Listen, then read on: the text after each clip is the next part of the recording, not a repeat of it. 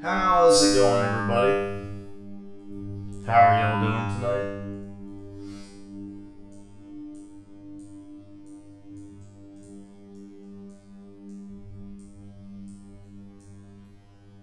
This thing keeps fucking up. Like, when I drag my mouse, when I'm like playing and I hold down the W key and then drag my mouse, well actually it doesn't even matter if I do the W key. If I just drag my mouse too far to the right, it clicks off onto my other monitor and then pauses the game. Like, watch. I'm not gonna have my hand on the keyboard. Just watch what happens. Pause. Because it clicks out. I don't. It's like a brand new problem. I've never had this issue before.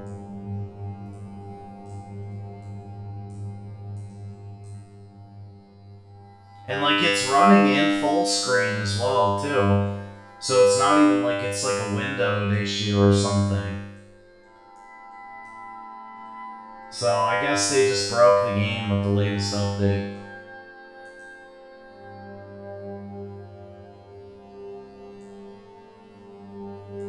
You know? Microsoft.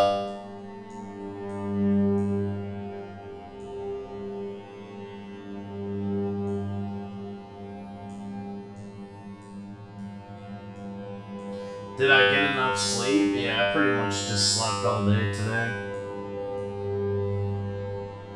Like, my throat's still sore, but it's not as bad, so it's starting to get better. Alright, awesome. Thanks, guys.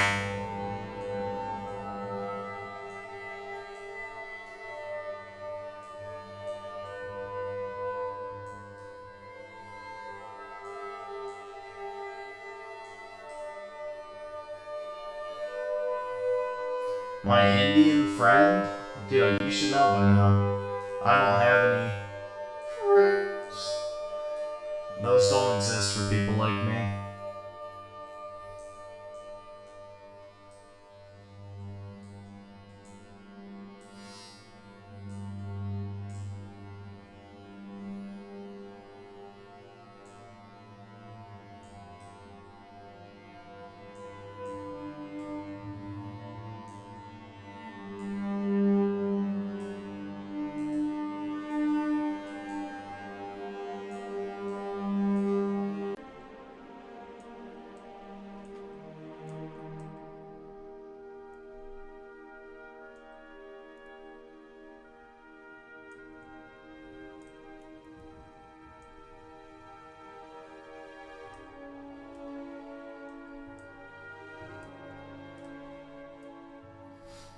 Zog, Microsoft infiltrated my PC? Yeah, probably, man. Probably.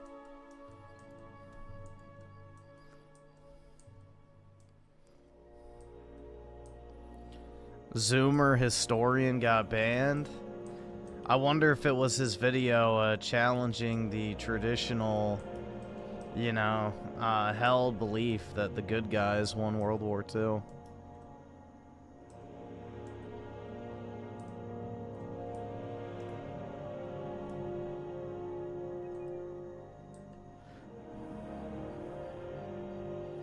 But yeah, the thing is, bro, is he had a pretty good channel from what I saw. He had some pretty good videos. That one we watched about the World War II veterans saying that, you know, Europe had gotten worse as a result of post-World War II life, I thought was really good. In particular.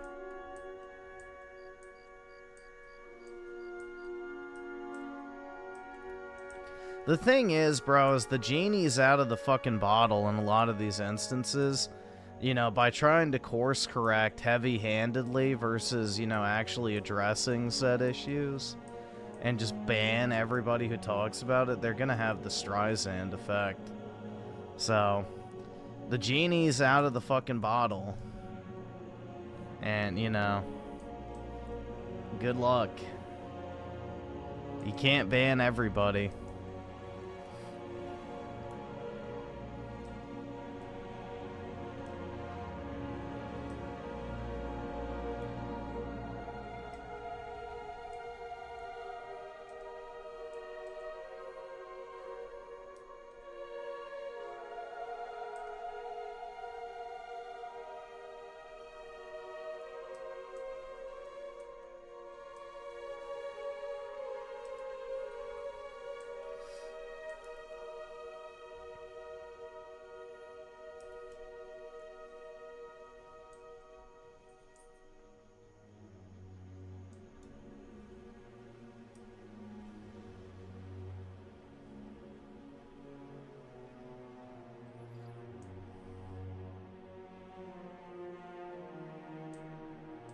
You shut the fuck! Don't you fucking tell me to my face to shut the fuck up!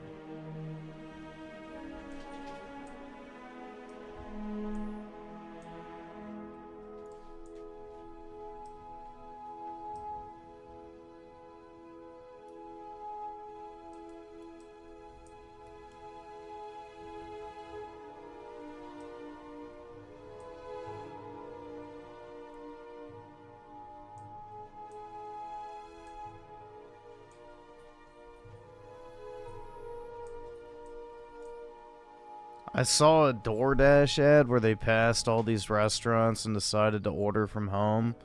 Why would you pay more to order when you were by the restaurant? Because people are fucking retarded. Yeah, like the only appeal of DoorDash is the fact that you don't have to drive and park. If you're already fucking driving, why wouldn't you just stop and pick it up? I don't know. Like, the thing is, if I had, like, accessible parking in my area, I would not use any delivery service. I would just go get it myself.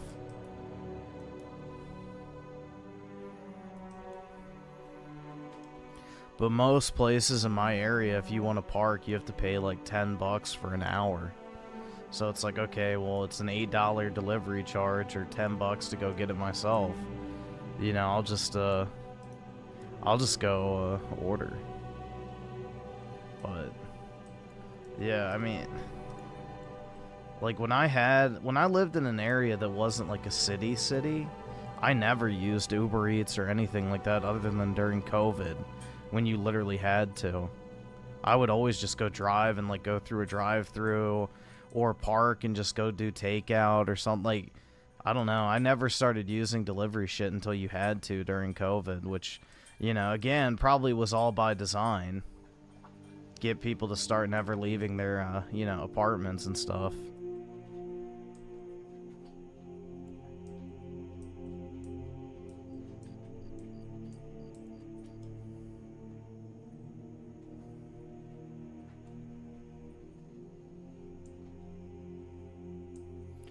Shit is expensive, but honestly, the only thing I'd really care the economy got better with is housing prices.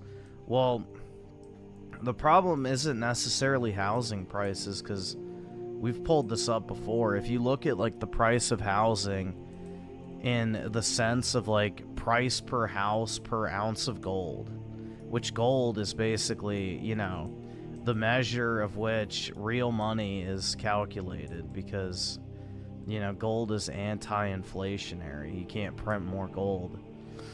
Back in like the 70s, when we were still on the gold standard, the average purchase price for a house was about 700 to 800 ounces of gold. Nowadays, the average price of a home is about 150, I think it is, something around there, like 120 to 150 ounces of gold. So in real terms, housing prices have never actually been cheaper. The problem is that inflation has just gotten so out of control that even though housing is more affordable than ever, technically, wages haven't grown at any significant rate to adjust for that. So therefore, by extension, housing and everything else seems way more expensive. But if you look at it from a non-inflationary perspective, like whatever that product is per ounce of gold, it's actually cheaper than ever before. So it's kind of a complicated thing. The issue really comes down to just having an infinite money printer and insanely high interest rates for no good reason. So what we've done is printed shitloads of money, outsourced all the domestic jobs, or if we keep domestic jobs, we import a bunch of cheap foreign labor to do those jobs to reduce wages, which, you know, stunts wage growth, which makes it so that people are just suffering from this, you know, death by 1,000 paper cuts situation of just inflation. You shut the fuck! Don't you fucking tell me to my face to shut the fuck up!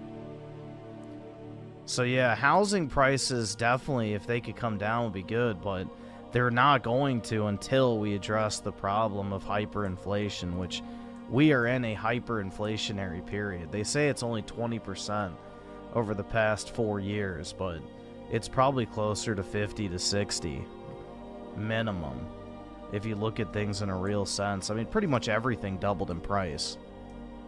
The only thing that didn't is like commodity stuff.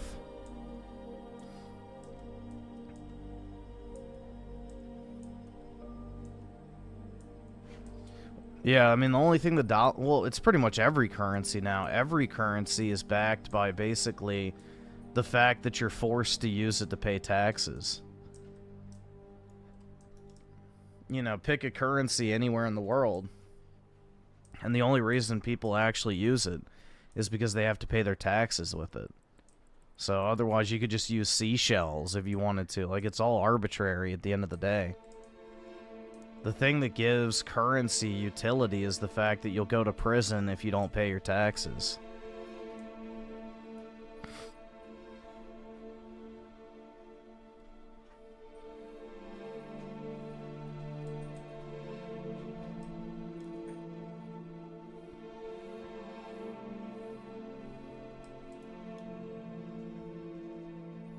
The Egyptians used redstone circuits. Nah, but they had electroplating.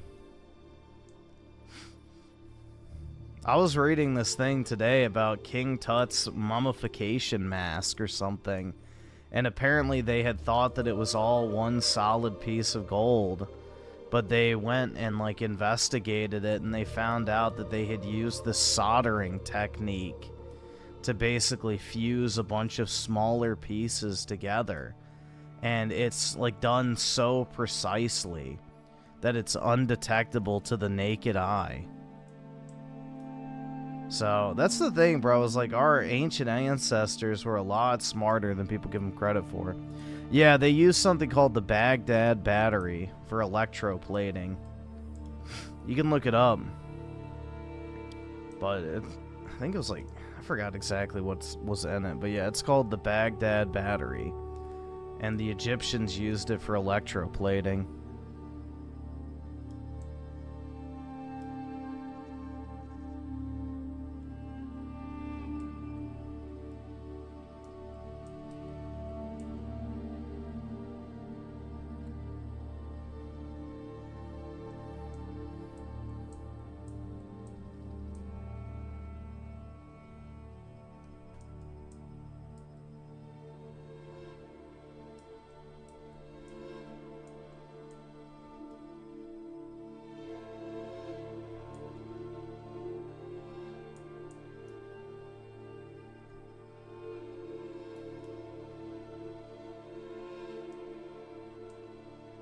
Oh, shit. Oh, well, it doesn't matter. It's just a minor detail.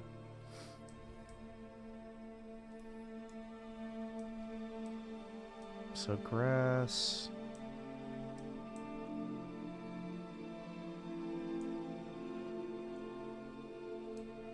Oh, I only did this 6 wide for that one? Oh, well. Doesn't matter. This is the main staircase, so do it fancier.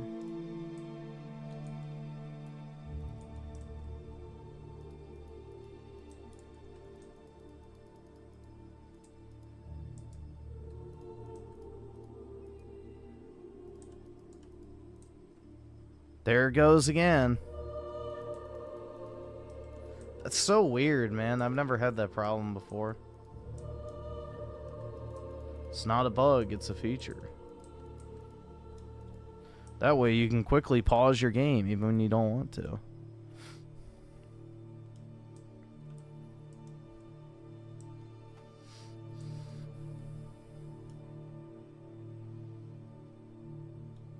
Well, ancient Egypt greatly predates Greek culture, so the Greeks were barely, you know, putting together their mud huts at the time the ancient Egyptians were, you know, building some incredible shit, so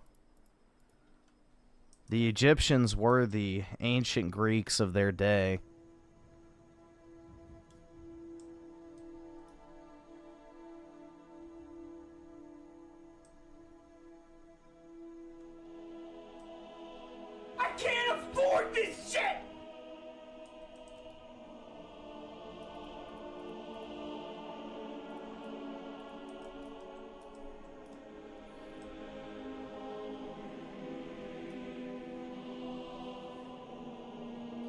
Yeah, well, ancient Egyptian civilization, they think goes back like 12 to 14,000 years minimum. So the Egyptians were incredibly advanced for their time.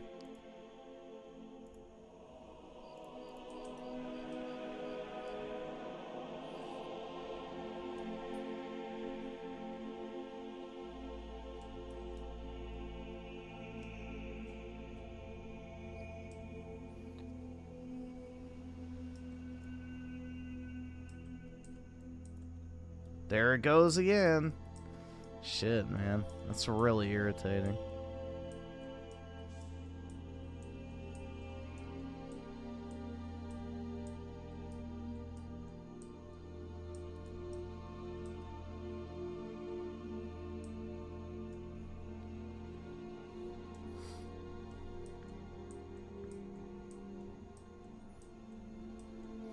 Well, yeah, there's like that, Osirian structure in ancient Egypt that predates all their other buildings, but it's also more advanced than any of their other buildings. So it begs the question of, it's like, okay, well, how exactly long were the Egyptians, you know, doing this stuff? And, you know, was it a case of they were more advanced prior to what we see now? So we don't have any real idea. I mean, so much of history, I really just have to press X to down on a lot of this stuff, that there's any real way we could absolutely know for certain. I think a lot of this stuff is just, you know, pure speculation in a lot of cases.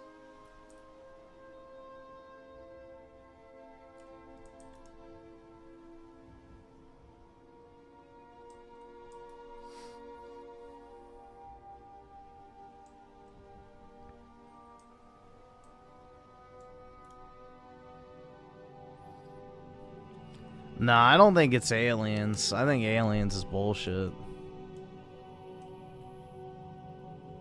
I think aliens, for the most part, is bullshit.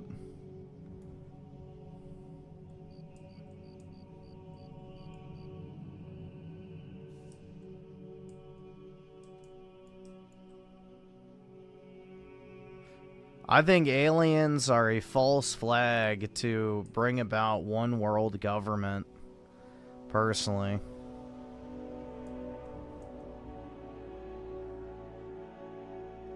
To force globalization in its truest form.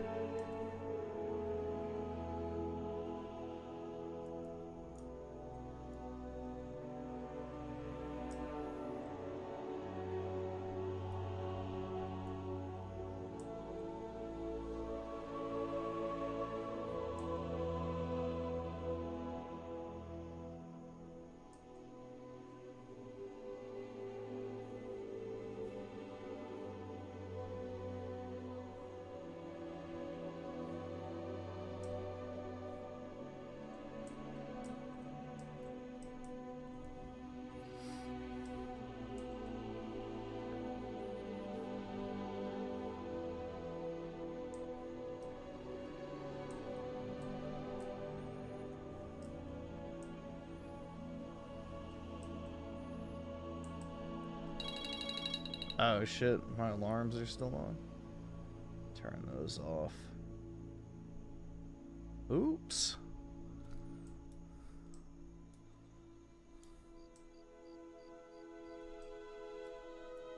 Oh, there it goes again.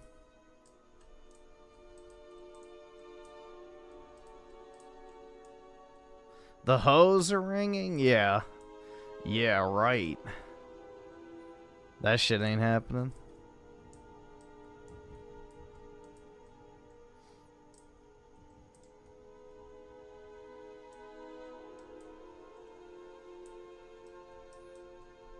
Someone buy Griffin Arc. I'm not gonna play it.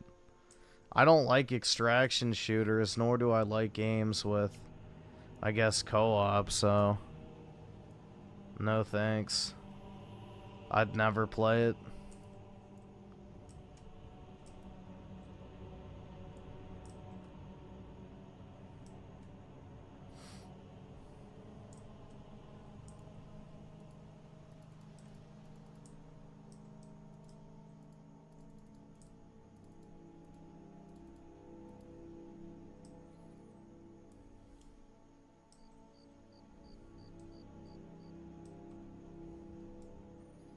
I have played a Hitman game. I played a Hitman Absolution back in the day. It was pretty good. It's the only one I've played, though.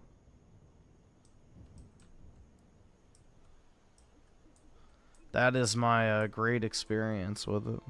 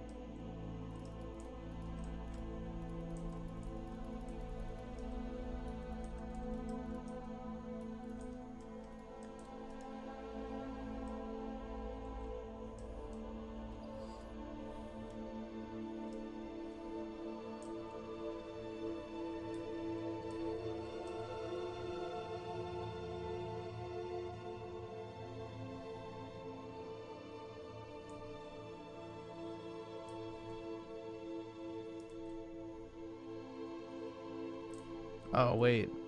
I gotta get rid of these, too. Shit.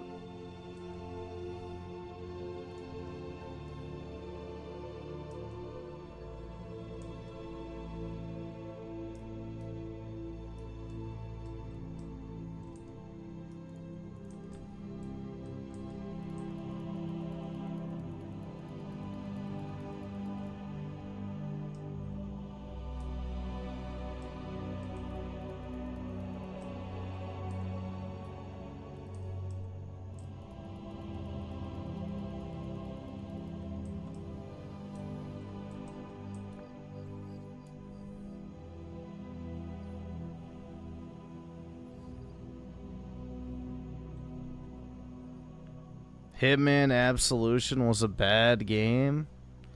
I don't think so. I liked it.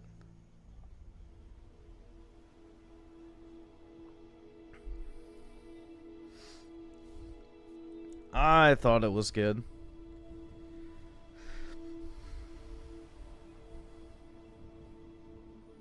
Let's see. So Juan with the 5, can we watch this in Tizza mode?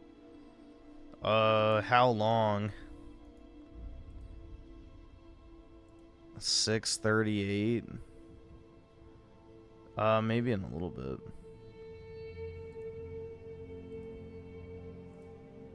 Two 2011, man. You're a fan of film. Just admit it, honestly. You're I'm a fan. Yeah.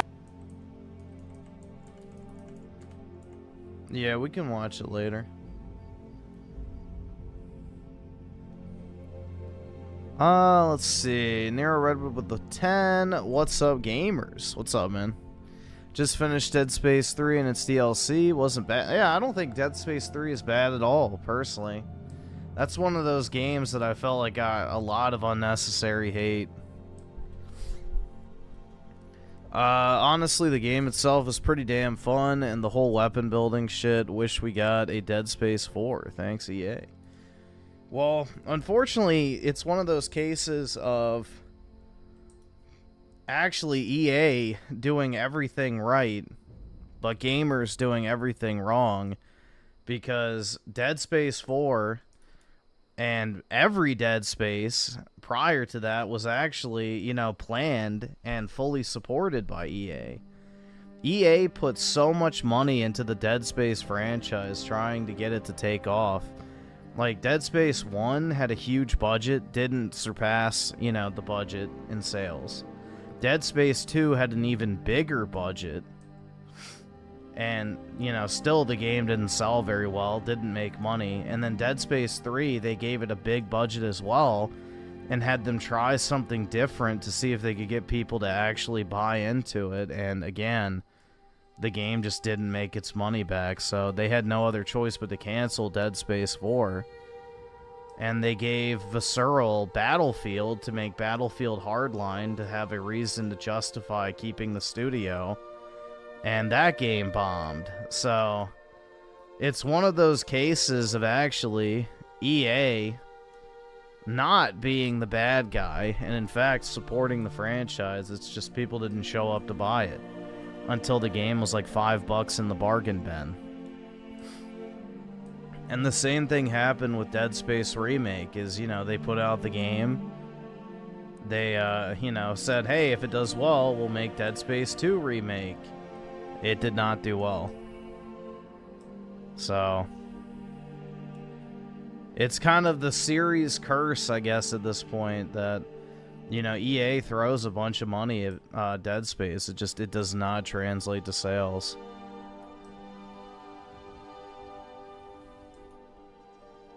So most people are Dead Space fans after they get the game for $10 on a Steam sale. Not when the game comes out for $60 when they need to make their money back. So there's a lot of cases of games like that where people are like, how come we never got a sequel? And it's like, well, when did you buy the game? Oh, when it was $5 on a Steam sale 10 years later. It's like, okay, well, yeah, that's why we never got a sequel. People didn't buy it. So, you know, another game that I wish we could get a sequel for is Kingdoms of Amalur. Like, that game is great, but nobody fucking bought it, man. Like, it flopped when it first came out. But also, it had a troubled development cycle. But, yeah, the game just bombed. So, you know, no sequel opportunity for that.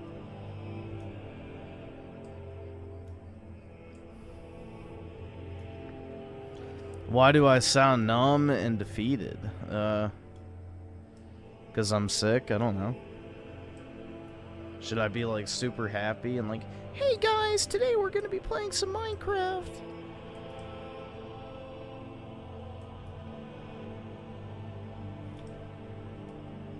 I don't know, it still hurts to talk, so I'm not, like, I'm not gonna be sounding super happy and, you know, excited.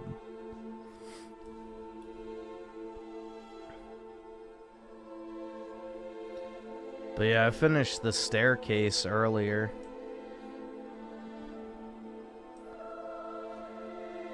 Now I just have to carve out all this.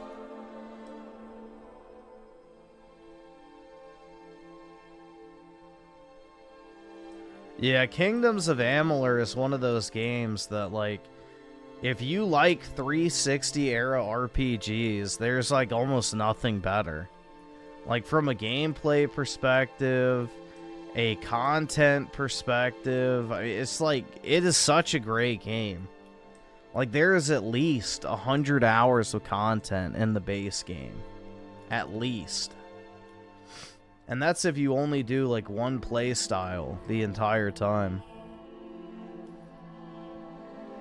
Like, that game has a lot of replayability if you want to do, like, a different class each time.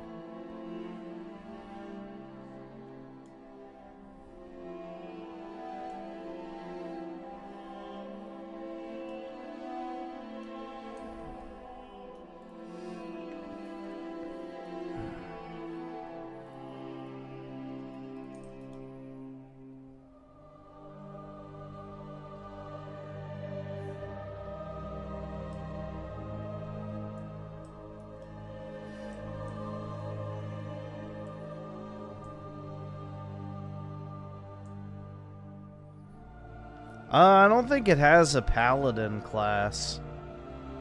You have, like, your typical, like, your rogue or archer kind of class with, like, the daggers and the bow. You have your sorcerer class, and then you have your, like, warrior heavy class. But the sorcerer class, I think, is the best. Because I think they're called, like, the chakrams or whatever, but they're like these throwable bladed discs that you throw, and they do magic damage at the same... It's really fun. Like, honestly, man, that's such a fun game to play. Like, the combat is very fun. It's one of those games that, you know, I really wish we could have gotten a sequel for, but Probably not, considering that Embracer owns the IP now. And it seems that's where IPs and games go to die.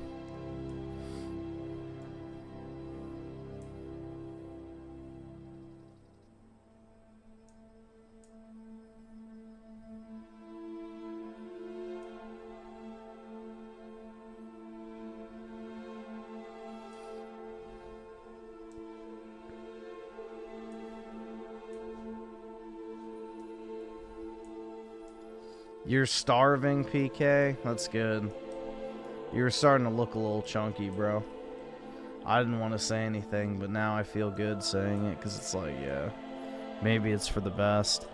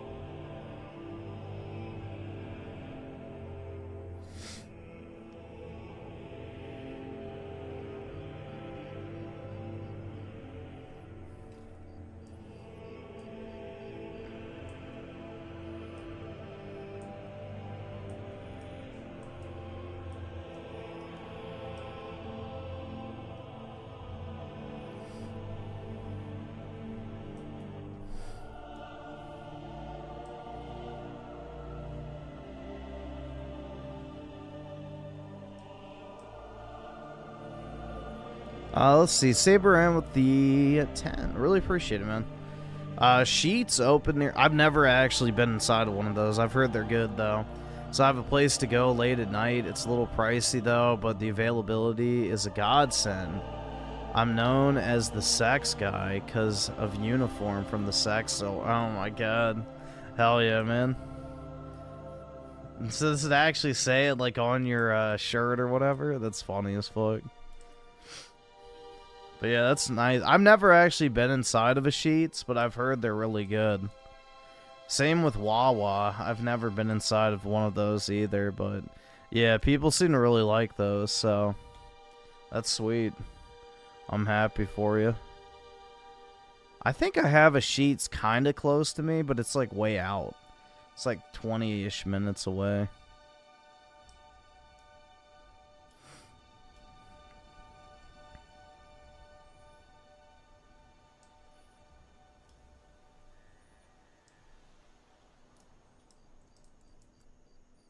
Did it again.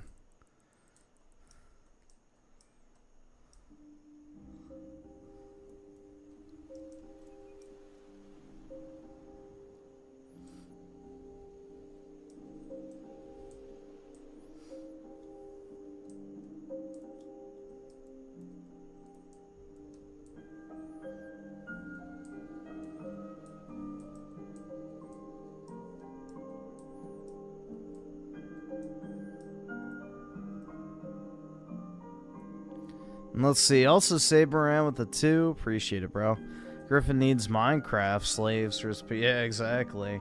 I really wish you could enslave the villagers. Like, I think that'd be awesome.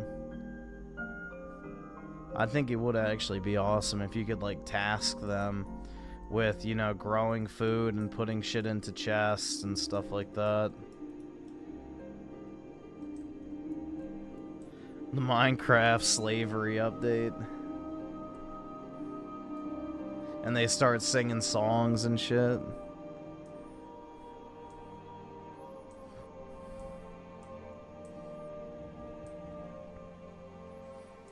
Yeah, Wawa has a weird name, but it's like I guess a Northeast thing. But yeah, they sell hoagies, which that's definitely a Northeast term. But yeah, I don't know, bro. I've heard good things about Sheets and Wawa. I've just never been in either one.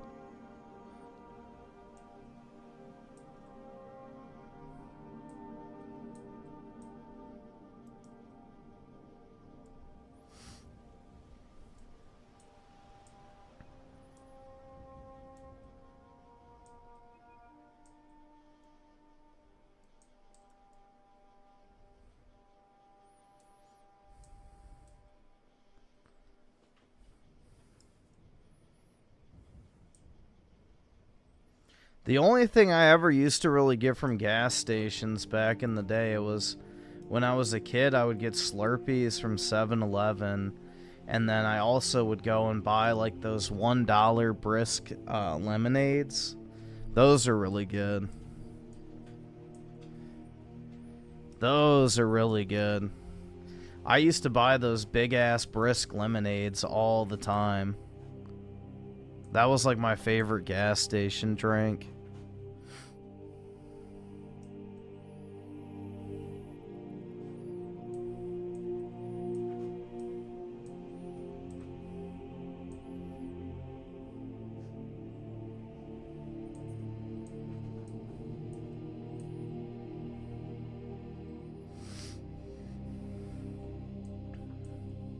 Either subscribe, donate, or get the fuck out.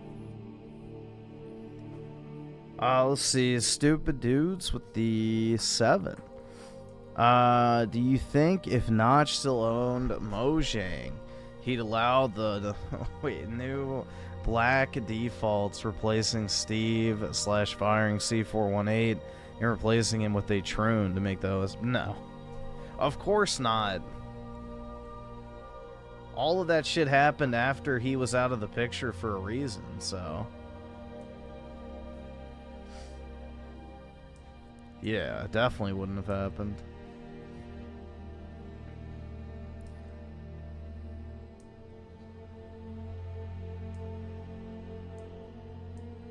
I can't afford this shit!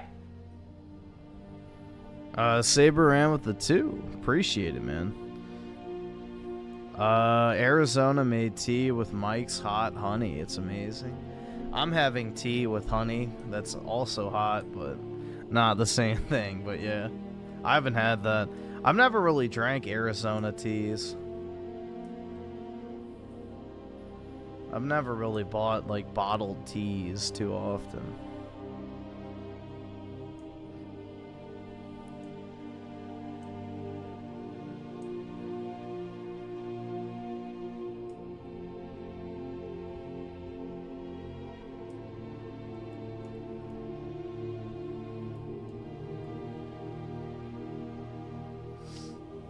I've always just brewed tea at my place and just added sugar and then put it in the fridge. That was how I used to make sweet tea back in the day.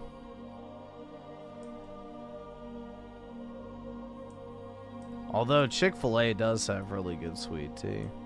But that's a little different. That's not bottled.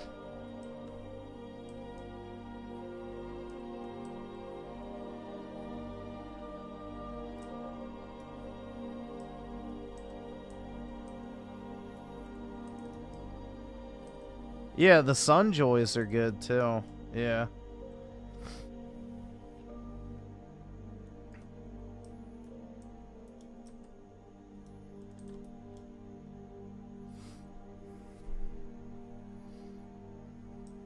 All right, awesome. Thanks, nigga. All right.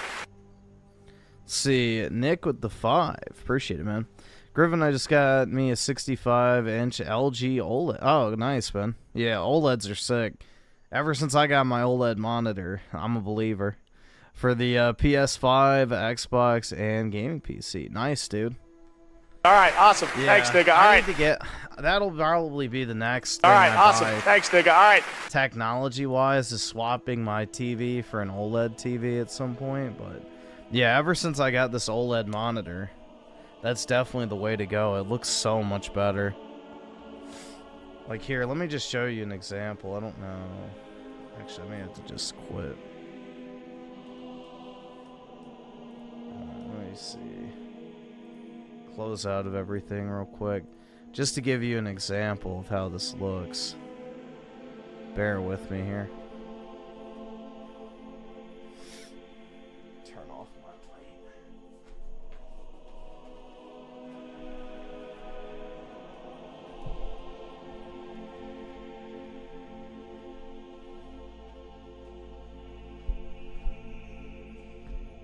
What's a good picture I could pull up?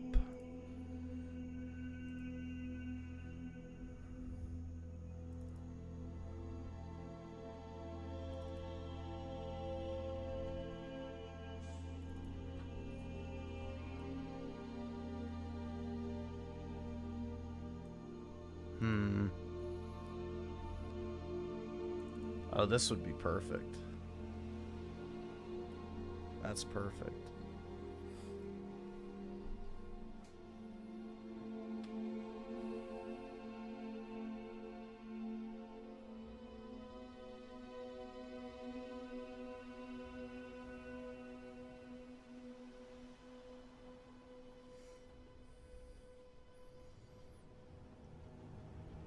I can't afford this shit!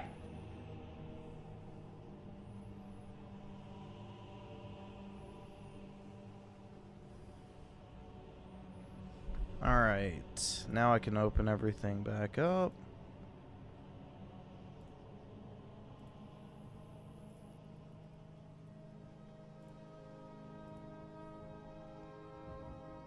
Let's see.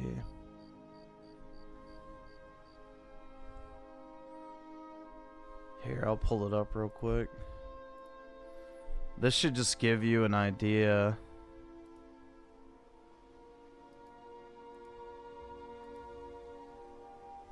Of like how much better it looks.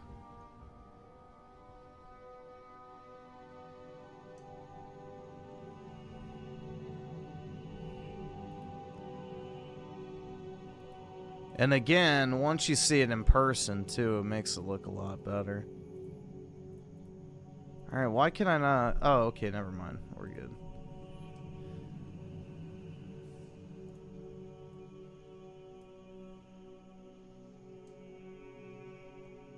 See real quick.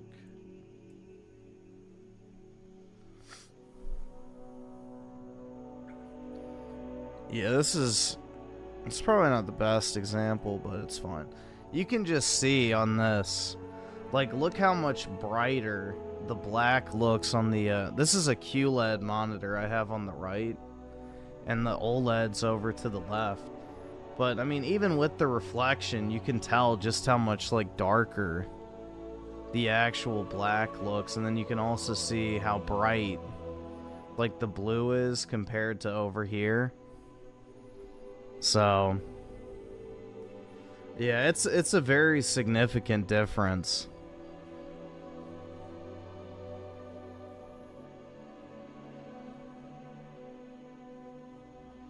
It makes everything look so much better. So it's pretty dramatic.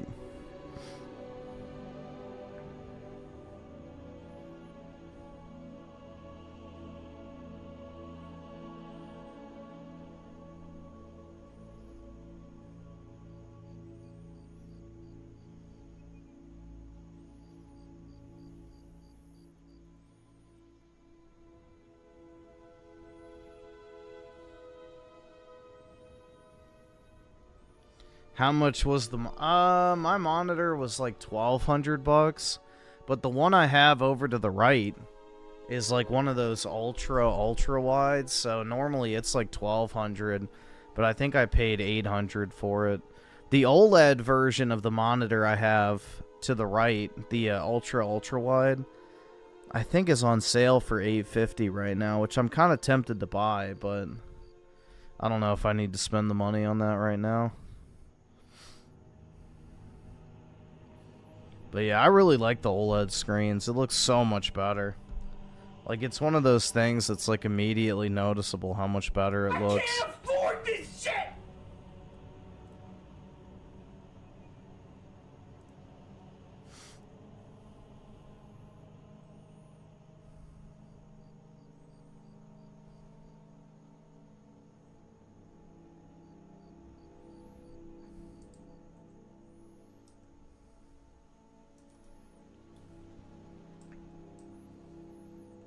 And let's see, Daikaiju Pictures with the 5. Appreciate it, man.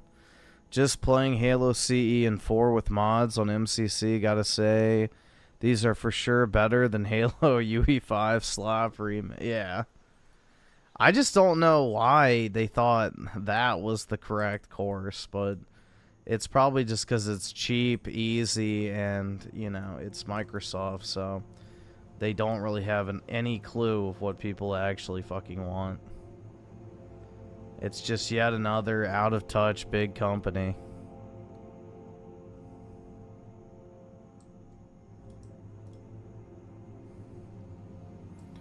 It's kind of sad to see him fall so far, man. Truly.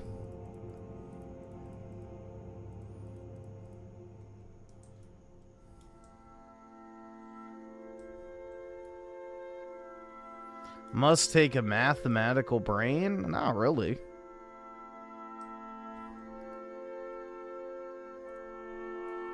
You just gotta have the vision in your head for what you want to build and then take the time to map it out. It's not too bad.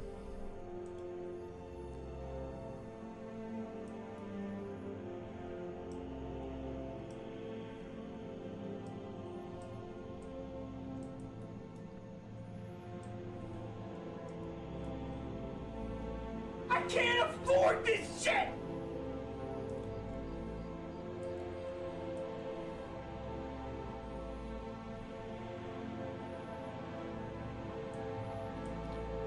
Let's see. Saber Ram with the 5. Here's something different to watch. It's 18 minutes. Some good capitalism. Alright, let's see. Alright, this is easily the Arizona T. Yeah, I've seen something similar to that. Although it was just a short on like I guess not Instagram. On Twitter, I guess, but yeah. It is pretty cool what they do. It's owned by a real American, that's why they're able to keep their prices low. It's not owned by shareholders. Air quotes. Daryl's Zone of the 2. How's the Kirby Air Riders demo? I think it's pretty fun, honestly. It's definitely a different type of game if you're, you know, looking for a racing game that's not traditional in the slightest. But yeah, I liked it. I thought it was pretty fun.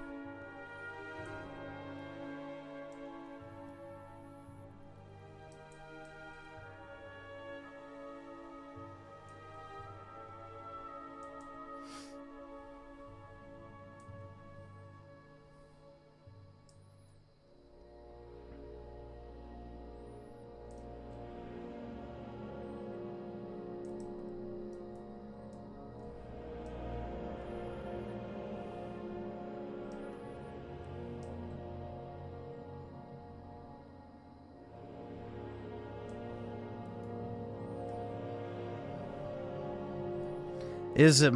I think Mario. So honestly, I still like Mario Kart better. I think Mario Kart, from a mechanics standpoint, I do like better still. But the Kirby game is definitely different, which I do like. It's fun. But I don't know if I would say I like it better than Mario Kart. Maybe if I get used to the controls more, but I still think Mario Kart's the better game. Just first impressions wise.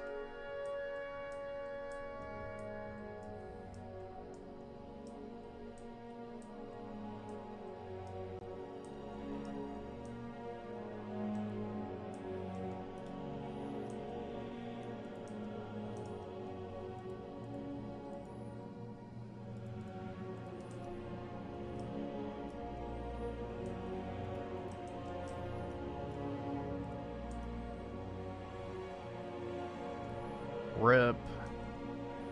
Just not enough.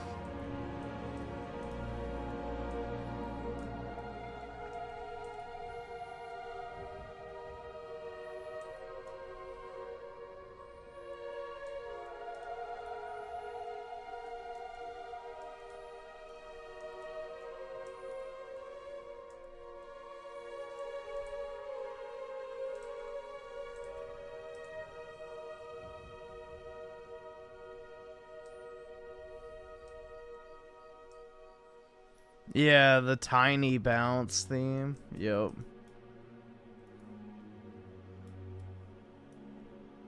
How long before Nintendo is labeled as anti-Semitic?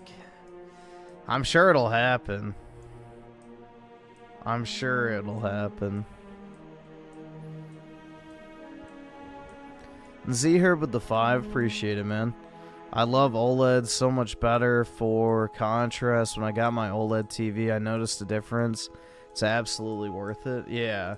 And especially now that they've got the technology more ironed out to where you don't have to worry about the burn-in as much.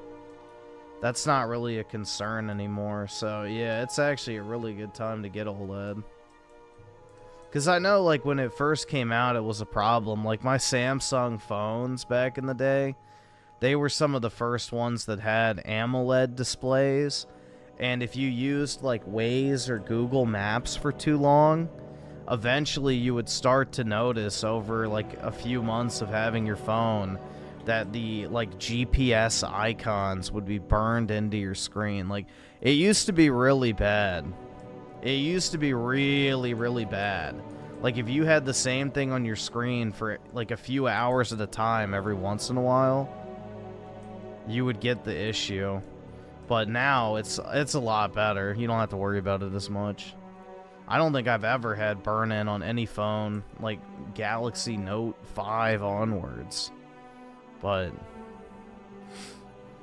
Or no, I did have burn-in on my Note 5.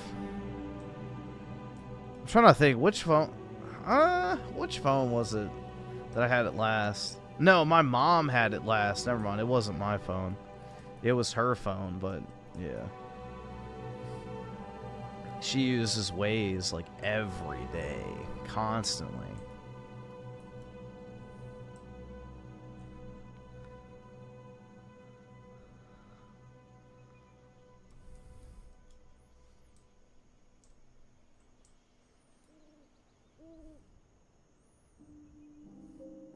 But yeah, I didn't have it on my phone's post.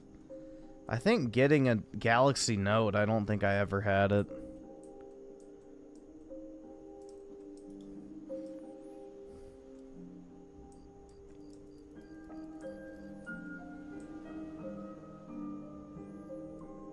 No, EBT didn't get reactivated. The Supreme Court ruled that Trump did not have to fund it.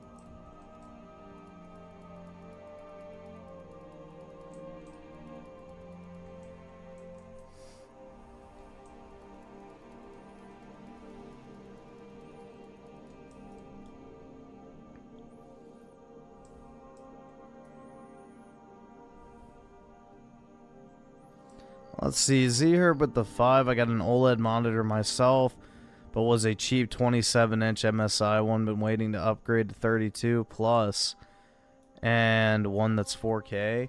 Yeah, if you do, I think it's the Asus PG32 UDM, the one with like the glossy finish. I love this monitor. Like, if you're looking to get one, I would definitely say this one is worth picking up. It's been great so far. So it's got a great picture quality. You know, personally, I love the fact it's got the glossy finish because it makes screens look so much better. But yeah, I definitely would get this one if that's what you're looking for.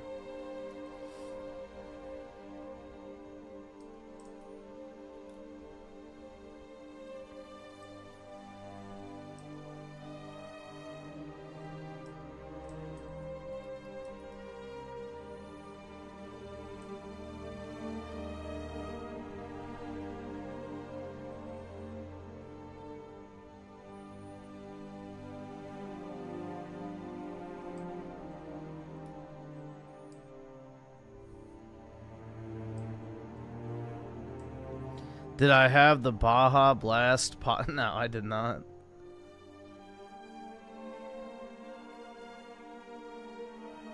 I might try it at some point. I don't know. I have to see if mine even has it yet. I don't know if my Taco Bell has them yet or not.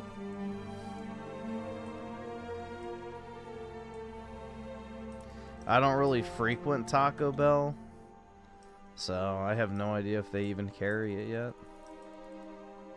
Or if it's by, like, location or what.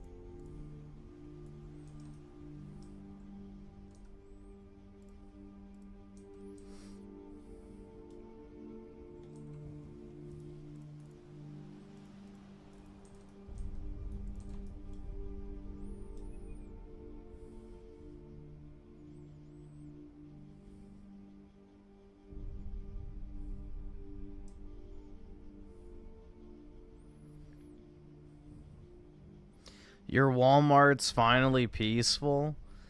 Yeah, dude, there's no good case for EBT.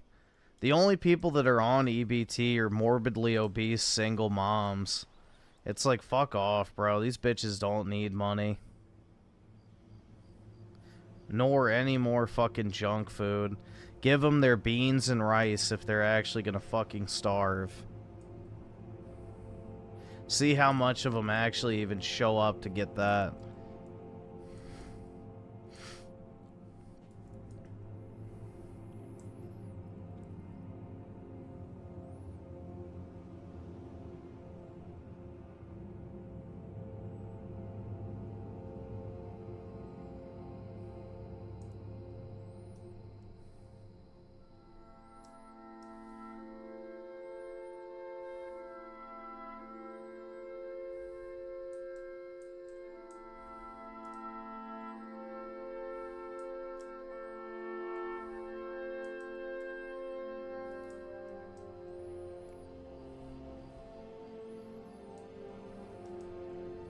Yep, all it does, it's like college, man, with student loans.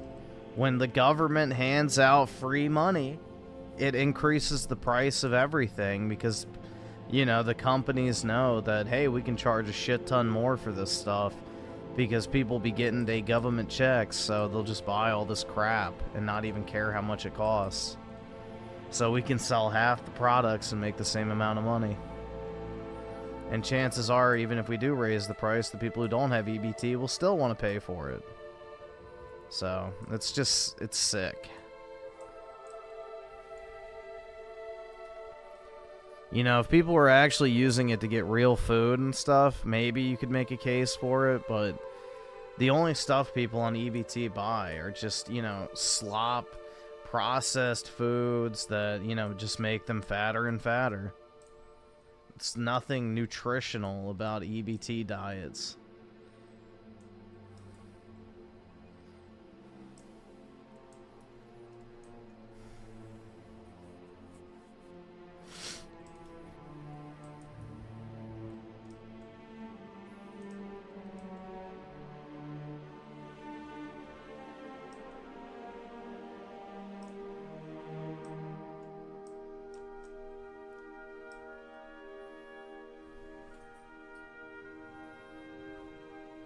Yeah, like I have the perfect... Hold on, let me pull this up.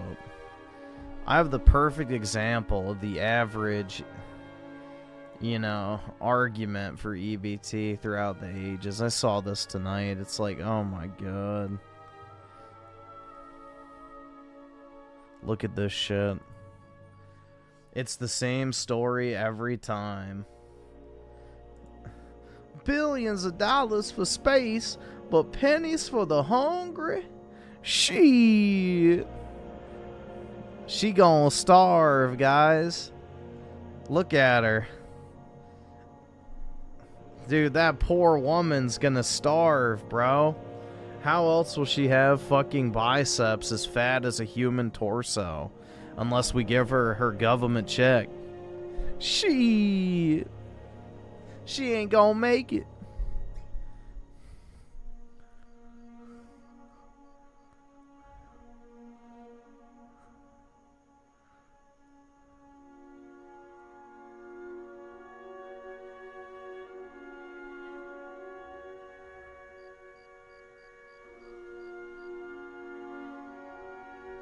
Crazy, man.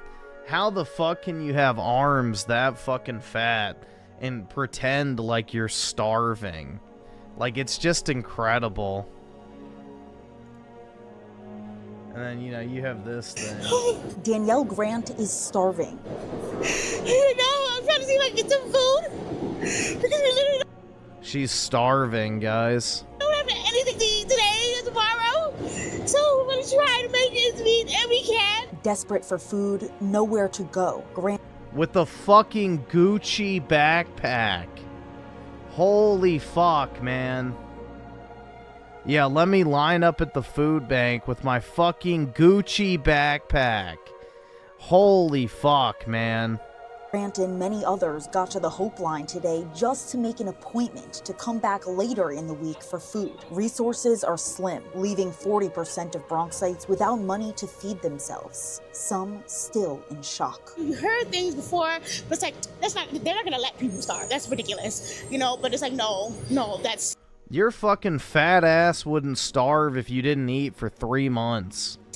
literally like what's happening. We hope the food pantries maintain open, because if they don't stay open, I really don't know what we're going to do next. Sell your jewelry. We asked people their reaction to hearing that the Trump administration will partially fund the SNAP program. People say it's not going to do much. They have families to feed and already struggled at the end of every month when they were receiving the full amount. Wow, not enough. At least there's something to hold on, but I think everybody's gonna have to get a second job. It doesn't really last a whole month. You know, probably like 2 or 3 weeks, and then like last week you gotta scramble to find, you know, things. This couple has They're all fucking fat. 4 kids. The mom says pantries aren't always reliable. They have limited supply, or by the time They're all fucking fat, dude. Look at them. Every single one of these women are just fat. we get to the front of the line, then it's really nothing there. So it's hard. She says she's holding on to faith. Meanwhile, others are worried hunger will drive crime rates up. We don't know how much money will be reloaded onto people's cards and when that will be. In Longwood, Lindsay Tanney, News. You won't see a single skinny person on food stamps, bro.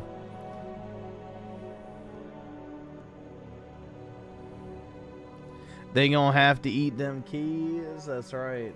Well, dude, that's the only reason they had them kids in the first place, was to get their EBT benefits. So most of these children only exist in order to make, you know, the cutoff for higher government benefits. So, yeah, most of these, it's just pathetic, bro. We have enabled a parasitic class of society to exist and suckle off the teat of the American taxpayer for far too long. They quite literally are just fucking parasites. They don't work, they don't pay taxes, they just sit there and consume and reproduce.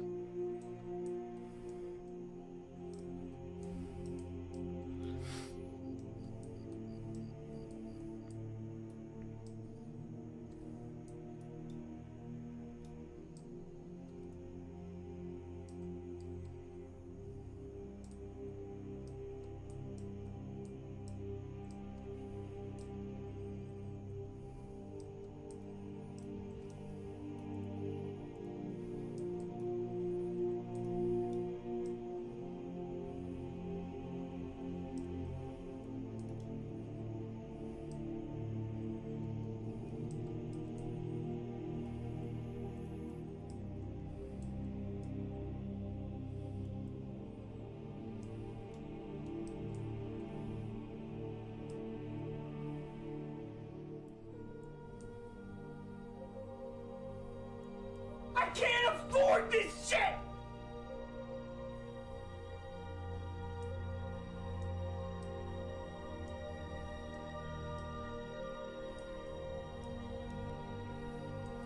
Have I ever seen a black woman? I find it not in my personal life. Nope.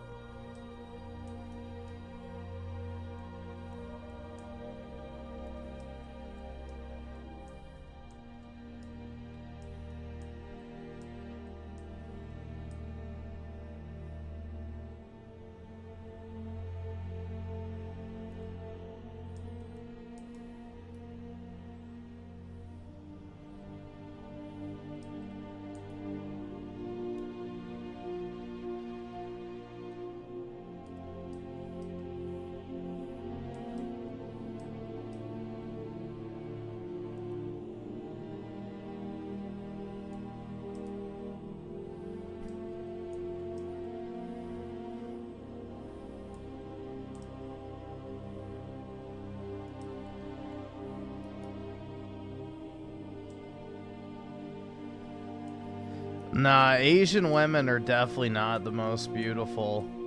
Not by a long shot. When it comes to women, bro, there is no upgrade over white women. White women are the pinnacle of female attractiveness.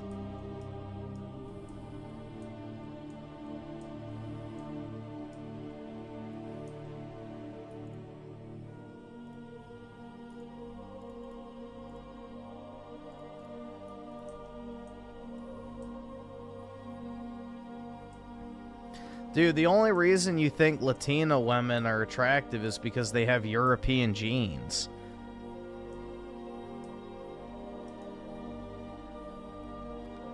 Like, if you've ever seen the Native Americans, they are not attractive, bro. Latina women are attractive because they have Spanish genes. Not because they're fucking native. So, you like the, actual European genes inside of them, not the part that makes them, Latina.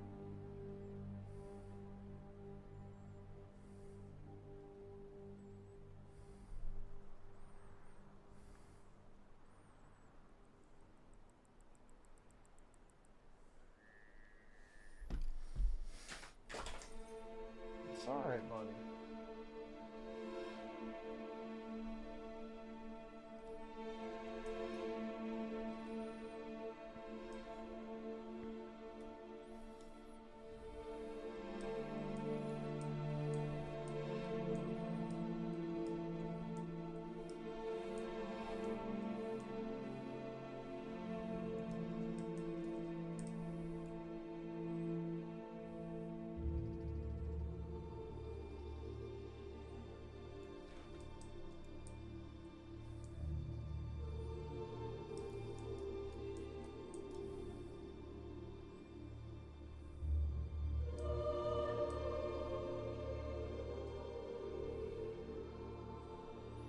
Griffin likes those African asses bouncing and titties jiggling like National Geographic. Oh, yeah, man. Absolutely.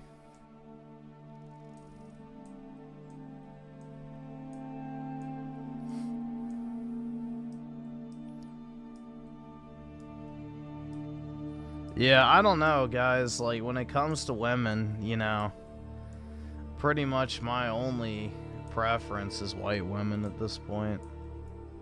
Because realistically, like, the only reason I would date or get with a chick is to have kids eventually. So it's like, I'm not going to have mixed race kids, generally speaking.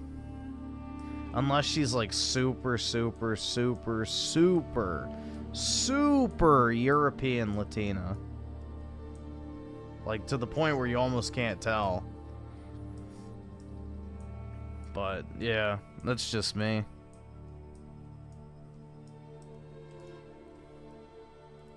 I'm not looking to have mixed kids, personally. But hey, to each their own.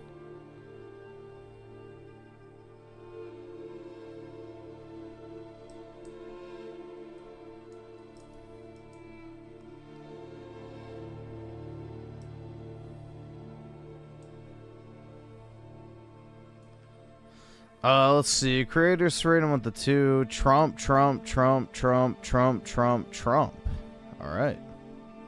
Chronicle with the 3. Check Jethro's link. Let's see.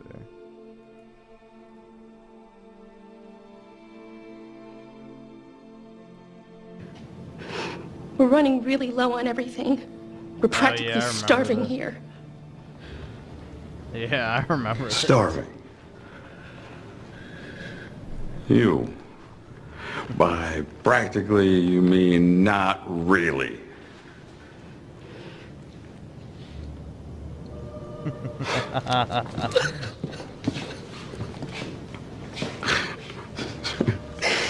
Really? Yeah. You people seriously don't have a sense of humor. Have you no shame? Yeah, this is probably one of the more applicable videos regarding the EBT debate. That's for damn sure.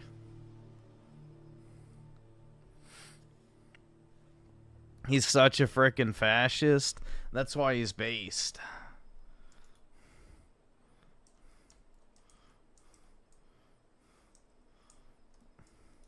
Yeah, it's crazy, man. They would have you believe that these fucking fat bitches are literally starving out here in the streets. It's like, no. Most of these women have enough calories stored up to survive for, you know, multiple months minimum, just off of water alone.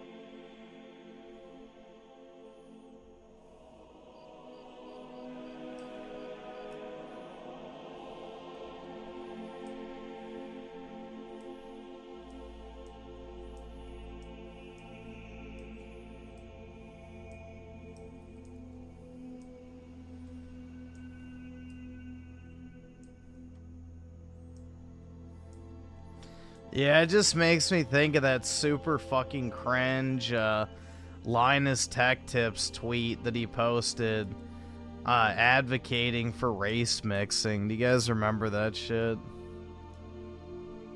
Where he said it was a good thing that white people were gonna disappear because mixed race kids are so heckin' cute, dude. And that once we finally get rid of whites, then there will be no more racism.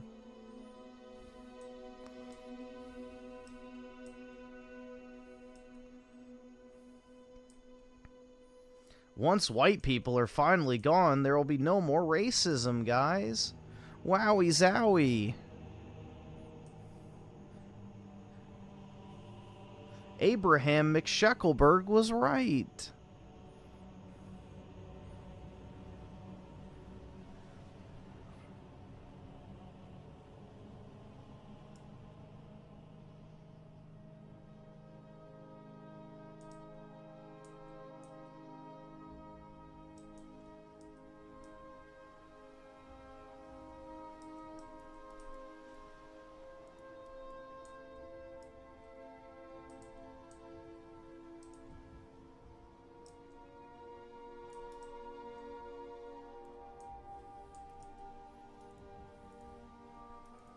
All right, awesome. Thanks, nigga. All right.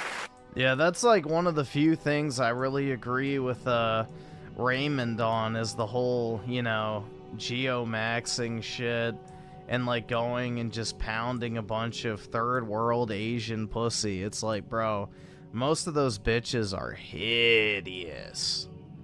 They are absolutely hideous.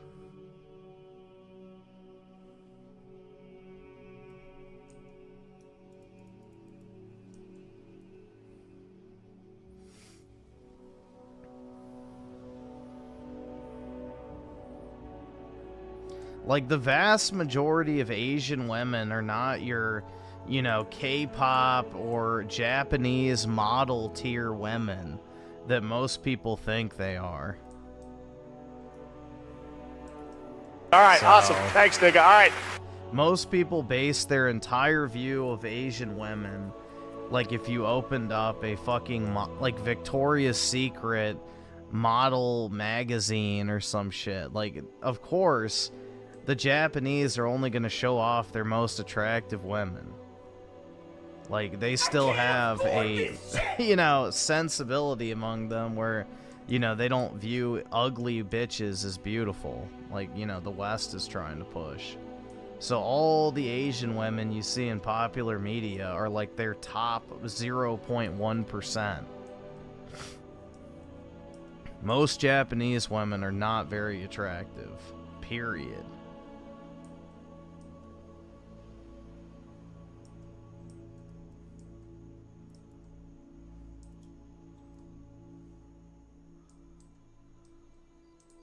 Yeah, they got really fucked up teeth. They have the flat, round moon face. You know, yeah.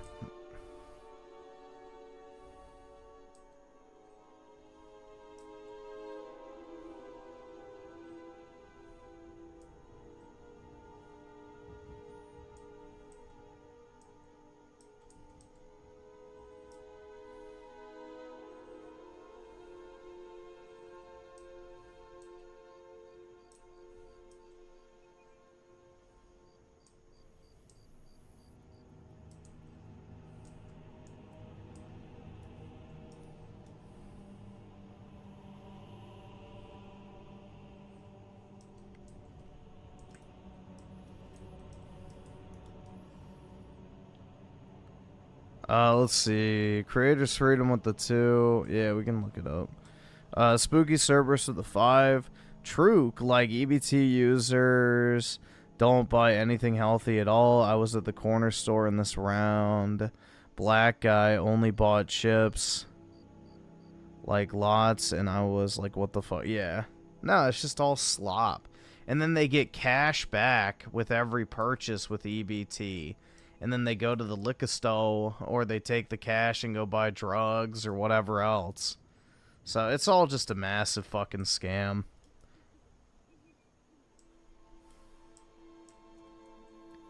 It's essentially corporate welfare at its, you know, core. Like, the U.S. government literally provides these food companies with essentially a indirect subsidy of sorts, where they basically are guaranteed X number of dollars every month through SNAP that will be spent on food products. So it's basically a government subsidy for the food industry, if you really want to boil it down. Griffin finds Amiru attractive. No, I don't. I don't find her attractive. I do not.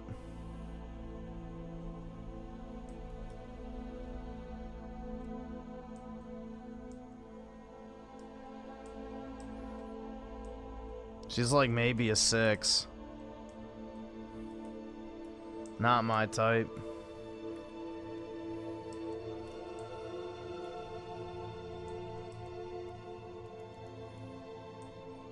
The biggest thing she has going for her is she's skinny, which should be the norm anyway, but it's not.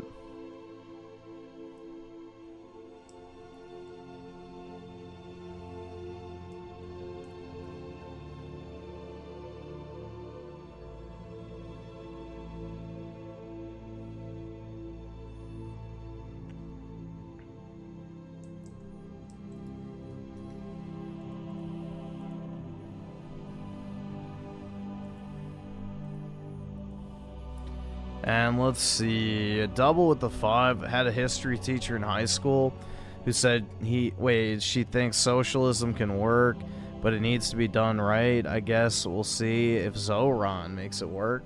Well, it can be done right, but you know, those type of people won't like the solution to make it work right. So I became a Nazi, yeah, bitch, I'm the villain.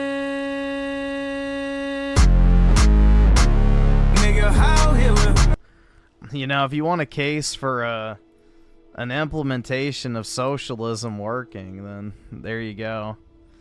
But it only works in highly homogeneous ethno-states with an authoritarian government that crushes all dissent and enforces a strict moral fabric to society. So, hey, you know, if we want to return to form, then hey, I'm all for it. You know?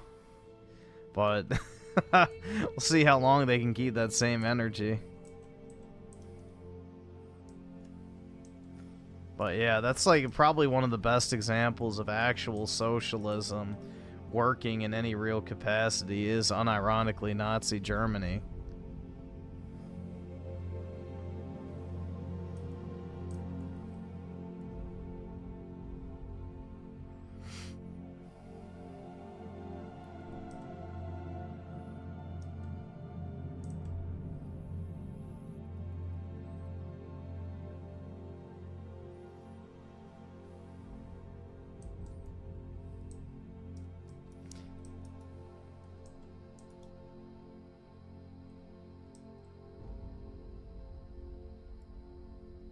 Dude, his wife is hideous. That bitch is ugly. Sub 5 Toad.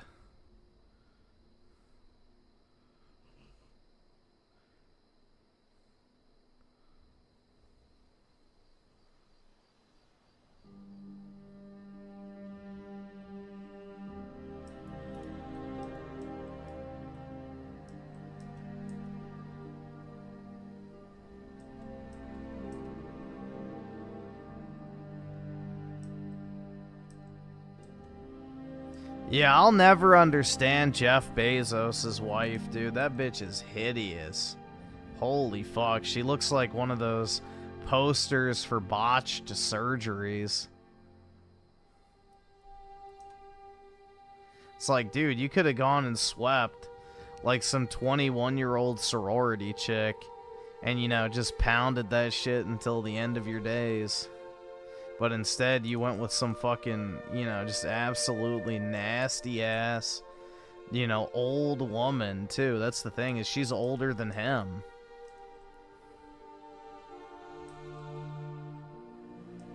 You know, an old plastic surgery addict. Like, nasty.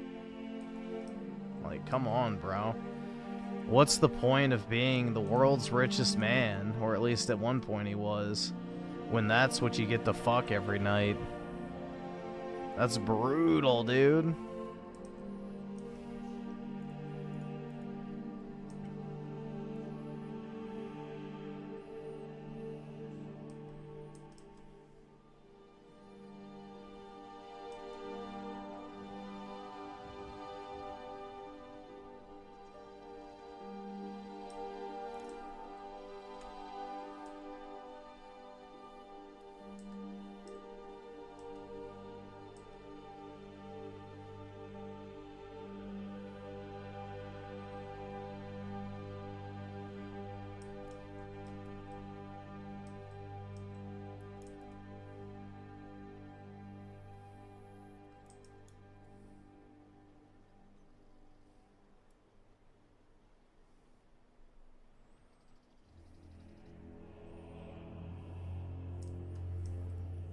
Yeah, I don't know, man. I'd be scouting the fucking college campuses if I had that much money. Like, fuck that, dude. I'm not gonna get some shriveled old hag.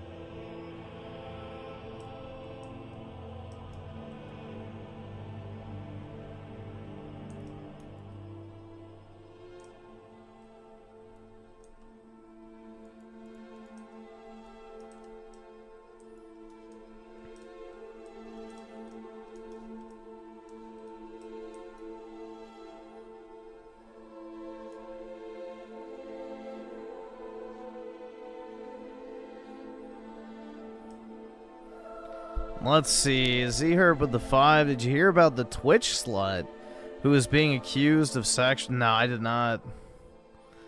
I don't care about that, but the fact she's Asian and pretends to be black is gross, yeah. I can't use the term for what that's called, but yeah, that entire, like, mentality is one of the things plaguing Western civilization, is the, griffication, we'll just say. Blank griffication of society. Something that, you know, Papa H actually warned about. Ironically enough. You know, Papa H warned us specifically about how the U.S. would fall because of that, blankification.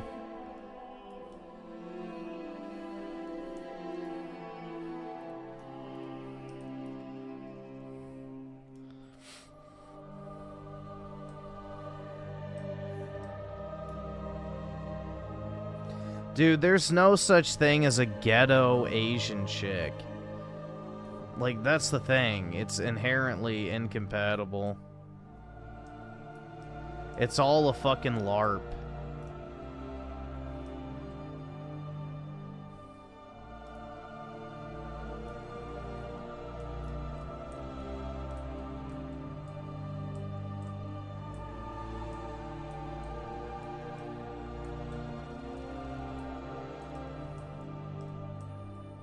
There is no culture in Asia that even remotely mirrors ghetto black culture naturally. There is not a singular example in the Asian world of any group of people copying black culture until the advent of fucking globalism. So, black ghetto culture is an anomaly that has been spread internationally by the powers that be that control the media. So...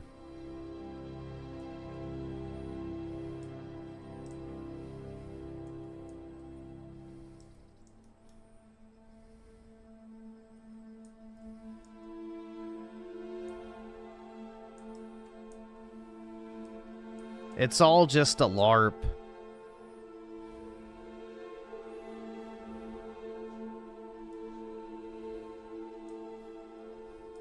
Yeah, American culture is fucked, man. We don't even have a culture. Like, I'm kind of at that point now where it's like, oh, we need to protect American culture. It's like, what American culture? We don't have a culture anymore. There is no culture in America. Like, hell yeah, dude, I love beer, football, and grilling. It's like, that's not culture. That's just consumption. So... yeah, there is no American culture, quote-unquote, worth preserving. So conservatism at its core is, you know, worthless, because what are you conserving? Just blind consumption? Hell yeah, dude, barbecue, beers, and football. That's my American culture. It's like, Jesus Christ, man. Pitiful. Fucking pitiful.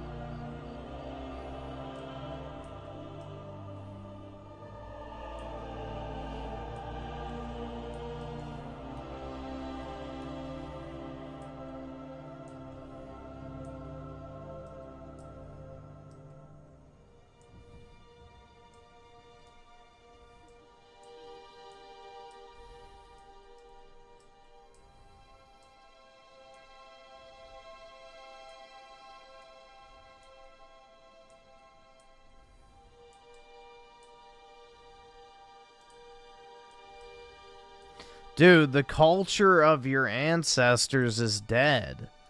You're not conserving anything. If you want to restore the culture of your ancestors, that's a different thing, but that's not a conservative. A conservative means to conserve, like, the actual, you know, state in which we live now. Like, you want to stop, you know, basically society from progressing, for lack of a better term. What you want to do is revert. Like, you want a, like, restoration of sorts. You don't want conservation, you want restoration.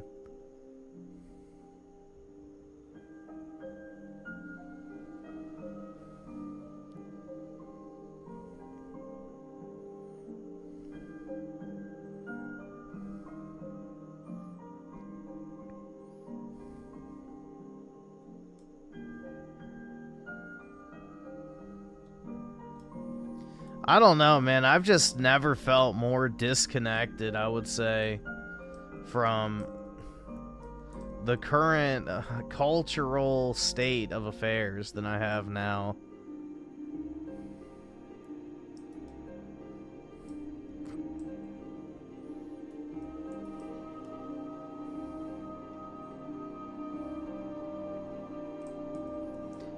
We basically need a reformation of sorts.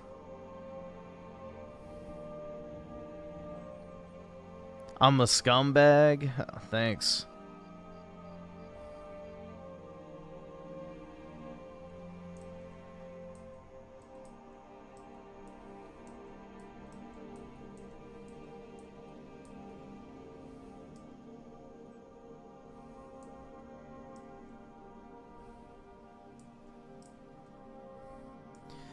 Well, I mean, the thing is, it's just we live in a degenerate society nowadays.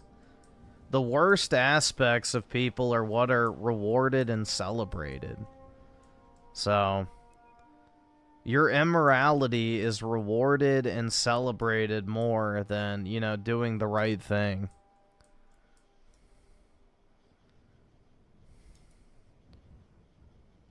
The worst of a person, like, the worst person, like, gets the biggest rewards in our society now. The worst of us get rewarded, the best of us get punished.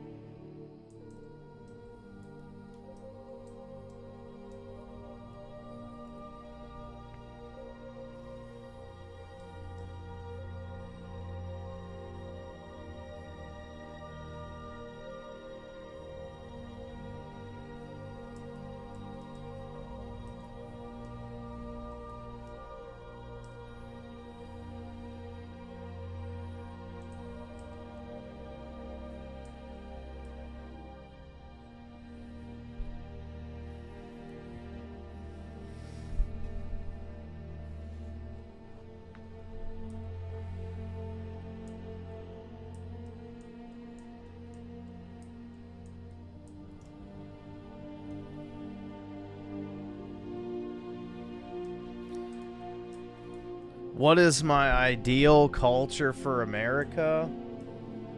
Extreme nationalism.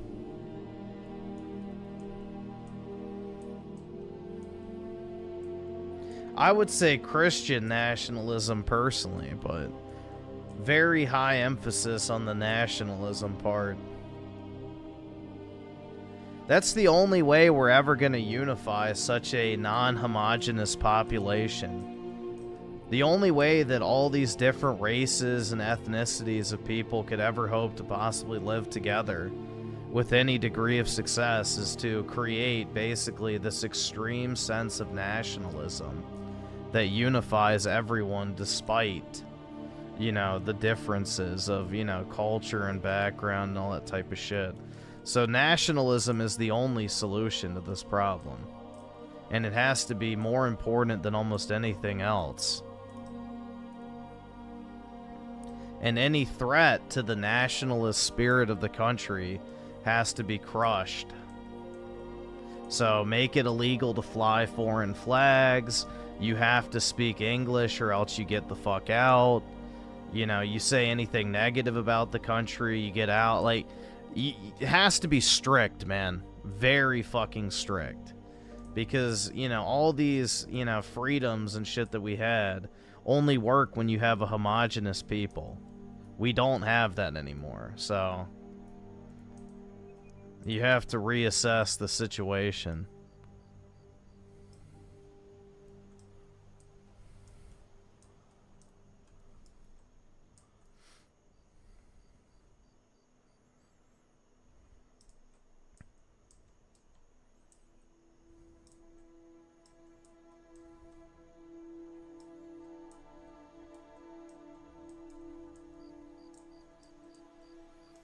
Any idea how to get ahead in life? Save money. Most people don't even do that. Save your money. Don't blow it on dumb stuff. You know, start putting money into a Roth IRA if you can.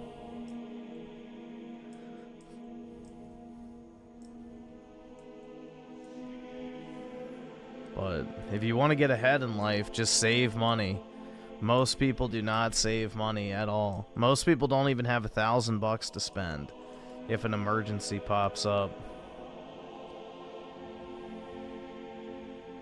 That will already put you ahead of, you know, over 50% of the population.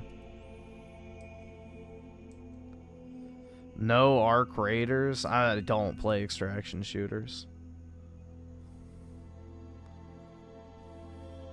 Don't really have an interest in it, to be honest.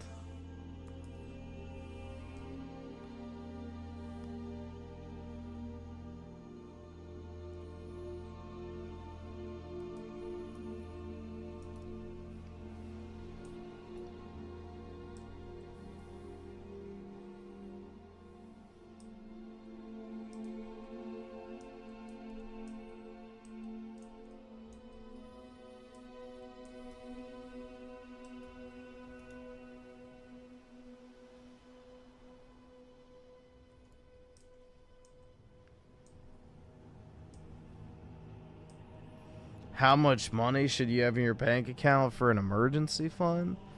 Usually it's recommended 3 to 6 months of living expenses, so whatever it would take for you to survive for 3 to 6 months, like rent, mortgage, utilities, food, car payments, whatever else. So if the event that you can't work, you have 3 to 6 months worth of money on tap that you can throw in case you can't work and earn money at the same time. So 3 to 6 months worth of expenses.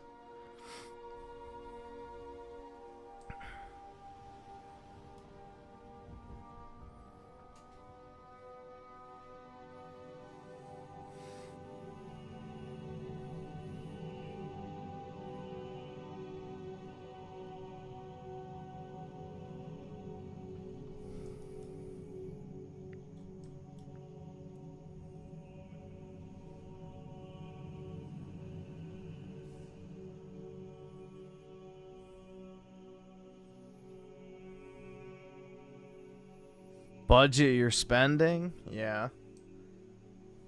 Most people don't even have like any clue how much money they spend on a monthly basis too. That's the other crazy part. So most people don't even have any semblance of how they're spending and earning money.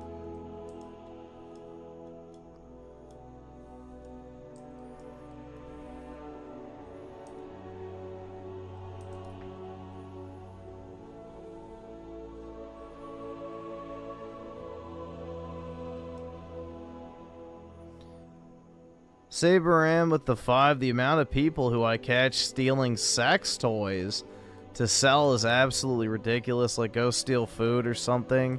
Or don't steal at all. Yeah. That shit's crazy, man. But, you know, that's just the mentality of most people now, is if they want something, they just gonna take it. They don't care. No respect for personal property, no fear of consequences. It's just, I want this shit, so I'm gonna take it.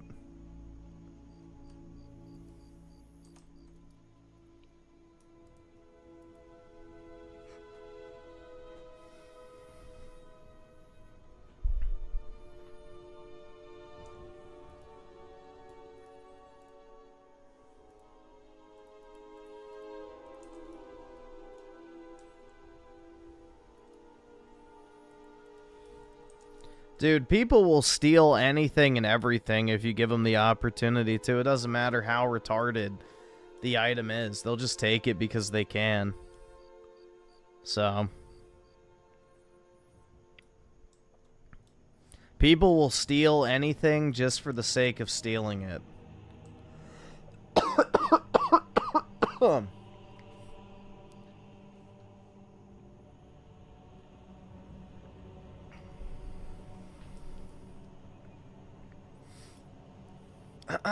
Damn, man. I'm dying over here. Jeez.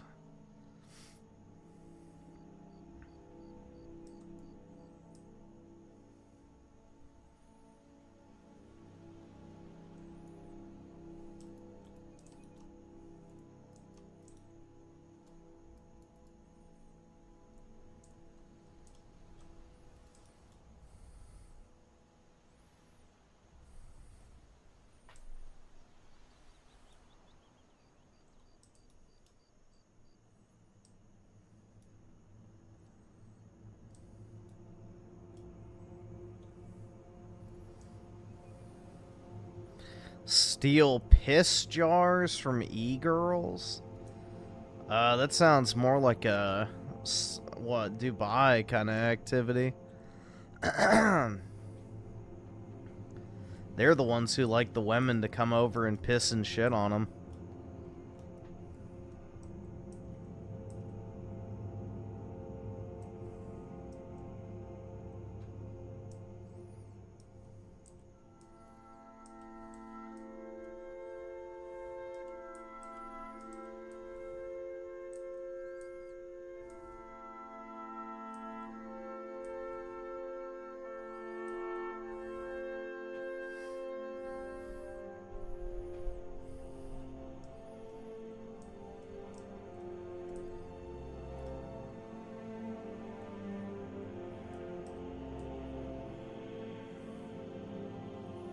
Dude, people steal shit like fucking ketchup packets. Like, it's crazy.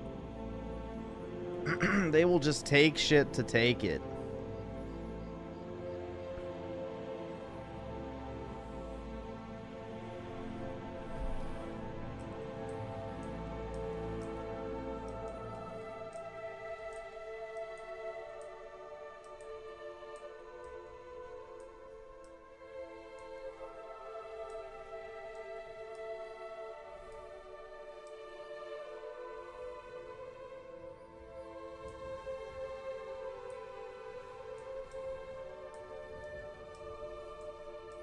Steal piss jars from Synth?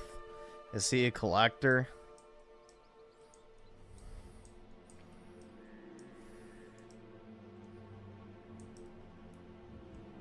Oh shit, the mouse. Yeah, my mouse is like fucking up. I might have to get a new one. This thing might have run its course, which is a shame because it's an expensive mouse.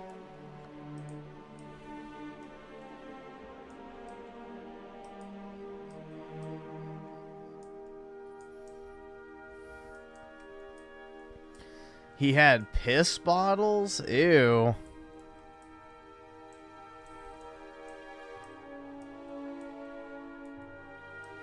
Synth keeps encouraging liking lollies. His last stream was gross.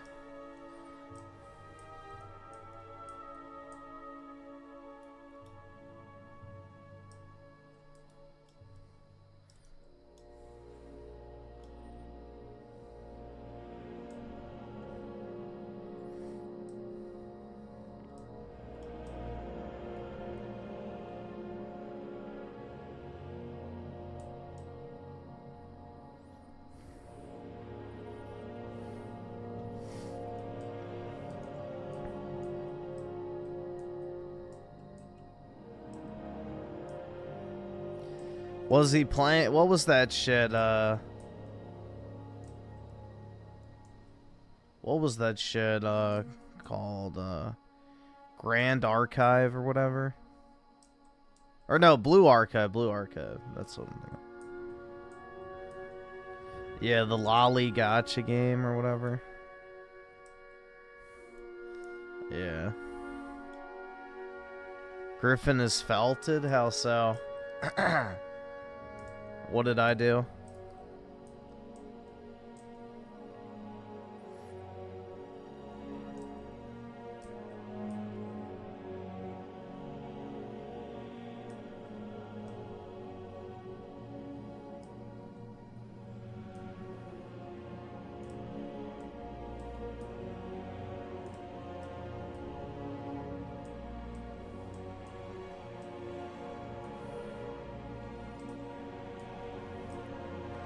Don't give me that question. Why? I don't know why I'm felted. I haven't done anything.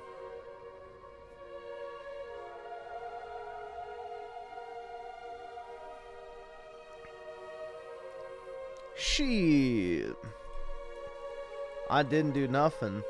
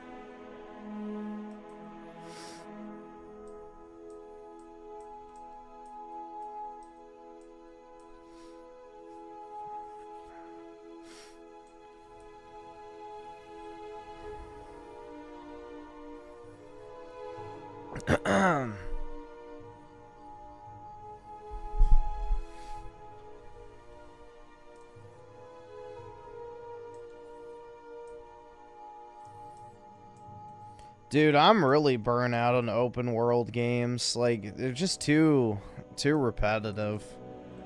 You've played one, you've played them all.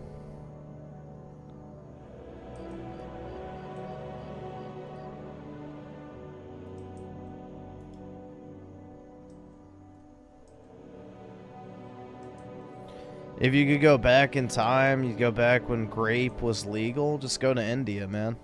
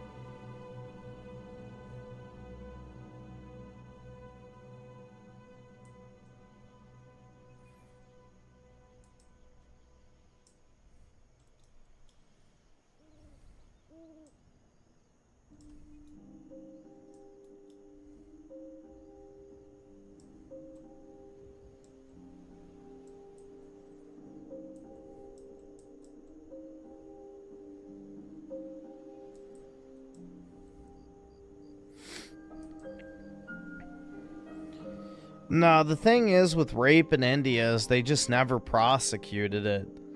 And if they did, they would typically blame the woman. It wasn't until, like, just recently that they passed a law to where that wasn't the case. So, for the longest time, rape was considered the woman's fault for seducing the man. It's like the same thing in Islamic countries where, you know, if women aren't covered up and a man rapes them, well, then it was the woman's fault because she was acting promiscuous and, you know, tempted him, so he had no choice but to rape her. So it's a similar ideology. It's a Eastern ideology that basically that, you know, it's a woman's job to make sure that men are not attracted to her. Otherwise, if something bad happens, then it's her fault. Yeah, it's pretty wild, man. It's a pretty prominent thing in the eastern part of the world. So...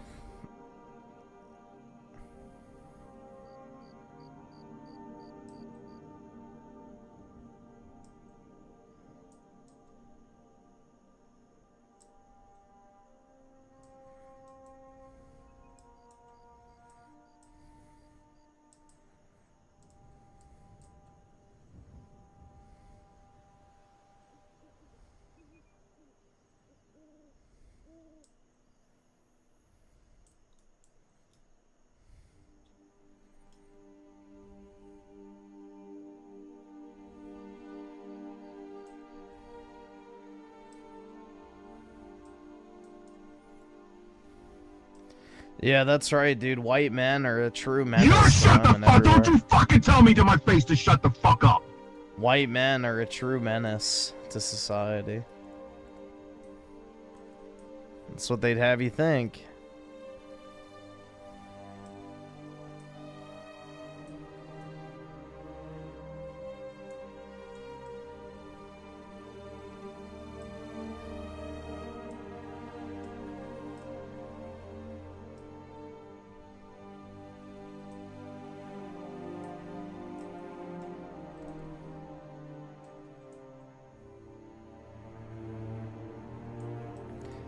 Saber ran with a 10. Really appreciate it, dude.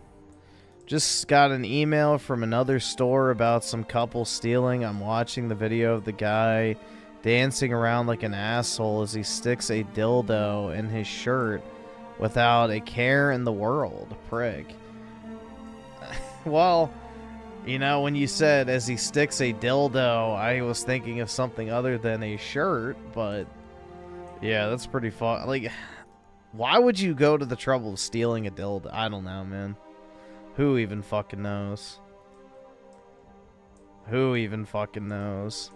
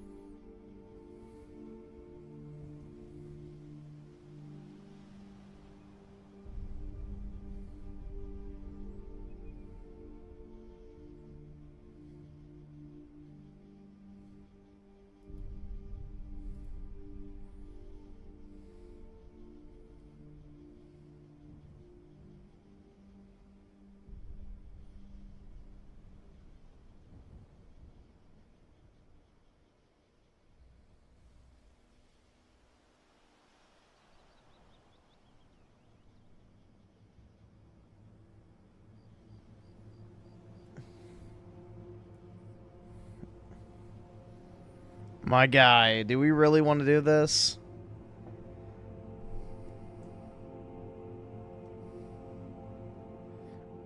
This was published in 2017. Last year, I wrote in the Interpreter about Modi's panic button policy approach to increasing concerns about women's safety in India. Fast forward 7 months, and on New Year's Eve in South Indian city of Bengaluru, women were harassed, groped, and assaulted en masse. News about the mass molestation rapidly spread across the world. Let's see. Karnataka's Home Minister G. Parameshwara was quick to blame westernized clothing and behavior of young people. Quote, they try to copy Westerners not only in mindset, but even the dressing. Some girls are harassed. These kind of things do happen, he said. It's an all too familiar narrative. There is an enduring history of victim-blaming culture in India, from the political elite through to convicted criminals. In April 2015, during a political rally in a socially conservative state of Uttar Pradesh, former Chief Minister Mulayam Singh Yadav said in response to the conviction of gang rapists in Mumbai, the poor fellows, 3 of them, have been sentenced to death. Should rape cases lead to hanging? Boys are boys. They make mistakes.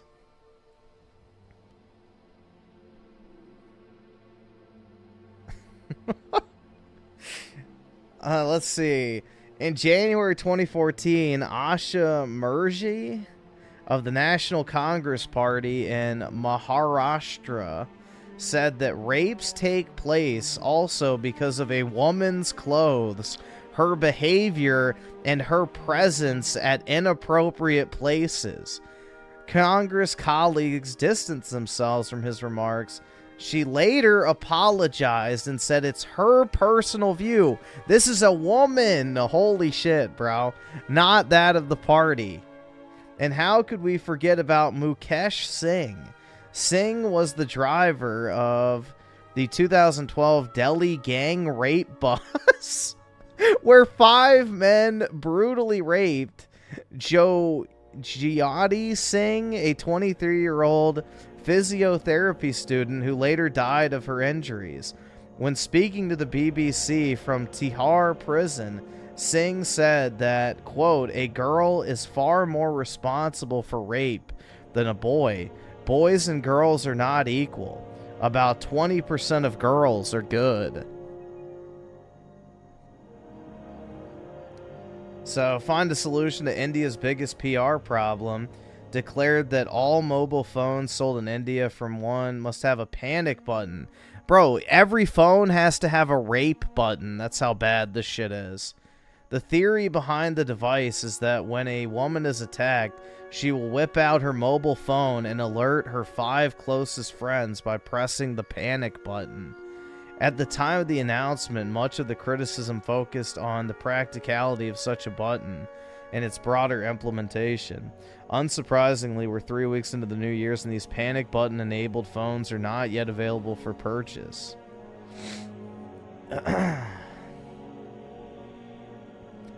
I mean, that's just one example, bro. This is not like some mysterious thing that nobody even knows about.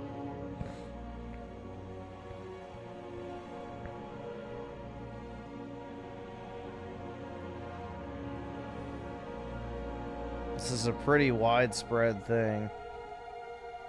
Like right here.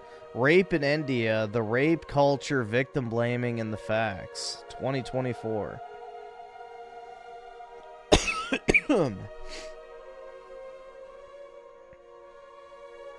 mean, there's like multiple examples of this. This is not like some...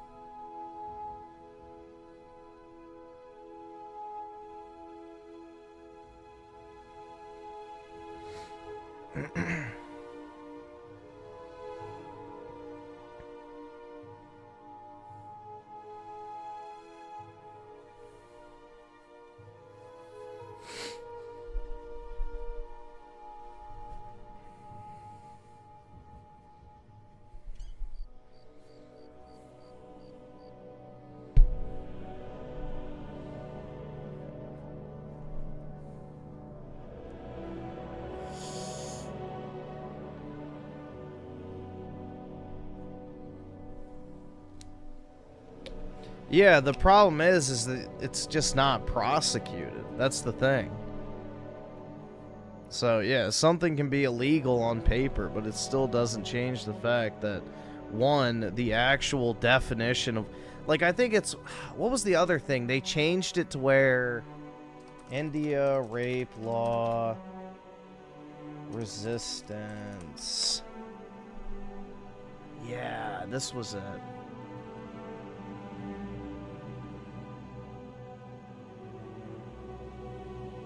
That's what it was. Yeah, in 2013, they changed the law to say that even if the victim does not physically resist, it still constitutes rape. That was one of the things they would say is like, oh, she didn't struggle, and it was impossible to prove it. So the claim would be is, yes, I raped her, but she didn't fight back. And that would get you off. So in 2013, they changed that. But the thing is, it's not heavily prosecuted.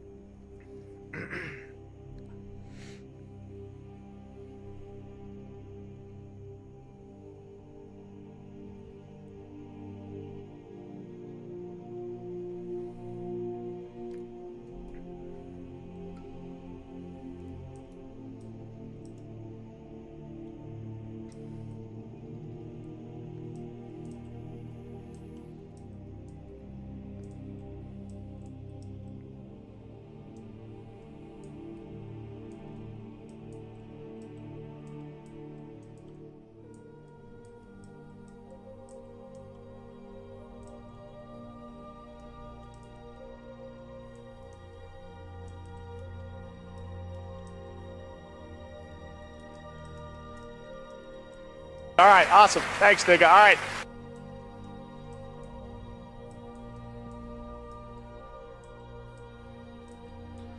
right. Saber ran with the 5. Any culture that thinks rape is a woman's fault is literally backwards ape mentality. Absolutely no discussion to say. I agree, man. Like, if that's even your, like, stance, then death penalty.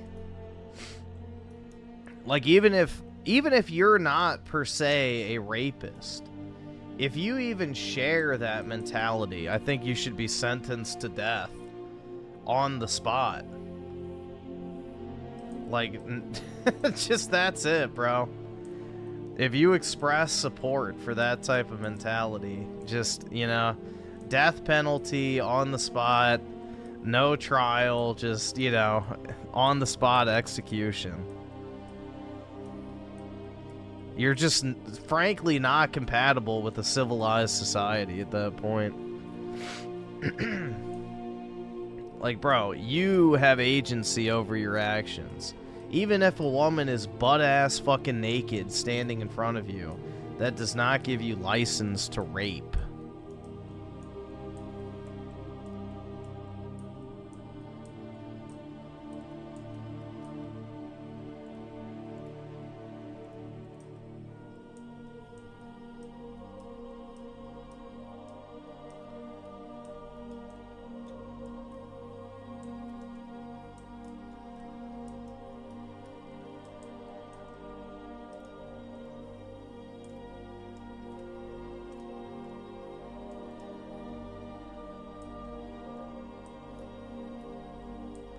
Depends on how you feel. Oh my god. Shit.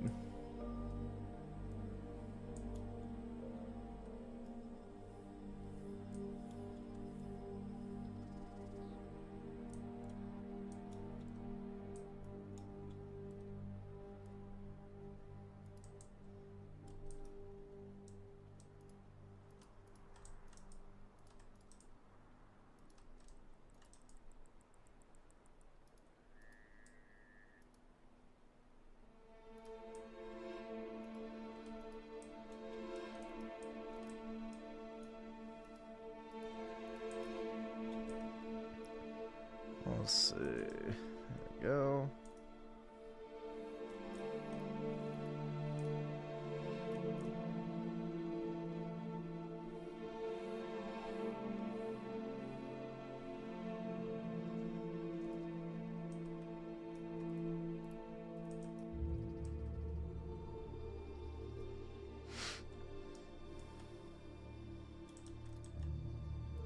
Keeps fucking doing it, man. That's so irritating.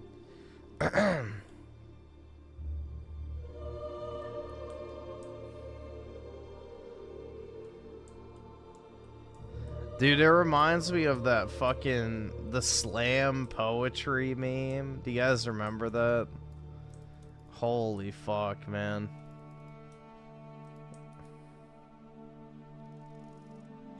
Nah? Okay, here, let me see if I can find it real quick. Oh my god, let's see.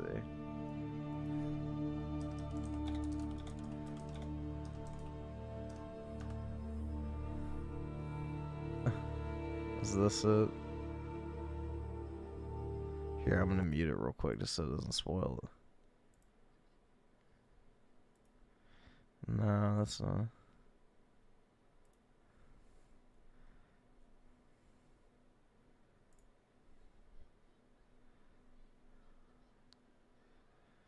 No, that's not it.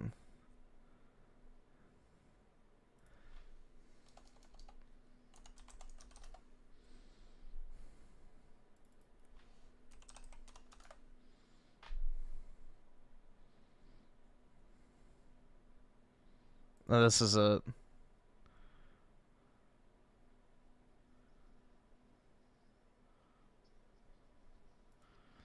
And this is it. Hold on.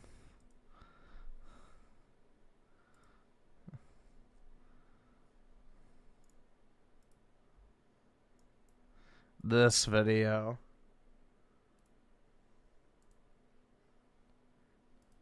Oh fuck. Still muted. There we go. Real men don't rape? Oh shit! Must have been a ghost then! Ooh, give it them titties, bitch! Yeah, that fucking thing. The real men don't rape. Oh my god. Yeah. It reminds me of that, bro. That absolute banger. The fucking slam poetry.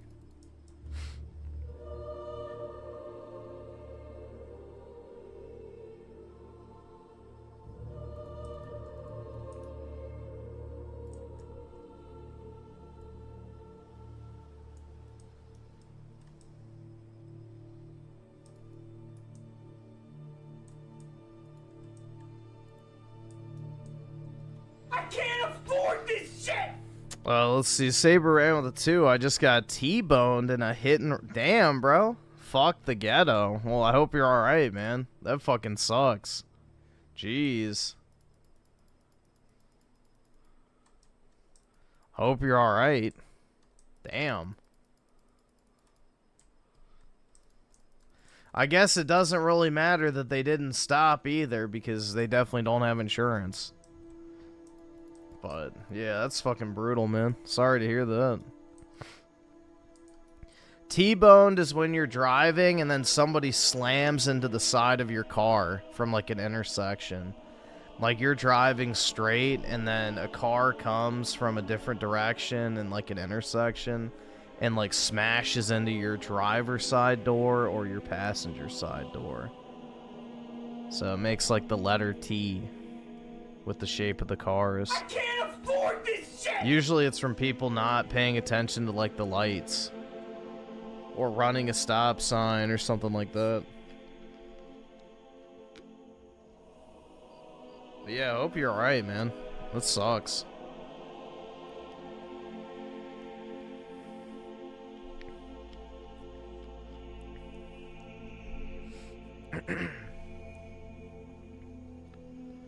And Z-Herb with the 5, I got a birthday card for my niece. I love it, even if it's crudely drawn and written. I don't get why people don't want kids. I want that one day.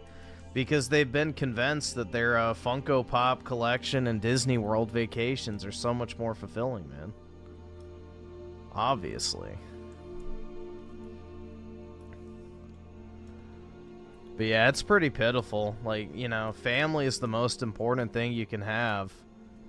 And, you know, that's why it's so desperately being trying to take away. Because once you remove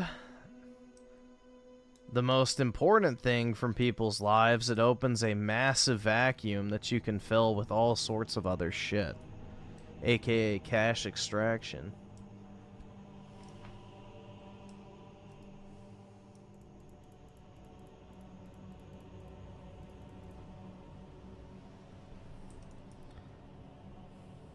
Yeah, I think Funko is going out of business. Apparently they're in a shitload of debt and their sales have just been plummeting.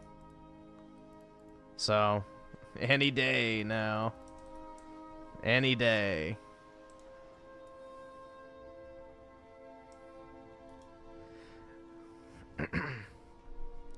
The crazy thing will be is when they start fire sailing all the fucking excess stock, all the prices of those so-called rare Funko Pops are going to plummet. Because apparently Funko has just like warehouses full of pallets of those things that don't sell. And because they just don't restock them, people think they're a lot rarer than they actually are. But in reality, they're just sitting in a warehouse completely, you know, untouched. Because nobody wants to buy them.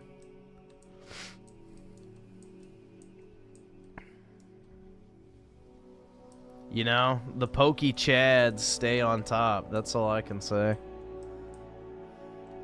The Pokemon chads stay on top with our valuable kids cardboard game.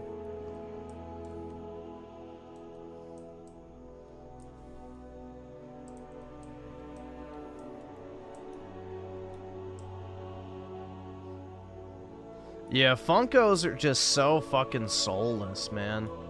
Like, I feel depressed just looking at them.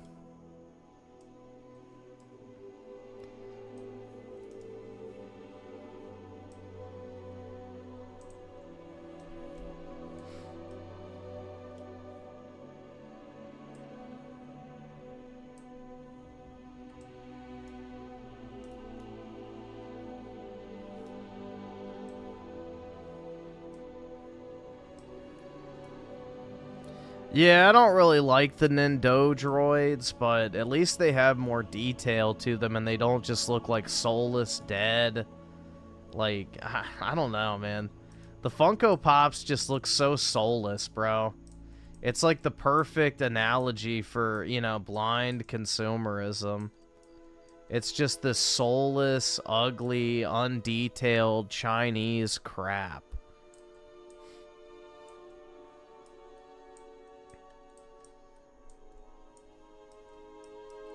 It's just pure soulless consumerism at its finest.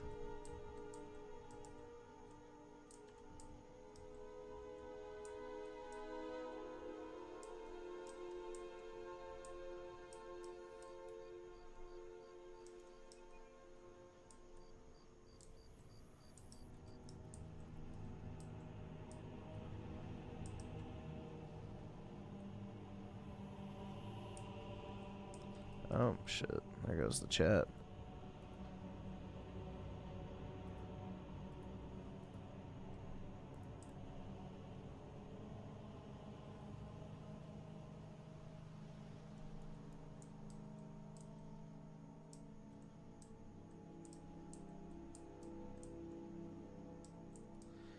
In relation to literacy charge, shouldn't bigger question be why no adequate funding for black community education?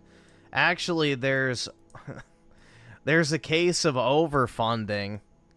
Dude, the average black student receives more money per student in funding for education than anywhere else in the world.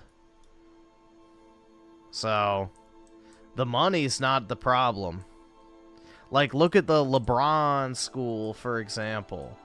Like, the LeBron school is literally made and catered towards underprivileged black kids. And it has one of the worst rates of education in the country. And it basically has an unlimited budget compared to other schools in the area. So...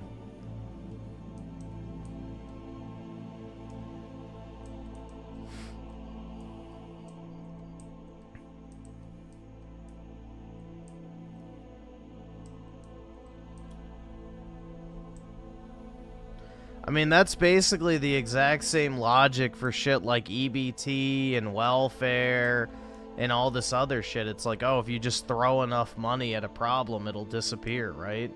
Well, actually, the opposite's true. The more you enable behavior, the less likely it is to go away. So...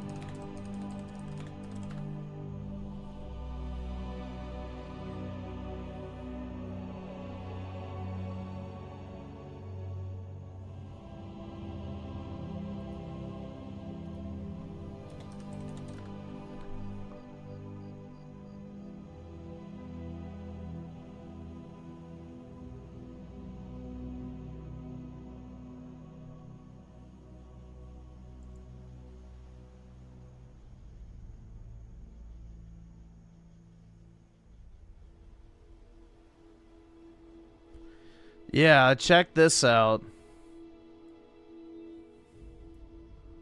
See? That's what I thought.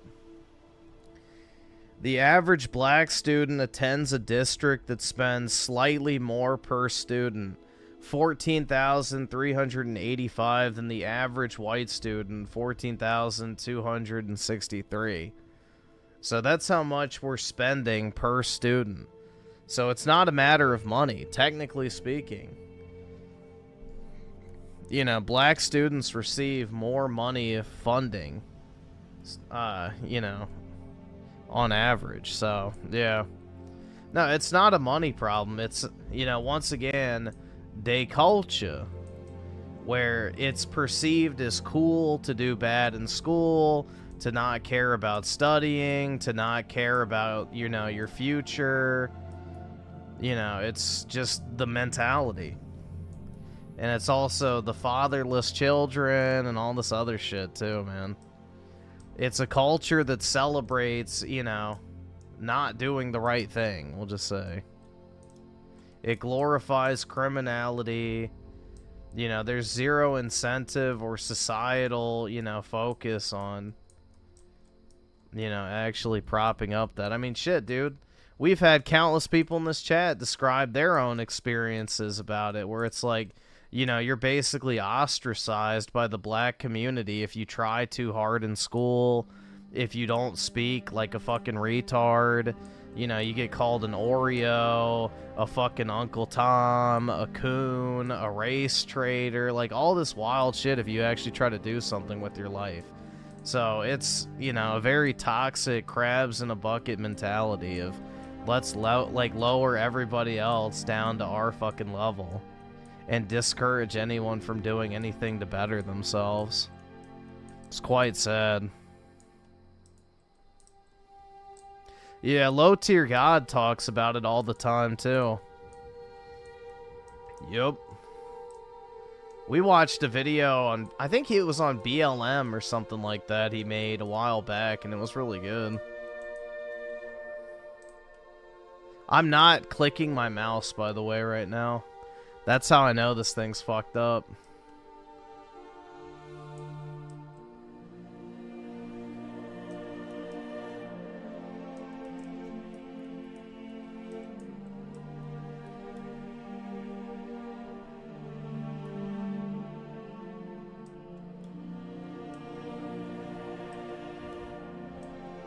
Yeah, dude, I went to a school where I was like one of 4 white guys. Yeah, it was the newest school in the area. It was brand fucking new. They had Mac computers back when I was in 4th grade. Which that was like, what? Fuck. I don't even remember what year. But it was when Macs were like the flex computer. It was brand new. It was the newest public school in the area. And it was like 95% black. And this was in Georgia, keep in mind. So it's not like it was in, you know, some lib-cuck state or something like that. So...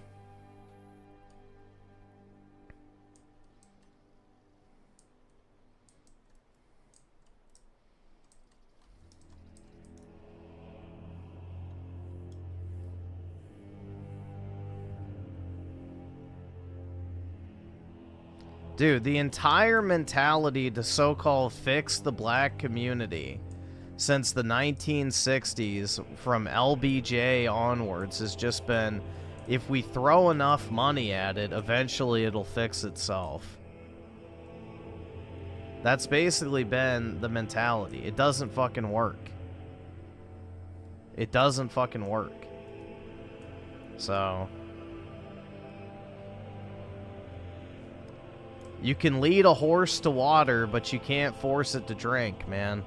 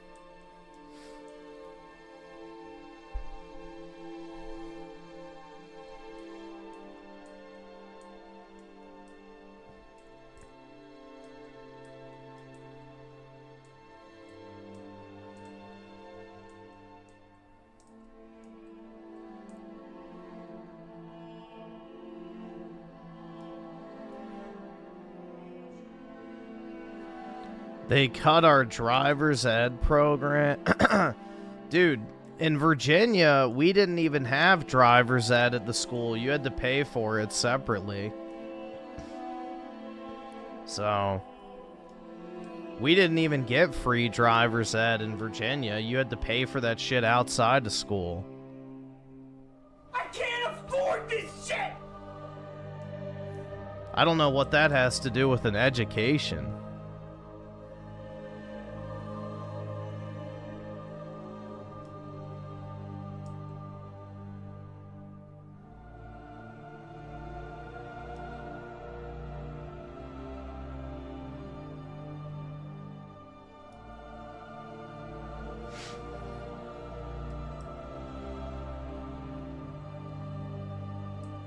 Well, dude, if you go to public school, you get free school busing, so you don't have to walk.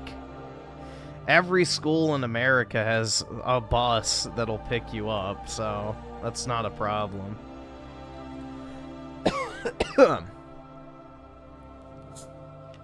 You don't have to walk to school.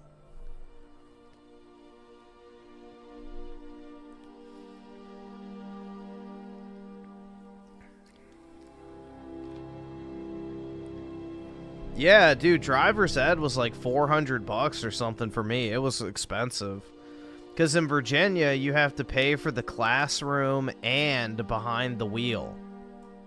So you have to do 2 separate sessions, basically. One is like the classroom section, and the other is the actual behind the wheel.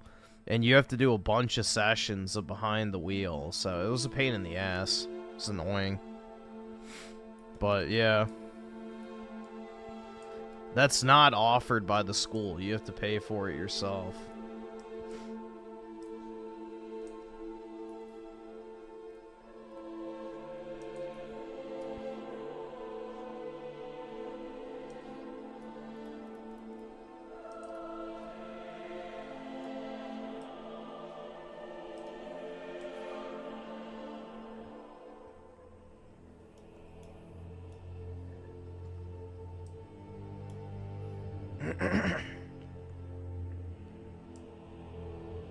Well, yeah, there's more taxes being paid by the local municipality, so yeah, the wealthier the area you live in, the better school you get, typically speaking. Because usually schools are funded based on local tax revenue and property taxes.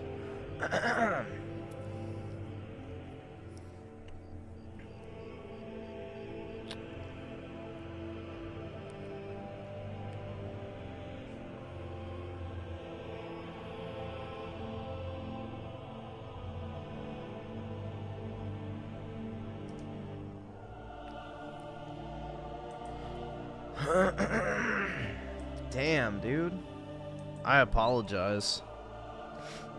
I'm dying over here, bro. This shit's bad.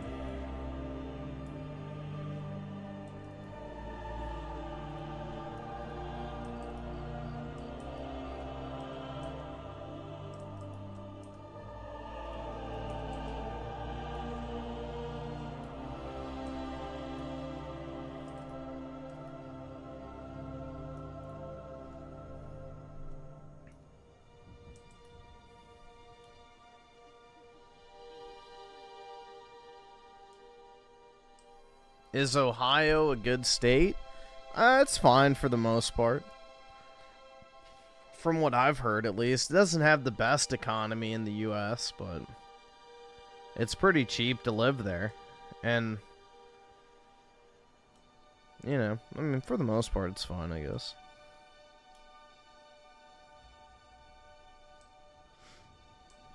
There's a lot worse places you could end up. You'd have to be a neighbor with Raymond, but other than that, you know.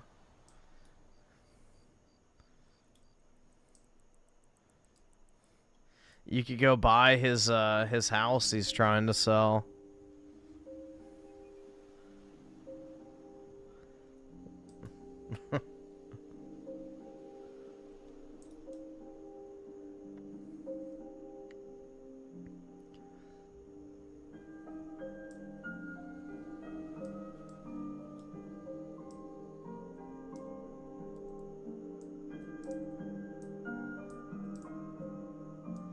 Dude. Oh my god. Did I ever tell y'all the story about the pregnant English teacher at my high school? I don't know why I just thought of this shit. So there was like this one, I think she was English, I'm pretty sure. I'm pretty sure that's what she taught. I might be wrong. It doesn't matter. I never had her class. But basically, a bunch of the guys at my school considered her to be a MILF, okay? Because she had, like, big tits and was, like, probably in her early 30s. One of the few younger teachers that we had.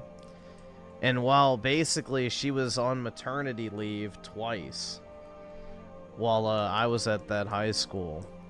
And, bro, one time we were just talking in the hallway. And this one guy who was in the grade above me was like this massive fucking, you know, he was basically a thirst lord, bro. Like, he would say the most horny shit all the fucking time. Just constantly. He would just blurt it out of nowhere.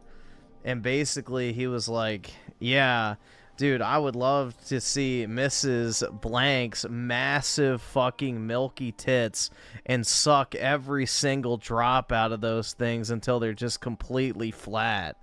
And then right around the fucking corner, the fucking woman walks right by the fucking bench that we were all like sitting around, and she says, "What did you say?"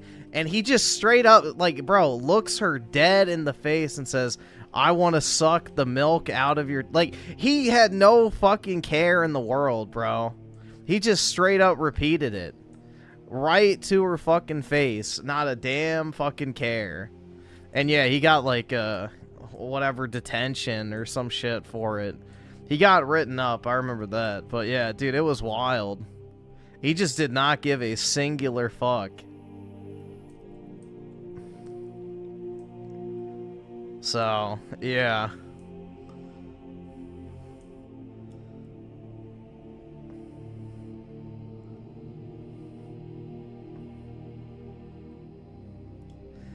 Her reaction was just kind of like, you know, It was more so like a face of disappointment than anything else. Because, like, you know, like, most of the teachers knew what that guy was on about all the time, so... Let's just say he had some problems with disciplinary action, so I think everybody was already well aware that, you know, he was saying wild shit all the time, so it didn't really faze her. But, yeah. Wild.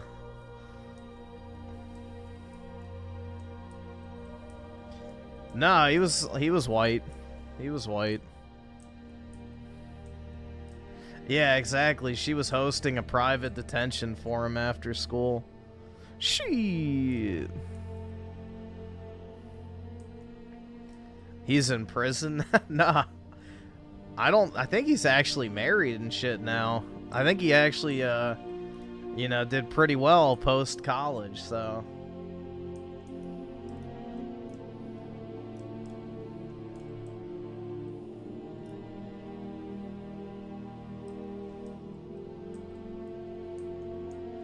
Yeah, he was just one of those guys who didn't give a singular fuck, man. I guess he figured, like, shit, she already heard it, so, you know, let me stand on business.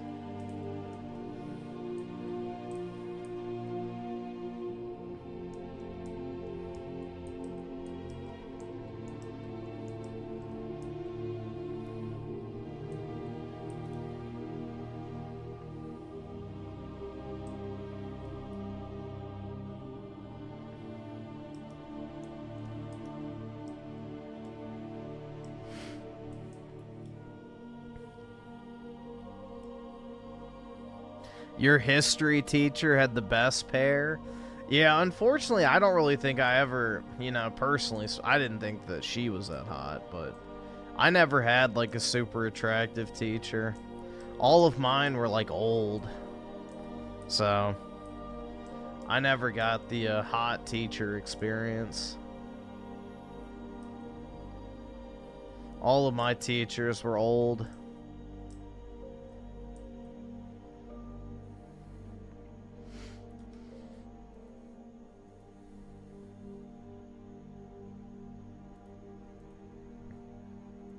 But yeah, that shit was pretty wild, man. Although, I think the most wild thing that happened was the guy who just shit in the urinals for like 3 months straight. I think that was probably the worst.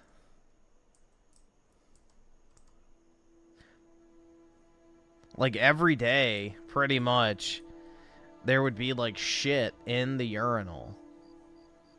Like, some guy would just go in there and take a stealth shit in the urinal every single day. And they couldn't, figure out who it was for months. And eventually they just stationed a janitor outside of the bathroom after they got, like, an idea of who it might be. And waited for people to go in. And then he would go and check after every single use.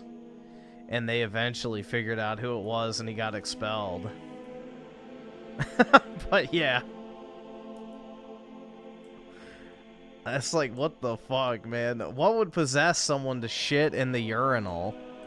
I don't know. That's just like gross.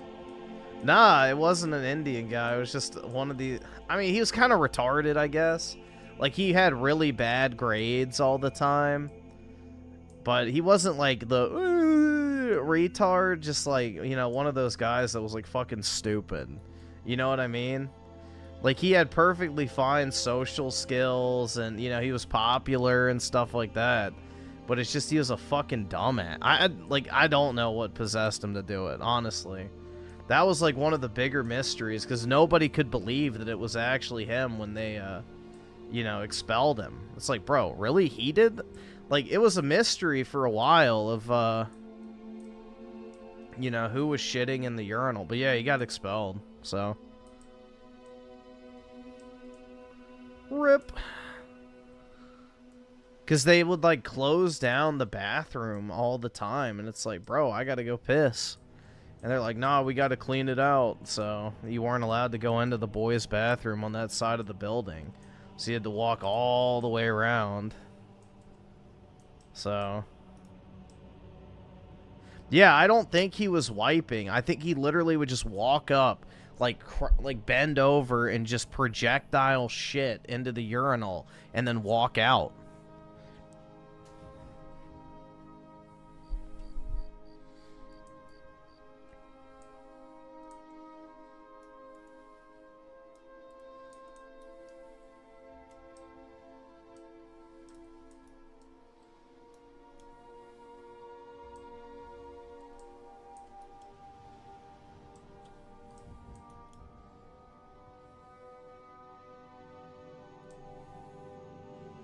Who was the kid's name? Oh, Adewale. Adewale.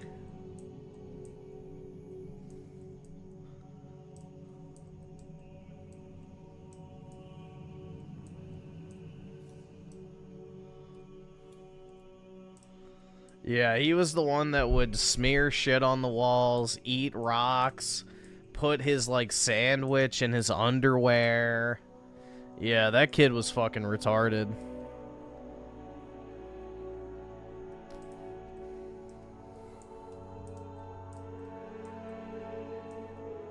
Yeah, this was in kindergarten. Like, this kid, you know, we would be on the playground in, like, the swing set kind of area, and there was, like, little pebbles on the ground, and he would just, like, pick them up and start swallowing them. Like, even as a kindergartner, I knew that shit was fucking weird.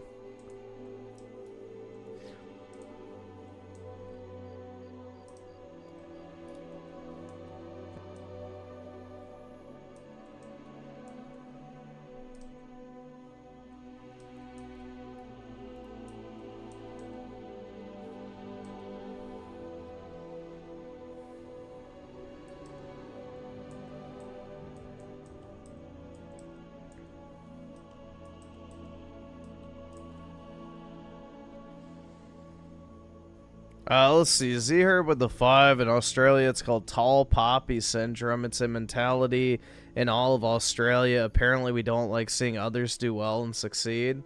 Yeah, I mean, it's an inherently leftist ideology, too. But it's a shame, man. I don't know. I could never understand wanting to tear somebody down because they're improving themselves or doing better. It's sad. Genuinely sad shit.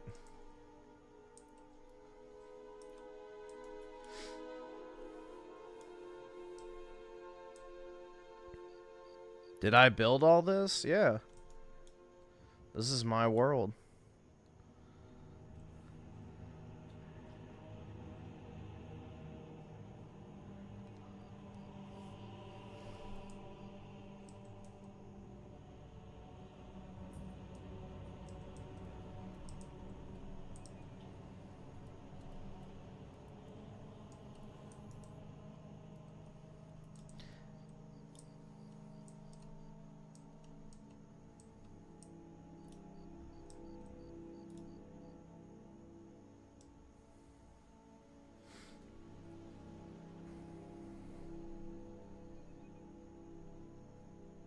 And Tim Marco with the 279, I would disown my kid if he did that.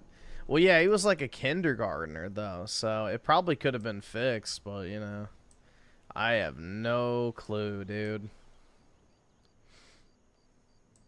But, yeah, it left a lasting impression, that's for sure. Just not a good one.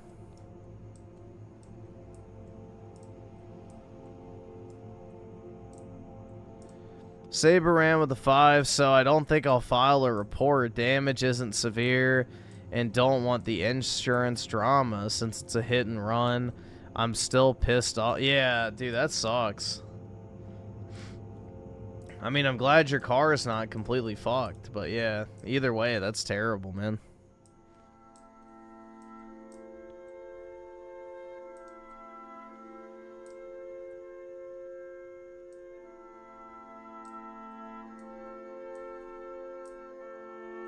All right, awesome. Thanks, nigga. All right.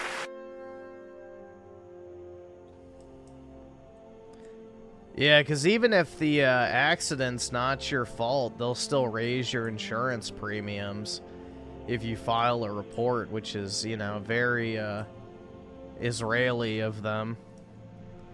But yeah, insurance is all kinds of fucked up, man. You pay in all this money, and then when you finally need to use it, they like either cut you from your plan, they refuse to pay it, or they jack up your premiums.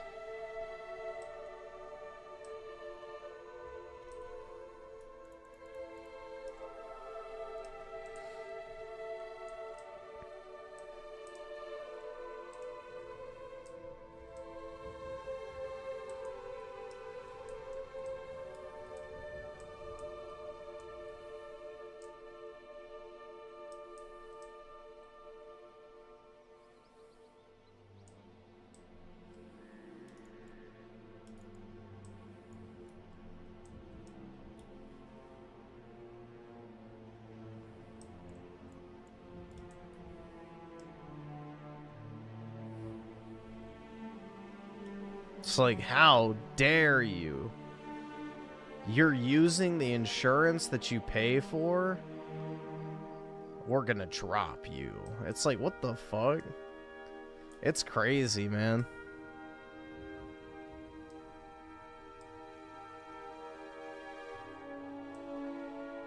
And even if it's not your fault, if you just use it once, then they will most likely drop you from your plan. And at the very least, they'll jack up your premiums. Which is stupid, because if you've already been in an accident, statistically speaking, as long as it's not your fault, you're probably not going to be in another one anytime soon. So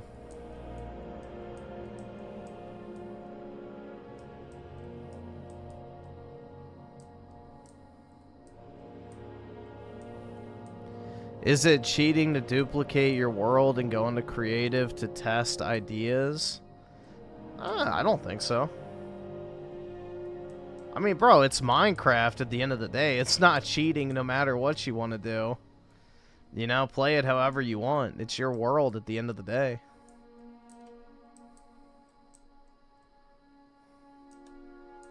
Like, the cops aren't going to show up and kick in your door and say, you know, you can't fucking do that shit.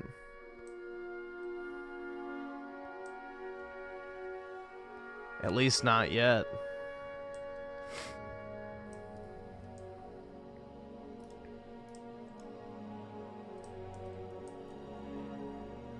I'm a cozy gamer? That's right, man.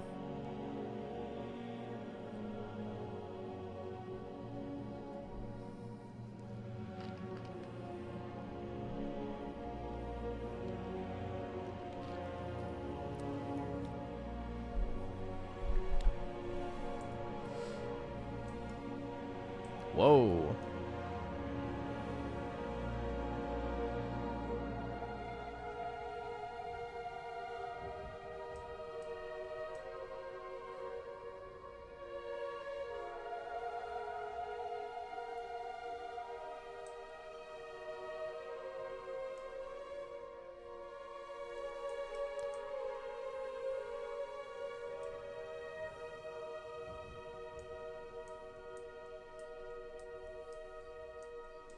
How long have you been building this? I've had this world so since like I think 2019-ish. But the thing is, I started this particular area back in like I think 2022. I have 3 cities in this world. So this is the 3rd city that I'm on right now.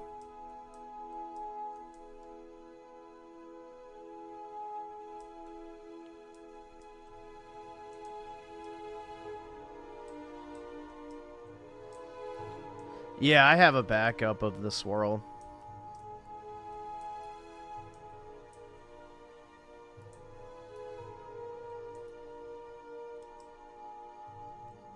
I can't afford this shit! But yeah, so this is the first city, or the third city I've done.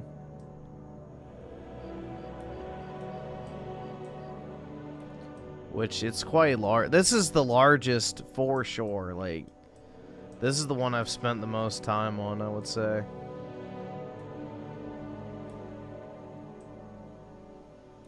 You know, just flattening this desert, terraforming, building all this stuff. You know, it's definitely the one I've spent the most time on.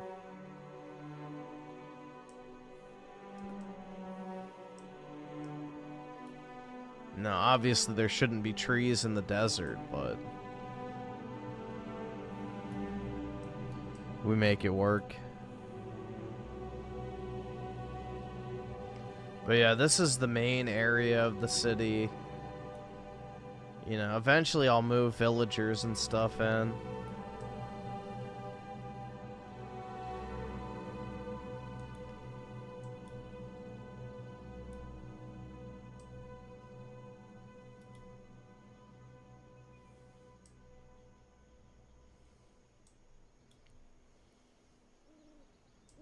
This is my main building.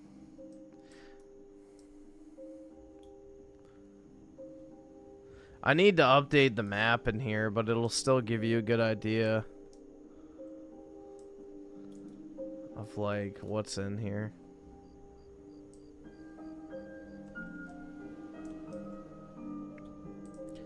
So like this is where we are right now, right up here. And all of this area through here and here now is flat. So I've flattened most of this desert.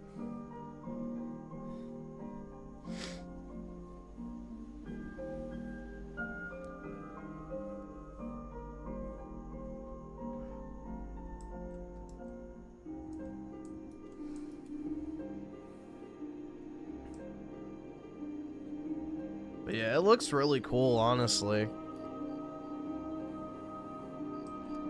I really like the aesthetic of this city. It looks good.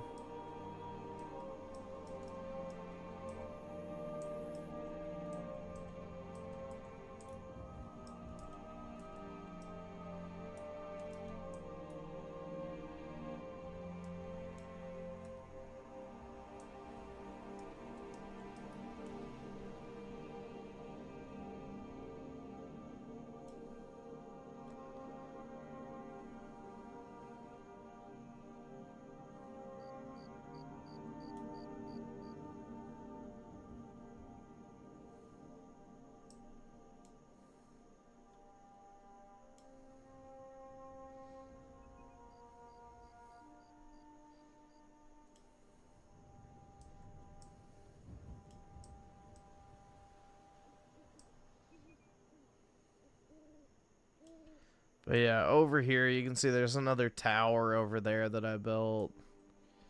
But I'll just do a quick little tour. I think that looks cool. I haven't messed with it because it looks neat, but I'll probably leave that little section.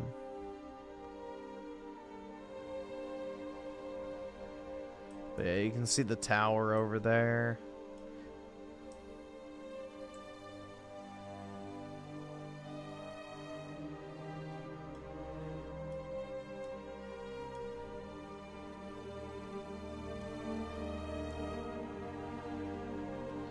And then this is like a little town that I guess encircled with a wall to protect like this village.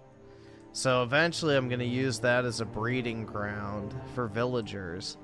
And I built this canal coming out of it that goes all the way through to the entire city so that you can transport villagers into certain areas. And that way I can populate the city with villagers wherever I want and move them around. So that's the reasoning behind that.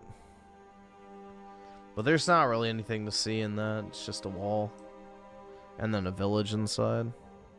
But this is the second city I built over here.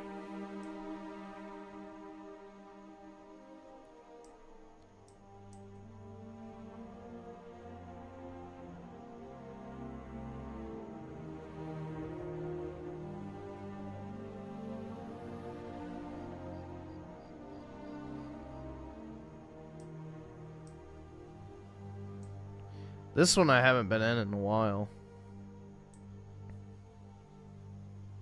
But it is actually populated. There are villagers inside of this one.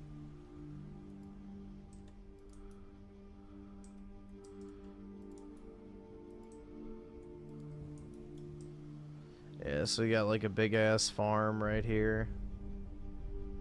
Which, yeah, they fuck up the villagers, so. Yeah, but I basically just made a city around this desert village that was already here. And then obviously expanded upon it some.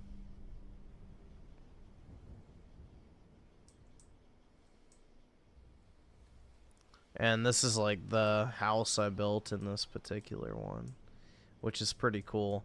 I really like the interior of this one. I mean, obviously this part's not like decorated, but I think this shit looks cool as fuck. This area looks cool.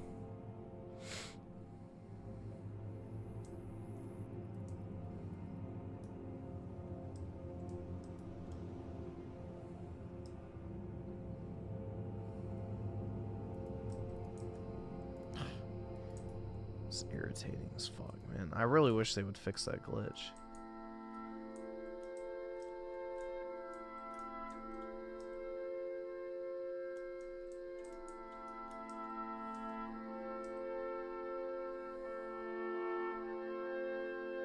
But yeah, this is like a quick overview of it. So it's not the biggest, you know, village ever, but, you know, it gets the job done. So this is the second city I have.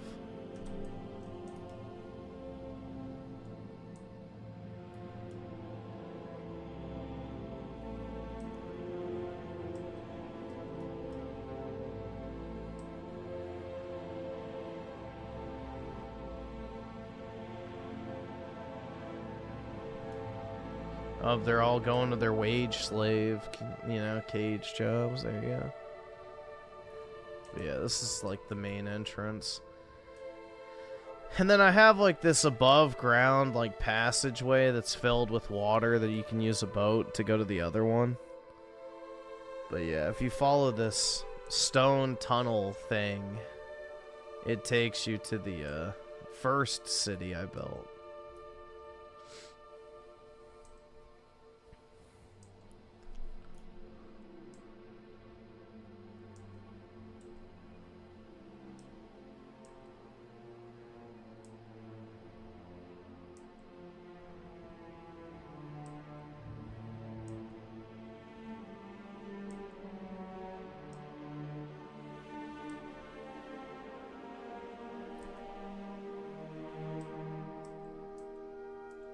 It's a ways away, but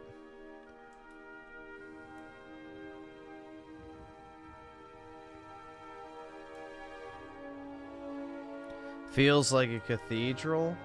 Kinda, yeah. I could see that.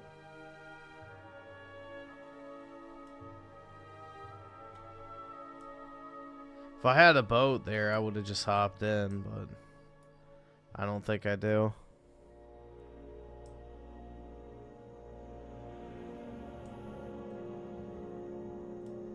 But yeah, this is the quarry where I got all the stone that I built that other one from. Here, I'll just go in here real quick. Because I found something that apparently is kind of rare in Minecraft, which I don't know how rare. But yeah, I basically emptied this entire cavern to build that other city I was just in. But when I was digging, I found this, which apparently is rare. A fossil or whatever. So that's kind of neat.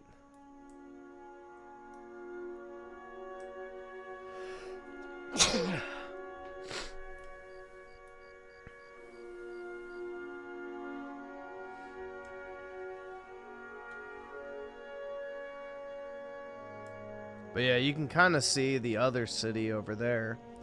That big stone rectangle sticking up. This was my original city.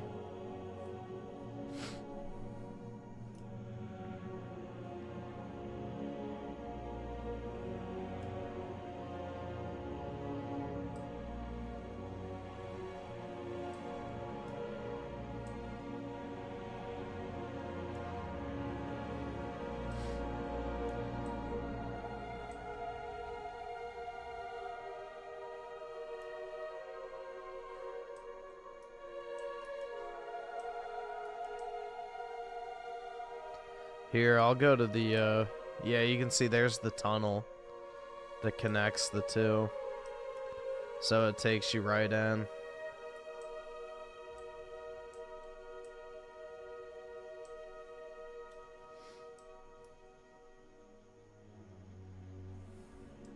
Eventually, I'll build a wall around my other one, too, but...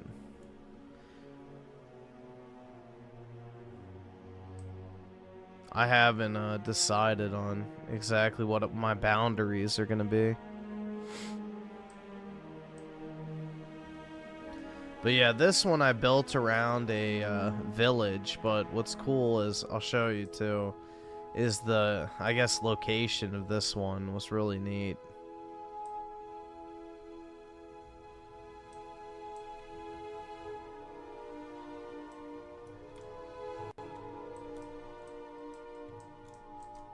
Oh, shit.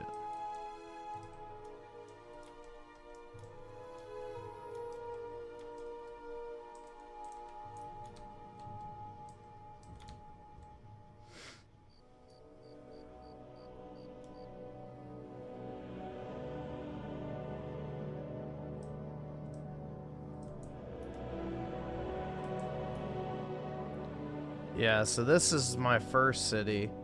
This gives you a pretty good view of it.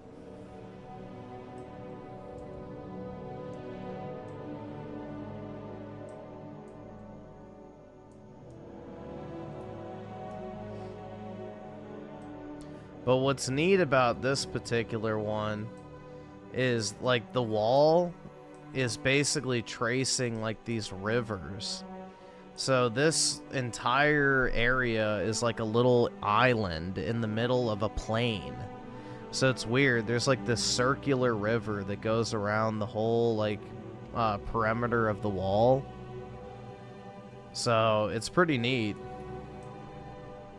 So it's like basically an island surrounded by a river in the middle of a plain, which I thought was kind of unique.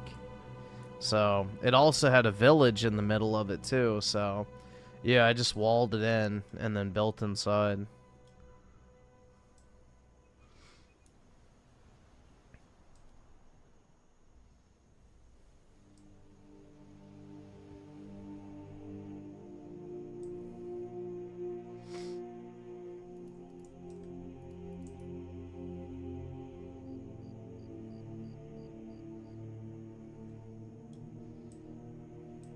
But yeah, for this one I tried to keep the village aesthetic. And at one point I probably had over 100 villagers. And the world was running fine, but then all of a sudden they patched the game and then it started running like absolute fucking shit. So I had to kill off most of the villagers. But you can see it's just like massive farming complexes and stuff for the villagers to work. But yeah, this one I do like a lot. I think it's cool looking.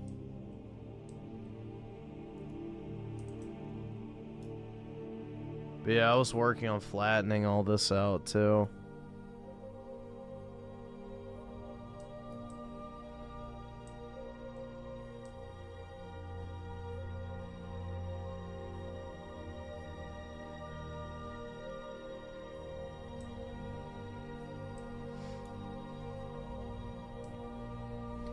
And then this is obviously the big cathedral building.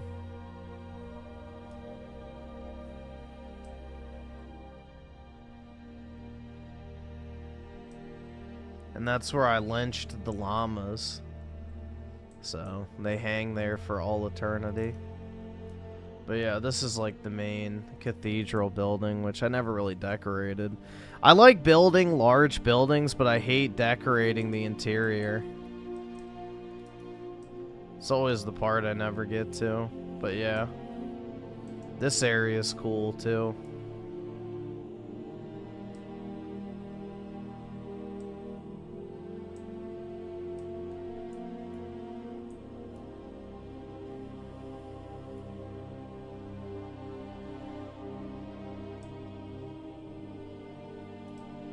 But yeah, these are my 3 cities. Obviously, the third one is the most intricate, but this one's still pretty neat. I like this one a lot just because it's my original one.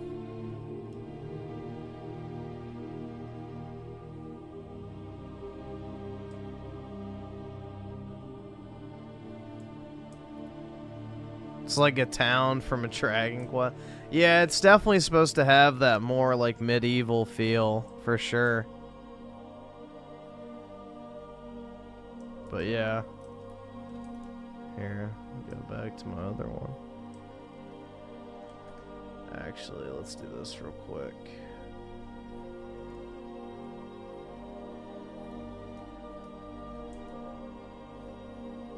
Let's make it run like crap. It seems to be alright, actually.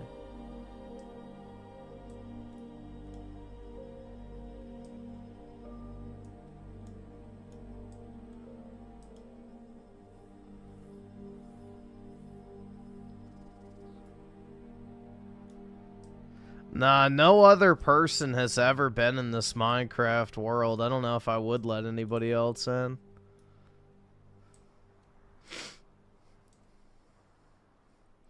I don't know how I'd feel about that.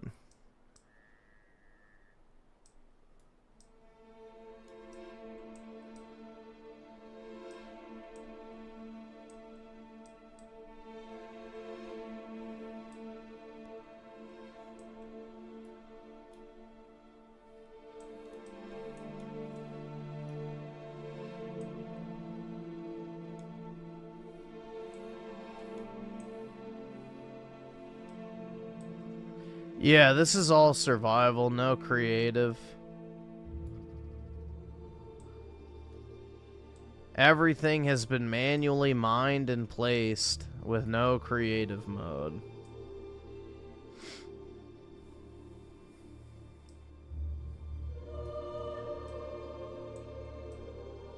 Well, the other thing is, too, is when multiple people start building in one world, it fucks with the aesthetic as well. Which is another concern I have.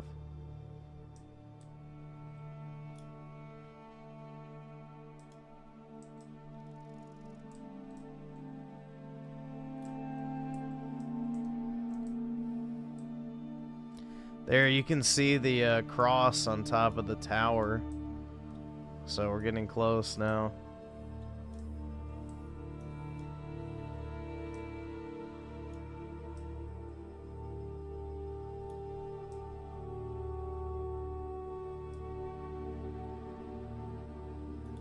Yep, you can see the lights.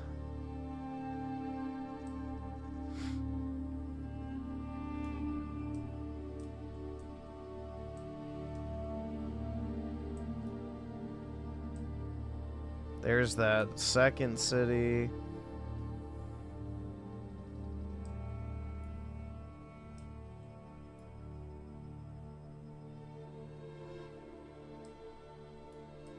Yeah, there's my main city.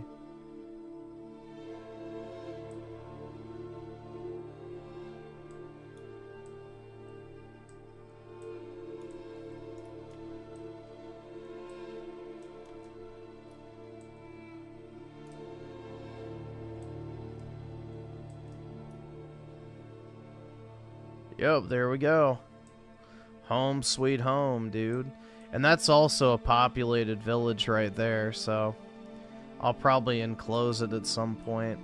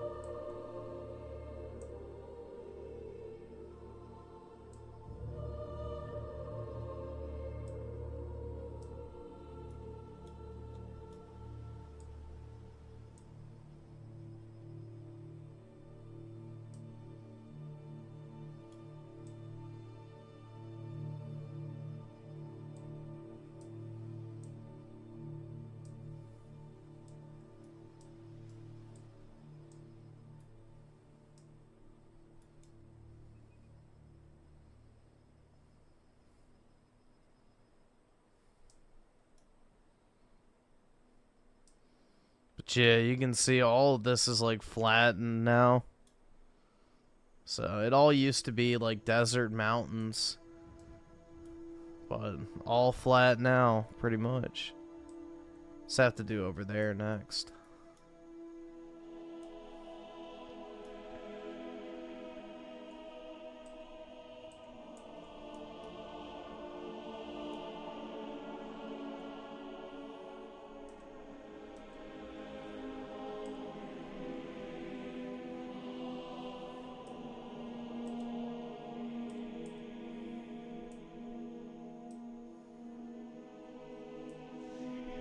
But yeah, look at that shit, man. Pretty nice. If I do say so myself.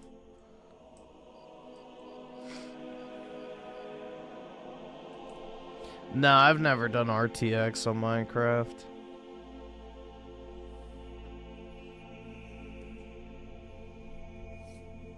I have not.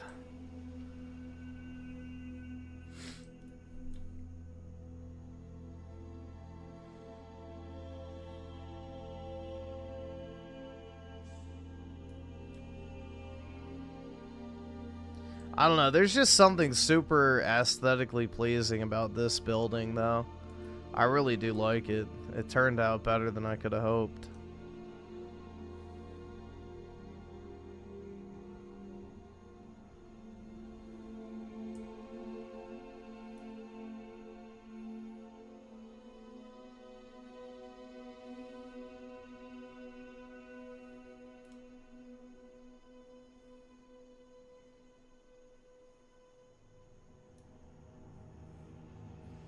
Got my amethyst mine. These are super rare to find, apparently, so I got lucky I had one.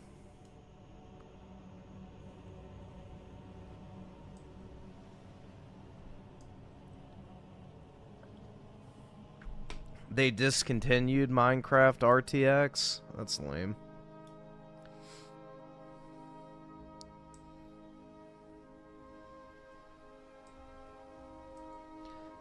And those are just strip mines down there that go in each direction.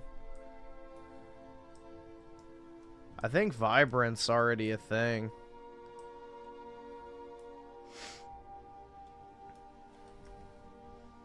Yeah, I can turn this off now.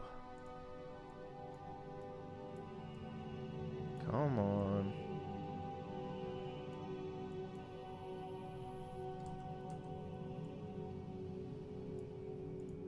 There. Why would that not let me do it?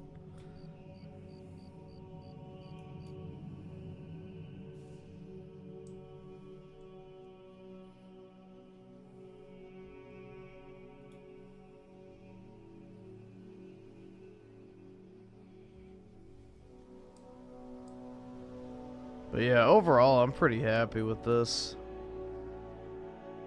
I think it's coming together nicely.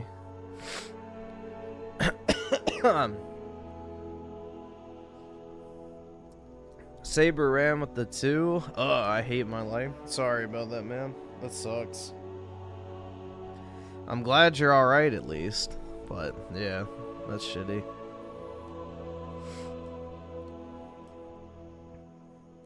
Yeah, I am sick right now, so... I've had like a super sore throat for like the past few days, and now I'm kind of getting congested and shit, so... Yeah. Hanging in there.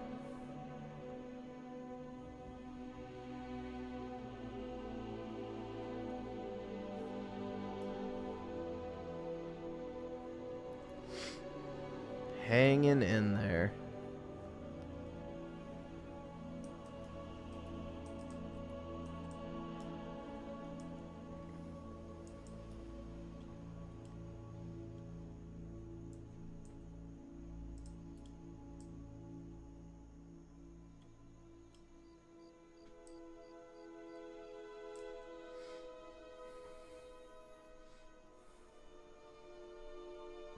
Heal up, bro. I'm trying. But easier said than done, unfortunately.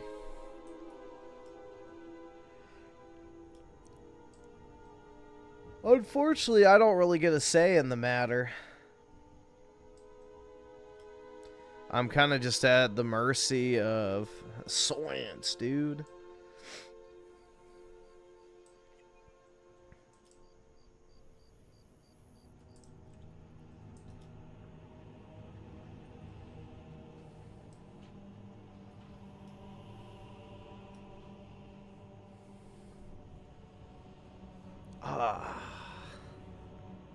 I can't believe a whiny, sniffling coward like you could just go online and bitch and moan about anything and get money. It's unbelievable to me. Give me monies! That's right.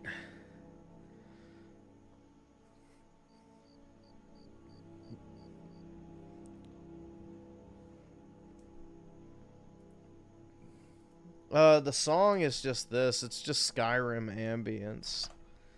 So, that's the song.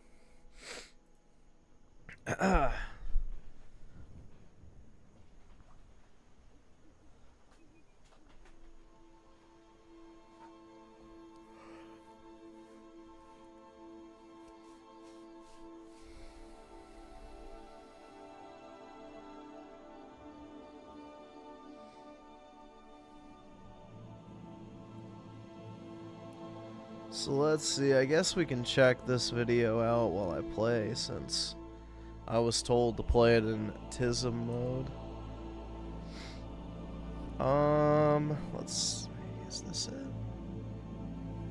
I think this is it. Yes. Oh, it's already lined up, perfect. Perfect.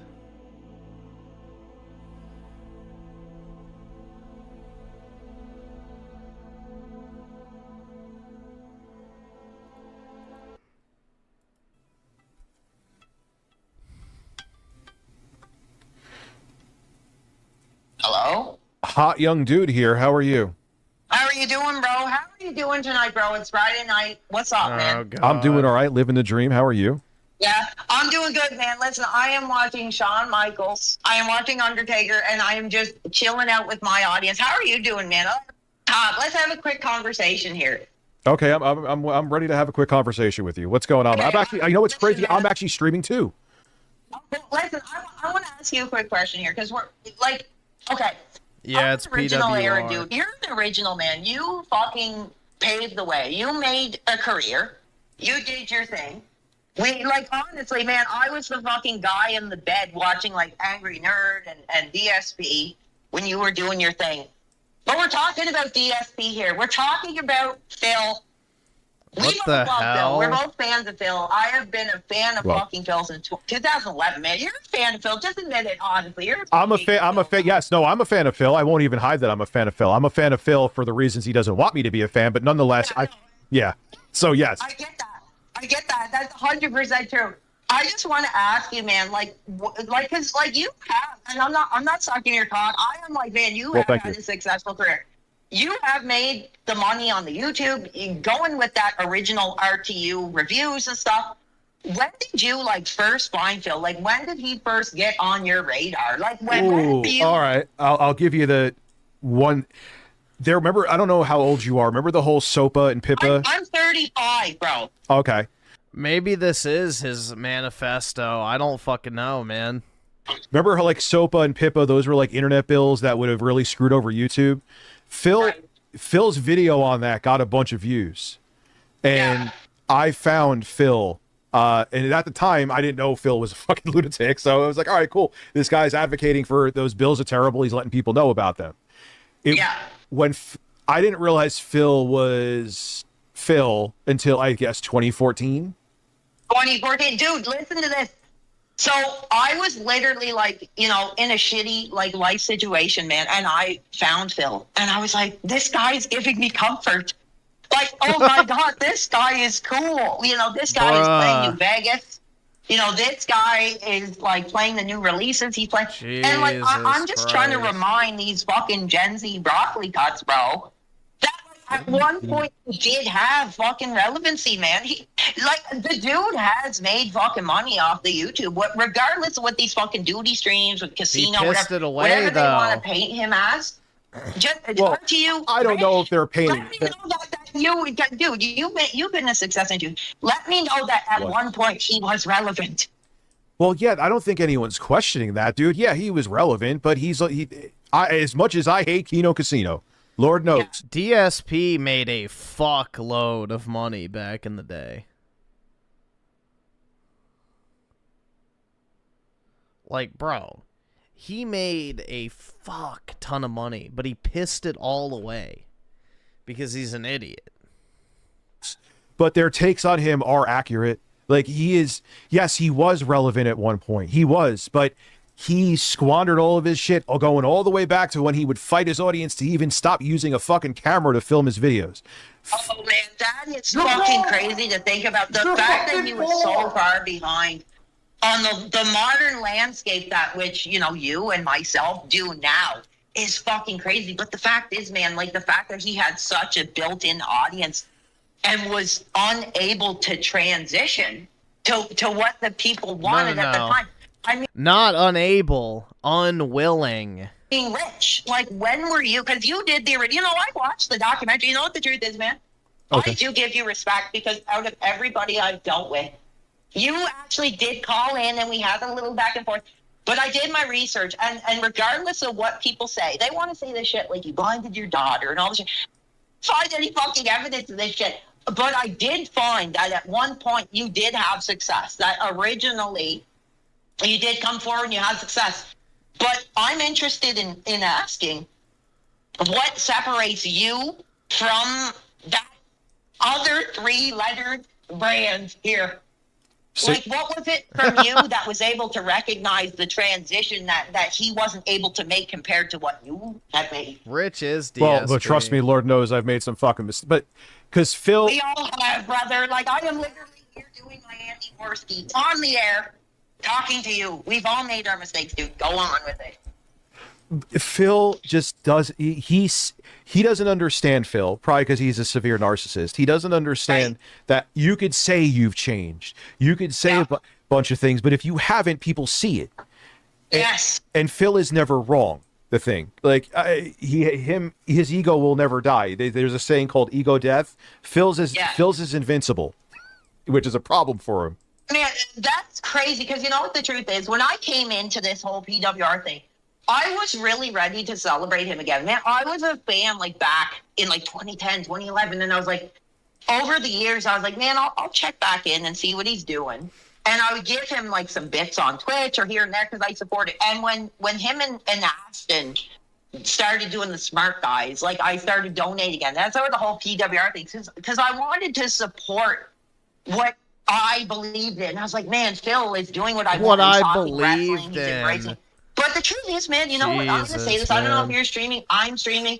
He does not respect his audience, man. He literally is like Gene Simmons fucking doing the, so when you came into the limelight because of when you came out and like kind of displayed your love for Phil, was that genuine? Yeah. Okay, here I will sit in front of the fans right now. Here's what I'll say. It was genuine, but the truth is, dude, I was like, and it's no secret, I was just at a fucking rehab, man. And the truth was, like, I had nothing, like, no friends, no girlfriend, no nothing. And Phil, to me, was somebody that I kind of felt like, I don't know, a kinship with. He said that he felt like Kat and Phil were his mother and father.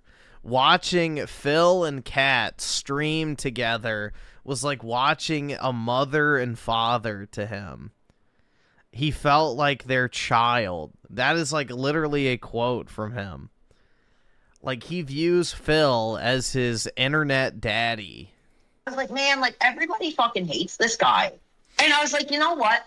I'm going to fucking come out and be like, fuck you all. You're all pieces of shit. I like this guy, you know, and I'm going to come forward and I'm going to be like, you know what? Fuck all you pieces of shit. Like, and I donated the money. And I was like, man, like, I want him to talk wrestling again. I want him to do the WWE. And then actually that's where me and Ashton have heat, because I was like, Phil's going to talk wrestling, but Ashton was turning it into a fucking circus show. And I was pissed off. And that's where the PWR character was born. Character. So the whole thing with, you know, pro wrestling Yeah. reality, like the no wife or no ass thing. That was all a facade. No, I haven't, dude. I'm gonna be honest. I commented, and I'm gonna be honest. I rated that, like, Rich, you came on the air with this woman who showed her tits, and I rated her a 3 out of 10. I'm gonna be honest. I rated her 3 out of 10. But dude, I have not had sex. I have not been laid. I have not had a girlfriend since 2013. That is like 100% the truth. 100. Okay. Hey man, that's God bless you. No, I mean it is a challenge, and I mean the truth is, I mean I love streaming. I love what I do here. I mean we're watching wrestling. I'm snorting some Andy Worski here. I'm snorting some Andy. Oh, why are you putting nose candy up your nose, dude? What are you doing? Well, we don't know what that really is. I'm just saying some names here. But no, I just wanted to call you because I'm going to say this, and it sucks because I have a lot of fans that don't like you. I get. You know what the truth is, man? Dude, listen. I did a whole I spent a whole night up all night researching you. Some and I could not sugar. find any actual evidence in the shit that people say. No shit. You blinded your daughter. Can you speak to that? We have an audience here, dude. Like, honestly, can you speak to that? Because that is the truth, man. I didn't know about you, man. I knew Phil. I did not know RTU. But I had all these people that were like, oh, RTU blinded his daughter. He did.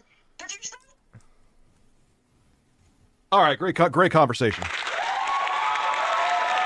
Why did he hang up on him? I'm not sitting there with a guy who's coked up going like, your brother. Wait, hold. Did he? Why? Yo, man, people keep bringing up Lauren. Can I just say something? Whether you're PWR, I don't want to talk about my significant other with you. I don't want you talking shit about them. And I don't want to go over shit about my kids. I don't care if you're PWR. I don't care if you're Jesus Christ. I'm not sitting there having a story talking about my daughter's illness with you. Come on, man. That's silly shit. I'll just make a dedicated video about it. No, I'm good. No. I was getting bored anyway. And that was like, all right, you know what? Yeah, dude, he was getting bored. Now he has to go stare blankly at his fucking monitor as he sips weed seltzer watching yet another DSP video. That was one of the more interesting things Rich has done in quite some time. Good times, everybody, right? Ellie, change the screen.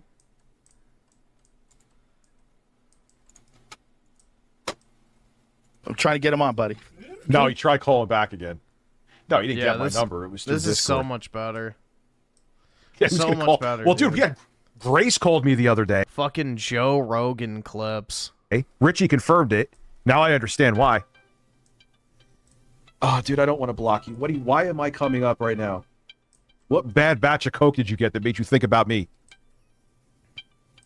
Jesus Christ.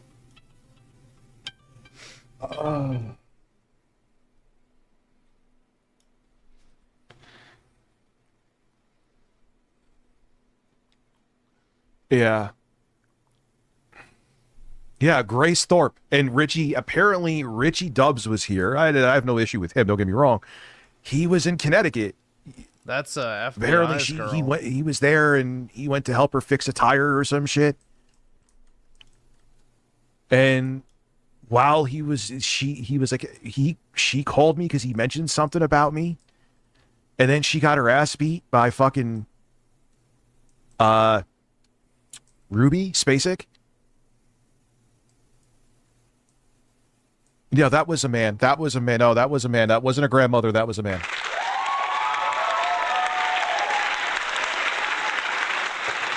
Dude. He sounded like he was drunk, too. Is he drinking?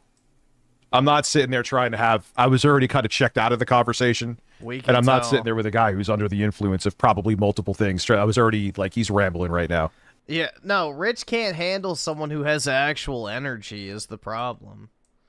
Like, the thing is PWR has actual energy. Rich is, like, just so fucking mellow and shit from, his THC addiction that he can't keep up with normal. Like, it wasn't even that rambly, to be honest. That was pretty coherent, I would say, for the most part. But the stoner brain can't keep up with someone who's having a normal speed conversation, I guess. Like, and I even sped that shit up. I don't think it was, like, that incoherent. Like, you could understand it perfectly fine.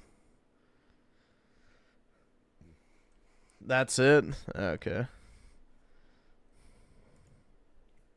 Yeah, I don't think that was that bad to, like, listen to.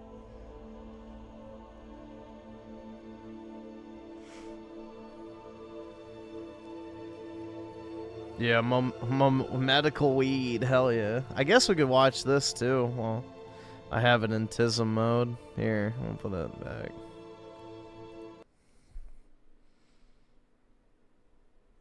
Griff, you don't have a daughter, you're never gonna understand. Yeah, but if I did have a daughter, I wouldn't talk about her medical issues on the internet. The most requested business for me to look into. Today we're talking about Arizona tea, and I think the reason so many people have requested this is fairly obvious. Clearly Arizona is up to something, selling these giant cans of tea for 99 cents, which right out of the gate feels weird, but then it gets even weirder when you... No, they're just not Israeli owned, let's say, or, you know, owned by BlackRock. Realize that they've been selling that same can of tea for the same exact price since 1992. Okay, inflation has gone up 124% since then, meaning that if they just wanted to maintain everything, that can of tea should cost at least $2.24. Okay, bear in mind, we live in a world where as of 2021, the Dollar Tree is now the $1.25 tree, okay? The only other product that is sacred is the Costco $1.50 hot dog. And to make that even kind of feasible, Costco had to go out and buy 2 hot dog making factories. Well, to make it feasible, they also raised their membership fee. But the other thing is, too, is they're eventually going to have to raise the price because of all the fucking Indians that bum off of other people's memberships and just literally sit there in the fucking food court all day eating. Like, that will be the downfall of, like, Costco's cheap food and stuff, is the fact that there's so many Indians that just bum off the memberships and order like 50 fucking hot dogs and then take them home. So that will be the end of it. Mark my words.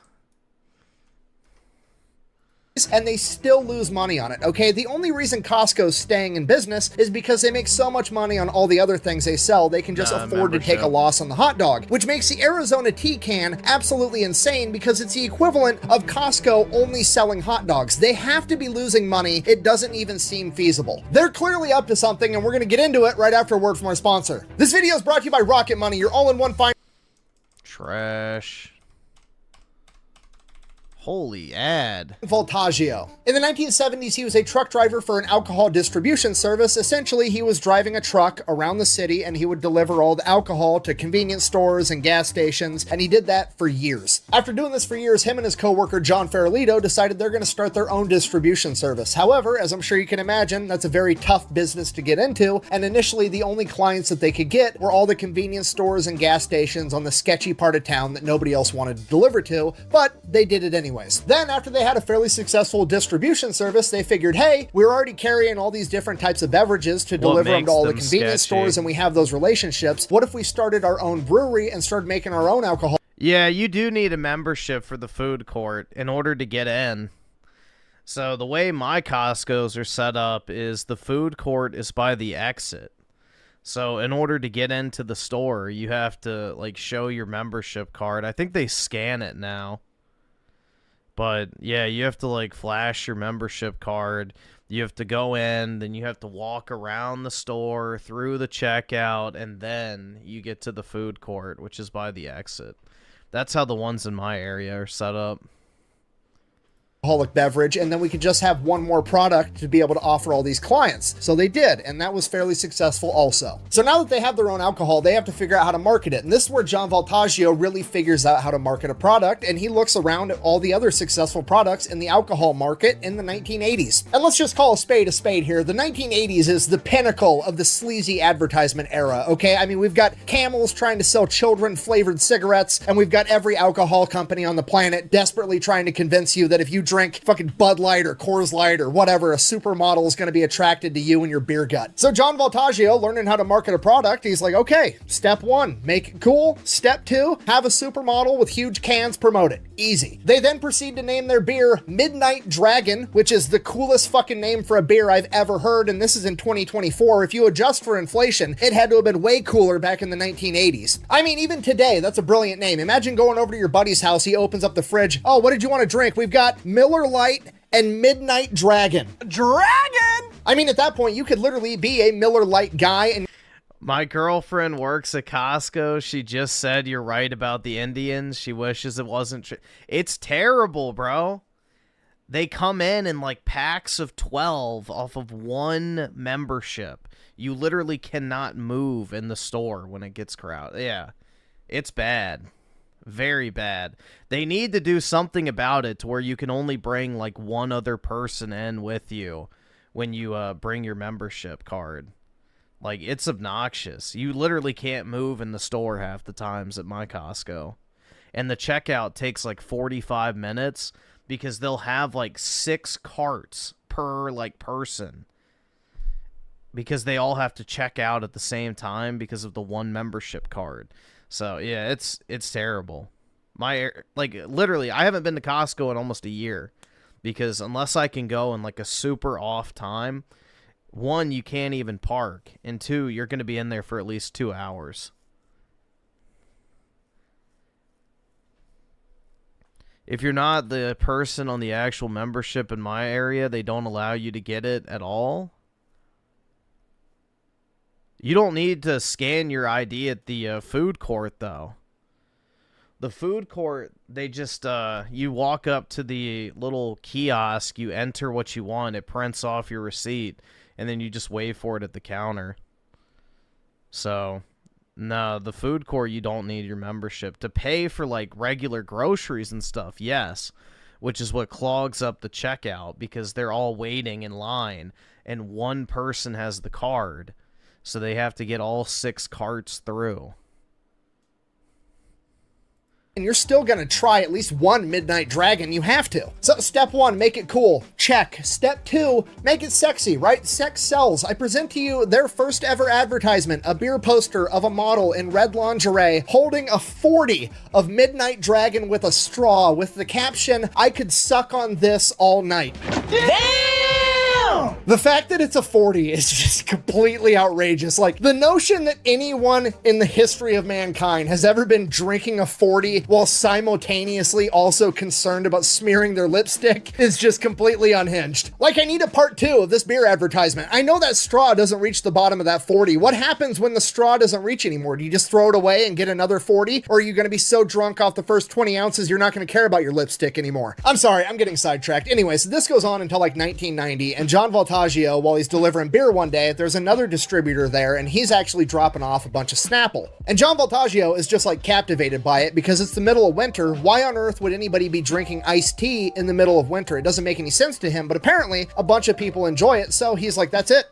I'm going to start selling tea. So the first thing Don has to figure out is the proposition, right? Why would anybody drink his tea over Snapple? Snapple's already an established brand. So he starts to thinking on how he's going to set himself different, how he's going to set himself apart, how he's going to be better. Now, I'm just guessing, but I'm assuming at this point he refers back to all of his experience, all of his knowledge, all of the lessons that he's learned from marketing and distributing beer over the past decade. And when you distill all that knowledge down, he knows that you have to make it cool and you have to make it sexy, right? Because sex sells. The problem is iced tea isn't exactly an adult beverage. There might be a lot of kids drinking this beverage too, and having some model with huge cans marketing it might be a little aggressive for something that children might be drinking, and then it hits it. Not back Huge then. cans. We'll get rid of the model and just keep the giant cans. Okay, now like the textbook business term for this strategy is called a value proposition. Basically, he's decided that Snapple is 16 ounces and it costs like, I don't know, $1.29, whatever it costs. He's coming in and he's like, cool, I'm going to sell more. I'm going to sell 23 ounce cans and I'm going to sell it for less. I'm going to sell it for 99 cents. That's the value proposition. You're going to get more for less. Okay, that's what a textbook's going to tell you, but I'm dubbing this the big can strategy, right? Because we've seen this time and time again, okay? Think about Monster Energy. Monster Energy was not the first energy drink to ever hit the market. That was Red Bull. Monster Energy just came along and was like, oh, hey, Red Bull's only selling these little 8-ounce cans of energy. Her general manager said to allow people to come through regardless of ID, photo match, because they will encourage them to come back. Treats it as adult Disneyland. Yeah. I hate yeah. They're not going to come back for the right reasons. Yeah, it's obnoxious, man. Everybody takes advantage of everything nowadays. You know, that's a low trust society at its, I would say we're still kind of at its infancy, but the cracks are starting to show. But yeah, it is a problem. My Costco is just packed constantly, and that's exactly why. Griffin's using the TikTok format. Yeah, I just need Subway Surfers to be like right underneath the Minecraft footage, and it'd be perfect. No, I can't get... Dude, the Costco gas lines are terrible. You can't even get into those. So yeah, no, I don't. I do not. Plus, the Costco near me doesn't have a gas station. I have to drive to one that's like 30-something minutes away for gas. My closest Costco is the one in Pentagon City, which it's, you know, it's a pain in the ass to even get in there because it's like a parking garage, and you have to get a ticket, and then you have to wait in line to exit the parking garage and parking lot, which turns onto a busy street that is right next to the Pentagon. So, yeah, it's fucking horrible. But, yeah, they don't have a gas station at that one. My closest one with a gas station's like 30 minutes away. Energy drinks. What if I doubled the size and sold 16-ounce cans and gave it an even cooler logo? Boom! Multi-billion-dollar business right out of the gate. And you know the kicker with that, one of the top executives that helped initially launch Monster and market it was a top-level executive at Arizona previously, so he knew exactly what he was doing with the big can strategy. In Don Voltaggio's own words, his marketing strategy is, and I quote, "Put tea in a big can and paint it pretty." Okay, if you learn nothing else from this video, just remember, people like big cans. Did you say my name? No, why? You said big cans. Yeah? Well, that was my nickname in high school.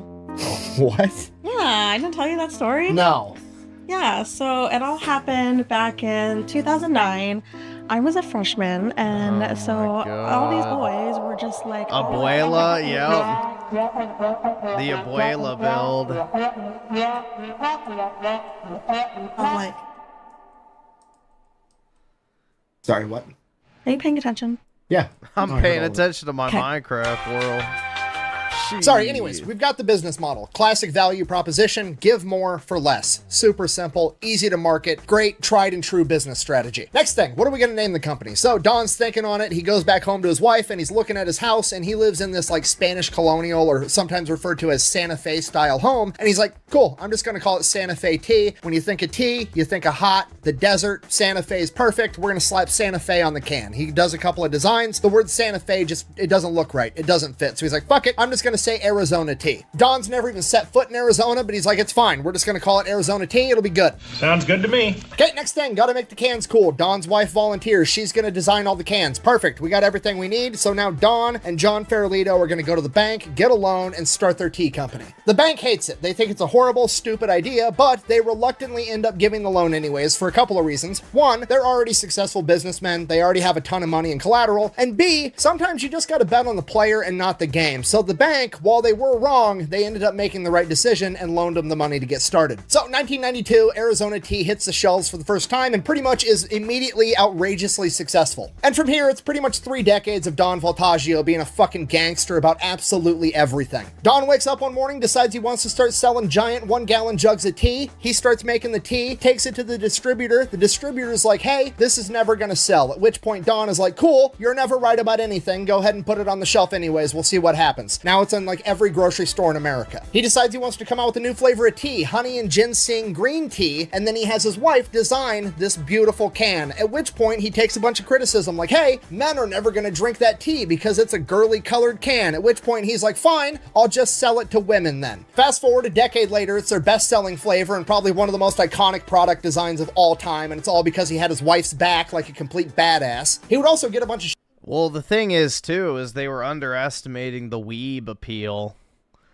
You know, weebs love their sakura blossoms, so, you know, it appeals to the All right, awesome. weebs as Thanks, well. nigga. All right. Let's see. So even start with a 2. Appreciate it, man. I found Griffin on Amazing Lucas Returnal video. Oh, okay. Yeah, I remember that, where he was raging over the game crashing. Gaming. And, you know, the platform he loved the shill for so hard has a no refund policy. And he thought because he's, you know, the amazing mucus, that for some reason Sony would be like, oh my god, please let us give you a refund, even though no one else gets them. Yeah. Brutal, dude. And let's see. Saber ran with the 2, made it home, car drive smooth. Got comfort food. Nice, man. Well, I'm glad to hear everything's alright with the car. And PKDC with a 5. What is this? Okay, so first watch. Ethan Klein roasted by Andrew and Tristan. Okay. It's short, so don't be a ×2 Jew. Alright, we'll do times 1.75. But yeah, we'll see. Shit because he wasn't doing any Depends on the marketing. Like, he had no marketing department whatsoever, to the point that whenever companies or interviewers or news sources would ask, you know, hey, how big is your marketing department? I don't think I've ever actually bought Arizona tea, if I'm being honest, though. I don't think I've ever even had Arizona tea, now that I think about it. Yeah, I don't think so.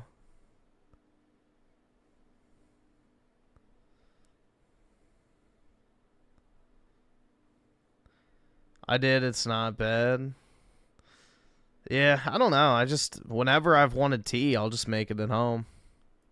He would apply pretty big, about 6'8", in fact, referring to himself because he was the only guy that did any marketing, which honestly wasn't much. They weren't worried about product placements and being a Super Bowl commercial and all this other dumb shit that all the other brands do, because Don knew that he had the value proposition on his side. He knew that he was selling more tea for less, and he was putting it inside of a cool can, and the product would sell itself, and he was absolutely right. Okay, fast forward to 2008, Arizona Tea is huge. They have their own factory, everything's paid off, they're making a ton of money. They're the #1 ready-to-drink tea brand in the country. At this point, the company is worth over $1 billion, and John Farolito, who over the past decade has become more and more of a quiet partner as Don just kind of took everything over, and John just got to, you know, reap the rewards. He comes out and he's like, hey, we could literally sell this company and make billions of dollars and just be retired billionaires that wake up and do whatever the fuck we want all day, every day. Why? We should sell the company. To which Don was like, no. Absolutely not. I'm not selling this company, because if I sell this company, what are my sons going to do? Both his sons were his top-level executives. Thank you!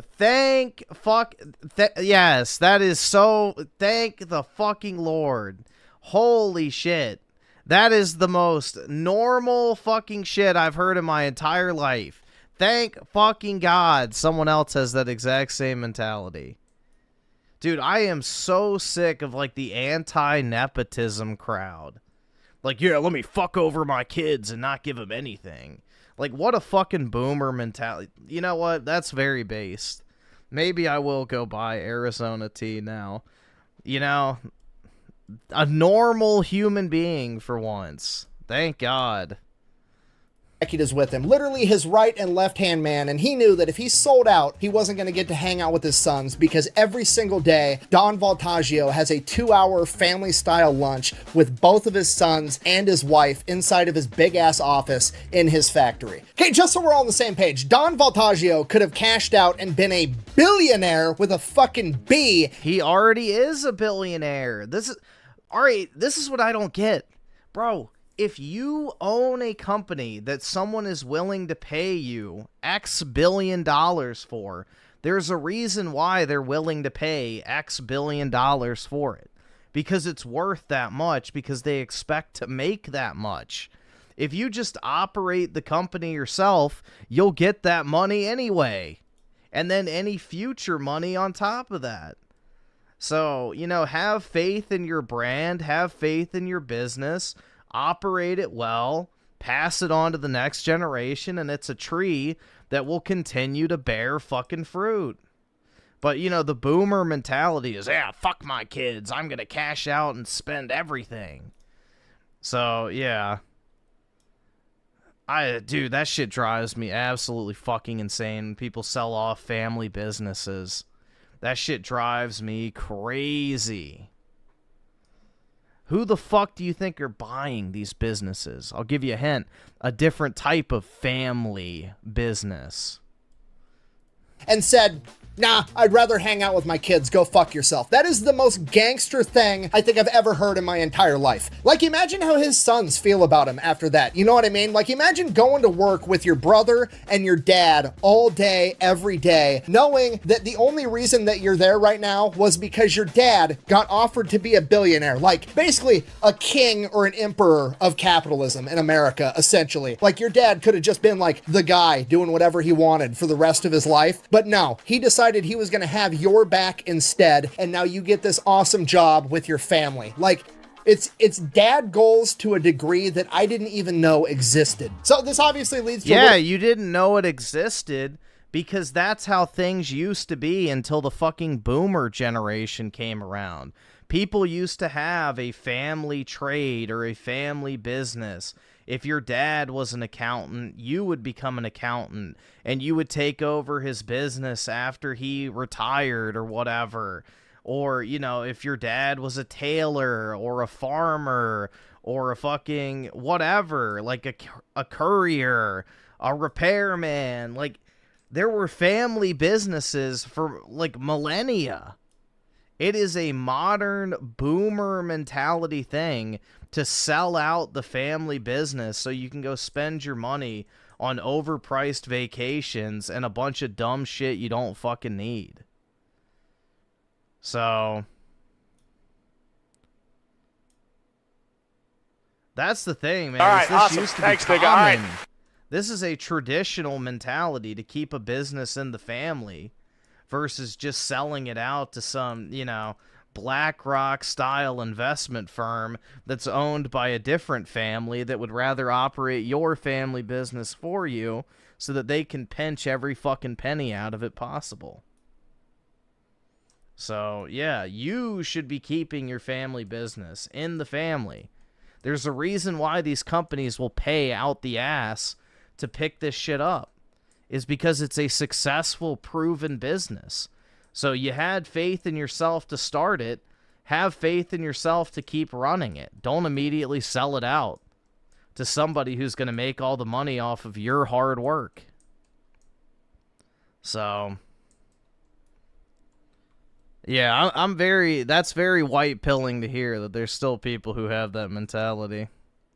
Little bit of a falling out between Don and John. John obviously wants to sell. He wants to take his money and run, which kind of understandable. So he's like, you know what? Fine. Don, you keep your half of the company. I'm going to take my half and I'm going to go sell it to some investment firm or something, and I'm going to get my money and I'm going to retire. To which John Voltaggio is like, no, you're not. Absolutely not. You are not about to sell half of my company to some investment firm that's going to want to take it public, and then an army of MBAs is going to march in here and try to tell me how to run my business that I built from the ground up when none of them have accomplished anything at all. Okay, I'm worried about taking care of my employees and my family and putting a lot of tea in pretty cans, and these MBAs are going to march in. Oy vey, the Dodge Brothers case says you can't care about your family, goyim. And that's exactly what happens when you take your company public. In here, and they're going to be worried about one thing, and that's getting a return on their investment, which is a fancy way of saying they're trying to make money for doing fucking nothing. So Don and John go to court and battle it out for the next 8 years. They reach a confidential agreement outside of court. Nobody knows what it was. Nobody knows the terms. Nobody really knows what happened. All we know is that John got paid out $1 billion, and now Don Voltaggio owns 100% of Arizona Tea as of 2015. So clearly, they just paid out $1 billion. It's been 23 years. They have to raise the price of the tea, right? Absolutely not. Nope. Don is 100% against it, and he's going to do anything and everything he can to not raise the price of the 99-cent can. What on earth could his reasoning possibly be? You know, I'm just going to let him tell you. Why not increase the price and therefore increase the profit? We're successful. We're debt-free. We own everything. Why have people who are having a hard time paying their rent have to pay more for our drink? Maybe it's my little way to give back. This dude's just a complete gangster. I don't know what else to tell you. That dude literally has woken up every day for the past 3 decades and just told inflation to go fuck itself. He's literally the only multi-billion-dollar CEO that came out and was like, you know what? I'll just make less money. That is completely unprecedented, okay? Like, I love capitalism. I think it is the greatest system that humans have ever come up with. That being said, it's got a ton of shortcomings, and it would be so much better if everybody acted like that. The problem isn't capitalism, it's a different type of ism. Buh! This is all a complete lie because last time I saw one at the gas station, it was over $1. Buh! Yeah, that does happen. That's actually the local store that you're at, marking the price up higher than MSRP. Arizona Tea still sells their product below $1 and recommends that they sell it for 99 cents. If other companies raise it more than that, Arizona can't really do anything about it. So yeah, if you're not picking up what I'm putting down, I'm trying to tell you that your local convenience store is scalping tea. It's the world we live in. So other than Don simply being willing to just make less money, buy a smaller yacht, if you will, what else is Arizona Tea doing to cut costs to maintain this price point? Over time, they've done quite a few different things, one of which is they actually changed from selling 23-ounce cans to 22-ounce cans. And the reason they did that wasn't by selling, you know, 1 less ounce of tea is going to save us all this money. They didn't. No, they probably just had empty space in the can. Really give a shit about the tea itself. What they did was they went to the can manufacturer and said, hey, we want you to make our cans thinner and use 40% less aluminum so that we save a bunch of money on the raw material end. So they actually ended up making the can a tiny bit smaller and then making it significantly thinner all the way around and having a different top so that they could save a bunch of money on the can itself. In addition to that, they also figured they could save a bunch of money on fuel by not delivering their tea during the day to all the different stores. All their trucks run exclusively at night. Okay, just so we're all on the same page, just so we're all hearing what I'm saying. In order for Arizona Tea to maintain their cheap price point for the rest of us, they're also gonna make us suffer by reducing the amount of traffic. This might be my favorite company on the planet. They need to add that to the marketing, honestly. Big cans, pretty, there's less fucking traffic. Thanks, okay, it's a nigga. trifecta. Okay, do you understand how crazy that is? Like, before, they were just saving you money. But now, in order to keep saving you money, they're also being forced to save you time, okay? It violates the laws of physics somehow. It has to. Damn, Neil deGrasse Tyson! How are you doing that? It's physics, Terry. It's physics. This is my new favorite company, okay? I don't even drink Arizona Tea. I'm starting today. Okay, that's it. That's all I got. I thought for sure Arizona Tea was gonna be up to something like every other company I look into, but no, they're not up to anything nefarious. They're not secretly being funded by the government. It's just Don Voltaggio, the owner, woke up every day for 30 years and decided to be a fucking badass. When they told him his 1-gallon jug of tea idea was dumb and it wasn't gonna work, he said, cool, I'm gonna go ahead and sell it anyways, and it worked. He believed in himself. When his wife designed this awesome can and they said nobody's gonna buy it because it's girly, he said, cool, I'm gonna sell it anyways. He believed in his wife and he was a good husband. When it came time to sell out, retire, and be a billionaire, he said, but then I'm not gonna get to hang out with my sons. He already is a billionaire, though. He spent $1 billion buying out the half of the company, so obviously he's got the fucking money. He had his kids back. He was a good dad. And when the time came to raise prices because everybody else was doing it, he said, like, do people not know what makes someone a billionaire? It's not having the actual billions in your bank account. It's that your asset portfolio equals $1 billion. Like, most people who are quote-unquote millionaires don't actually have $1 million. They have $1 million worth of assets, which is why there's so many millionaires in the U.S., is because of retail housing prices. So, because housing prices are so fucking high, you know, we have a ton of millionaires in the United States who on paper have like zero cash, but they have a shit ton of equity in their home. So, yeah, being a millionaire or a billionaire has nothing to do with the cash on hand that you have. It's the value of your assets. So technically he would be considered a lot poorer if he sold the company. Nah, I don't need to make more money. I'll just make less. He was a good person. And despite all of that, despite the fact that he did everything wrong and he put money last as the business owner and the guy running the show, he still ended up being a billionaire worth over $6 billion. And more importantly, he gets to have lunch with both of his boys every single day, which is something I don't think any other billionaire can say, and in a lot of ways that probably makes him the richest man on earth. So in my opinion, that's the key to Arizona T's success. Don't chase the money, chase the goal. The money will come after, even if the goal is something as simple as putting a lot of tea in a big can and making it pretty. Thank you for watching. Best way to support the channel is go buy some merch over at thefatelectrician.com. Quack bang. No, there's a another solution too, but you know, yeah. It's just, that shit blows my mind that people get rid of family businesses. I cannot stand that shit. My kids didn't earn it. I fucking hate them. What a bunch of fucking boomers, bro.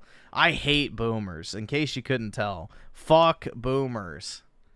They have destroyed this country in every fucking aspect, so that's nice to hear that there's at least someone with at least a tiny bit of, you know, Western values.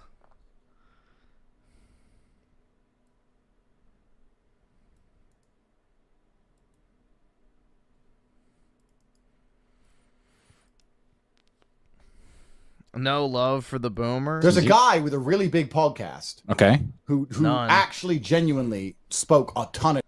Okay, let's see. And Shadow Evil with the 2. The guy has a great history videos on Maine. Definitely recommend. Oh, the guy we just watched. The guy we just watched, or somebody different? And PKDC with the 5. Yeah, we can check it out. Nero Redwood with the 5. The company I work for is family owned. For the most part, the son of the original owner a few years back became the head honcho after his pops retired. Yeah, that's the way it should be, man. That's the way it should be. I did not miss your second super chat, PK. I literally just read it. I said we can watch it. If you just put the name of a video in the thing, I don't need to read the whole thing.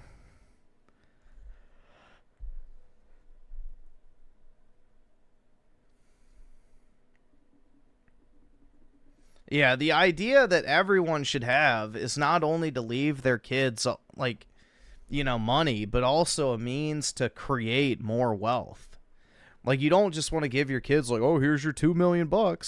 Like, you're much better off giving your kids a way to generate money long term. Shit about me. Okay, go on. Insulted me loads, saying I'm an incel and I don't get pussy. Jesus Christ. This guy on the left said I don't get pussy. Okay, show me. No, Tristan. He actually was saying this guy doesn't know about girl. That guy.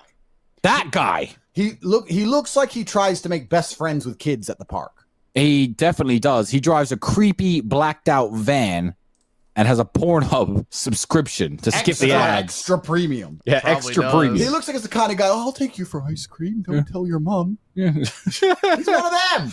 Yeah, Weird. he He supposedly has a big podcast. I had no idea who this guy was, right? So someone sent me this link. I looked it up. There's this heifer, this out-of-shape dude, and then there's some other really out-of-shape chick. And then I realized, obviously, they're just jealous because they're both obese. No, here's the thing. You know what? I'm going to defend him. Can I defend him for half a second? If I was him, I'd hate us too, or you. I don't know if he came at both of us or you. I don't watch his fucking channel. I don't watch fat dudes. Why the fuck would I listen to him? If I was him, I'd hate us. I'd hate you. Of course he does. Of course he does. Don't get mad at the dude. He's fat. He's short. He's clearly lonely. He's wearing fucking baggy ass shorts. Was he American? He looks fucking amazing. He's dressed as American. Yeah, I'm in my tailored $10,000 suits without a geeky hat on. I haven't got a pedo mustache. I got all the women. I got money. I got the Bugatti. I got the jet. It's true, but no. Of course he hates us. Of course, but it's just an amazing lack of self-awareness for somebody like that. It's actually almost an impressive lack of self-awareness for someone like that to look at someone like me, who's as accomplished as I am, with every genetic gift God can possibly bestow, and to sit there with your gut. Well, other than a full head of hair, and we can go into other things too, but the weak chin as well. Let's see. Spectacular Umbreon with the 2. Modern Wealth or stocks and Bitcoin. I wouldn't so much say Bitcoin. That's more of a speculative asset. The definition of wealth is a means to generate money. So the difference between being rich and wealthy is being rich just means you have a lot of money. Being wealthy means that you have a lot of money, but also it means that you know how to generate that money. I think stocks are basically the equivalent of what I was talking about is like a family business. It just represents ownership of a company. Now, yeah, that's great. The problem is you don't control that company. So, yeah, you can have stocks, but at the end of the day, what is a stock? It's an ownership stake in a business. So, passing on a family business is the equivalent of just passing on stocks. Only you actually own and operate the business yourself and therefore reap all the rewards and have all the decision-making as well. But, yeah, I mean, it's basically the same thing. A stock at its core is just basically ownership in a business. So, it's just an added step. Literally sit there with your gut. Okay. I go, this guy doesn't. He doesn't get women. Like, I don't know if he's just like, it's actually an incredible, it's actually almost an impressive level of delusion. Yeah, well, let me ask a question. Let me ask a question to people like him who will say shit like that about people like us. Men complain all the time, oh, women just like guys with money. Women only like guys who are 6 foot plus. Women only like guys who blah, blah, blah. Everything you guys complain about women only like describes me. So if the women aren't fucking me, who are they fucking? You? The short, poor guys? People are, oh, women only like money. Women only date you if you're 6 foot tall. Oh, the Tates don't get laid. Damn, bro. The short, poor guys like myself were shit out of luck. How the fuck do you connect those two things and make them make sense? I'm 6'4", 110 kilograms. I got my fucking muscles. I got my cars. I got my big ass house. I got the jacuzzi. Would you like to come on a date and drink some champagne, sit in the jacuzzi with me? No, I want to date the fat guy with a podcast who's short. If they're not fucking me, who are they fucking? So I have genuinely not watched the episode. All I know is he was insulting me. I actually tried to watch the episode to do like an important rebuttal. But bro, you know what the worst thing about him? The worst thing about him is not only is he a mouth breather, because he's really overweight. But worse is he's not even intelligent. He's not compendious. He can't even do as we do. He can't even speak quickly. So he's one of those guys who does a podcast. Is like, hey, yeah, so this guy's got a YouTube channel. He tries to get girls. And the thing is, his viewers will agree because the type of person who watches that kind of guy for entertainment is that kind of guy. His brain is so slow; he can't even speak quickly. And I'm trying to watch it. Guarantees poor. I got stuff to do, right? I'm a fast guy. If I sit down, I want to. Okay, tell me the information. Insult me, get it over with. So I'm sitting there, and I'm just. And anyway, I looked at this YouTube. I was like, I can't even watch this. It's fucking awful. Like, you need somebody to do a super edit. I ain't even mad. Of course people like that. You know what? If people like that didn't hate us, we're doing something wrong. Someone said to Google Ethan's wife. Ethan. What is this? No. Hila Klein. What the Wait. Hila Klein. Jesus! But he used to be a bit... No, I know the guys can't see my screen right now, but he used to be quite skinny. So what? He just got fat? I mean, his wife was always basic. Turbo basic. Oh, my God. Seriously? Seriously? All right, let's do this. Pow, Mr. Producer. You can't even steal that guy's wife because we cannot be seen with a woman of that caliber in the compound or in public. But what if she holds the camera really You know what? I think we might fire Scott Adams' wife and hire Ethan's wife. Should we do that? So this is it. This is his wife. We don't get girls, and this is his wife. Let me tell you something. Ethan, I would rather sleep in a bed by myself every night for the rest of my life than marry a woman who looked like that. That's right, Ethan. So even if I didn't get girls, I'm doing better than you. That's negative girls. That's minus girls. Jesus Christ. Right. So sort your life out, son. But you know, sort your life out. Yeah, I definitely relate to that sentiment with a lot of the, women, air quotes, that people simp out for.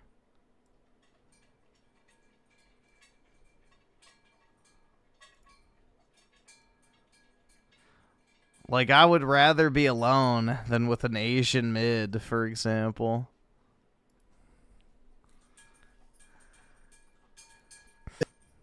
Ethan Klein.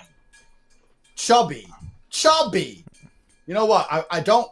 We're getting so much flack lately. We're getting so much hate. Yeah, the hate's coming real. I don't Thick and have. fast. We don't have time to watch it because we're getting so much hate so fast. So I Yeah. don't watch any of it.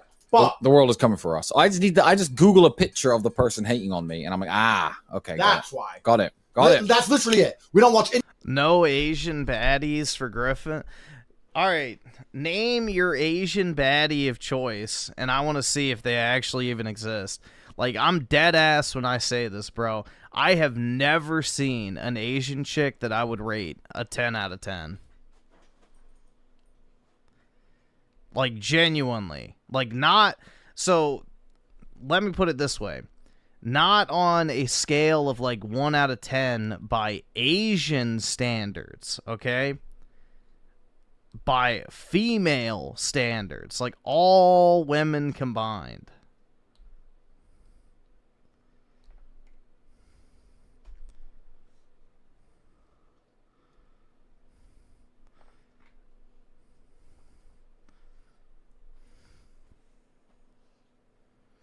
So, I don't know, man.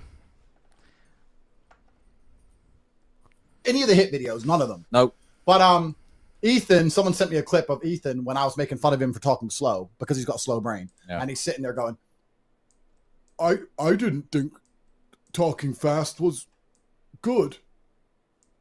I didn't even see that. I Bro, don't. He can't, even when he's mocked for being a fucking dullard with a slow brain, he can't talk any faster. If me and him were to have a debate live on a podcast, he would get annihilated, verbally assaulted in a way he wouldn't be able to even repercuss. You know, I have to say something. He would just stand there and get annihilated, and he'd be like, I'm not fat. Yes, you are, G. Yes, you are. And Ugly's moving the camera. Look at Ugly. She's here moving it. You know what? I have to say, I actually have to give some credit, and I'm very actually happy for the trend that KSI and Logan Paul started. Because now when people beef on YouTube, you can say, fight me.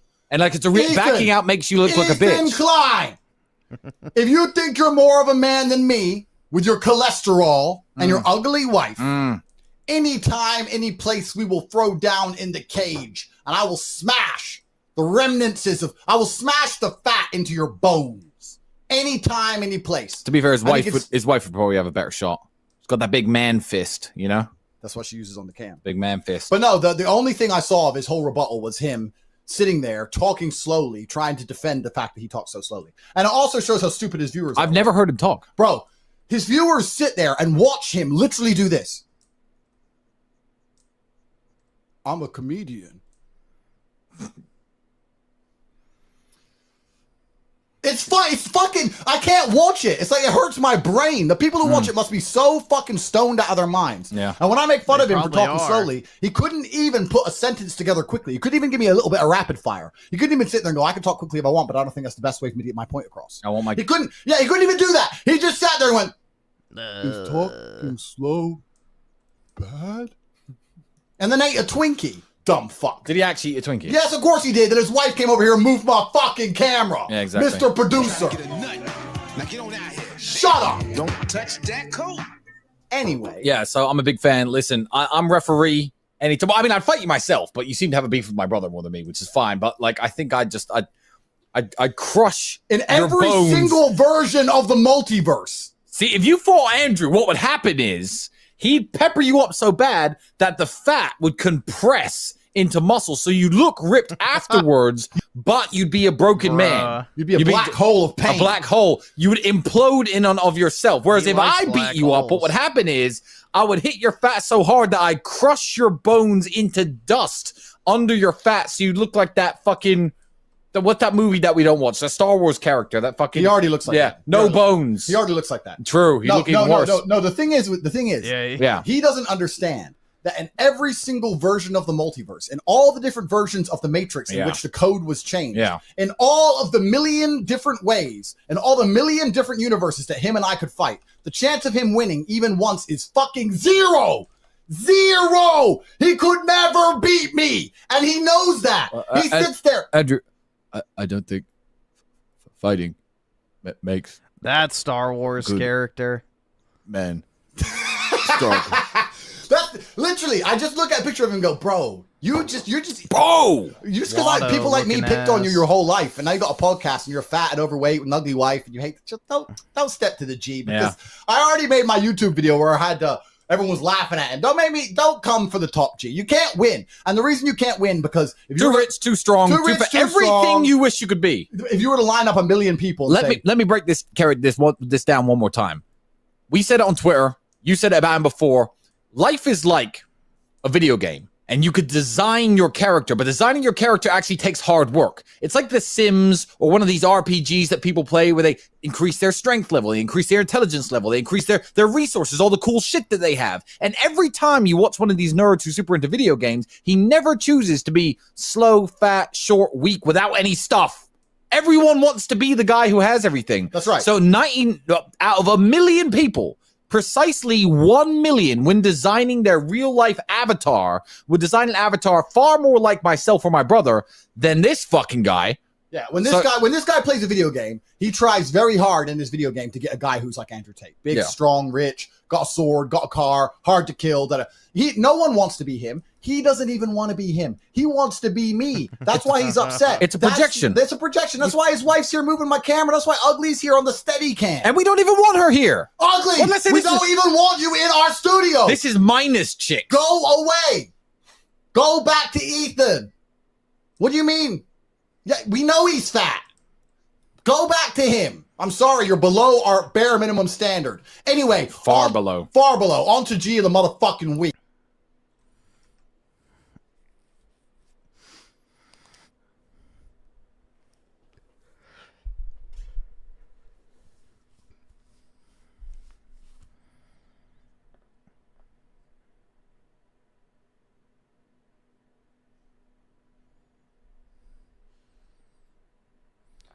If the Matrix Troon coded, doesn't that destroy... Well, they later trooned out. It wasn't originally a Troon creation, so...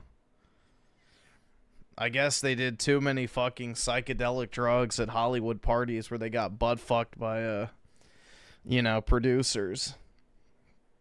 That it changed their brain chemistry.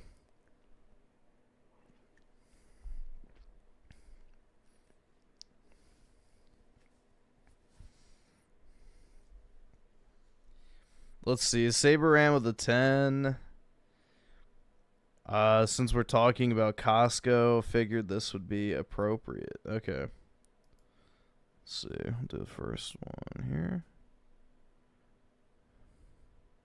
Today we're talking about the most effective firearm of all time. This episode shout-out goes to Big Mike's Little Donuts outside of Fort Campbell, Kentucky. Ladies and gentlemen, the American grunt has had a love affair with the 12-gauge shotgun since World War I, where it was standard issue, as well as World War II and Korea. Then in Vietnam, they tried to quit making it standard issue because it wasn't lethal enough, at which point it became a standard practice for most grunts to actually bring their own personal shotguns from home and use that instead. Because, well, when the bushes start talking, you might as well hit all the bushes at once. If you don't know what I mean by that, I'll explain. Shotguns don't shoot bullets, they shoot shells. There's a lot of different types of shells, but today we're talking about double-aught buckshot, which is this right here. It's basically 9 ball bearings that when fired, they go fucking everywhere. It's like having 9 guys with muskets fire in a general direction all at once. As you can imagine, having a ball bearing cannon would be extremely effective in close quarters. That is why they were originally issued in World War I, because World War I was primarily fought inside of trenches, which was an extremely narrow pathway in the ground. Now, World War I was also extremely brutal because it was the first time the bad guys had ever brought things like flamethrowers and mustard gas to the world stage. Now, it's also worth mentioning that World War I started in 1914, but America didn't officially get involved until 1917. Because, well, the number 1 seed in the tournament bracket always gets a bye the first round. Now, ladies and gentlemen, this is the Winchester Model 1897 12-gauge shotgun and its war crime consigliere, the Model 1917 bayonet, which apparently they let fucking Danny Trejo design. Now, this particular shotgun is very special because it's only the second pump-action shotgun ever made, and it did not incorporate a safety feature that is known as a trigger disconnect. Now, a trigger disconnect is what makes it so you have to pull the trigger every time to fire the shotgun. And since this particular shotgun is lacking that, you can just hold the trigger down and every time you pump it, it fires. Nice. Meaning that you can fire all 6 shells in a matter of seconds. Now, if you're not picking up what I'm putting down, I'm telling you that the United States government gave a bunch of 18-year-old young men that hadn't seen women in months a gun whose only destructive capacity was limited by their ability to do this. Well, dude, I haven't seen women in months, so am I a danger too? Needless to say, it was pretty fucking effective. Now, that is a technique called slam firing, and when you combine the grunts with a gun that can do that, it immediately earned nicknames like the Trench Sweeper, the Trench Broom. This thing un-German engineered so many bad guys that they had to claim it was a war crime to use a shotgun. These were the same bad guys that were using flamethrowers and chemical warfare, so we just kept using them. At that point, the bad guys started a propaganda campaign claiming that the Americans were barbaric and unskilled with a rifle, and that's why they would use such a weapon. After that didn't work, they claimed that if they caught any Americans with a shotgun or shotgun shells, they would be executed. To which the American government basically responded with, if. Now, just for clarification, it is not and never has been a war crime to use a shotgun. But that is almost exclusively because the side America was on won. If the bad guys had won, they would almost certainly make it a war crime, because it's only a war crime if you lose. In conclusion, if you ever go toe-to-toe with an American grunt wielding a war crime stick, he's probably going to have That's why I laugh so much when people cry war crimes. It's like, bro, the only crime in a war is to lose. That's it. The only crime that exists in war is to lose. So, yeah, it's like all the Free Palestine people, you know, screeching about war crimes and shit. It's like, bro, fuck off. War crimes are literally a psyop to, like, prevent the military from being more effective. Boo fucking who. Like, I'm so sick of a bunch of libcocks crying war crimes every single fucking 5 minutes. The only crime is to lose. Period.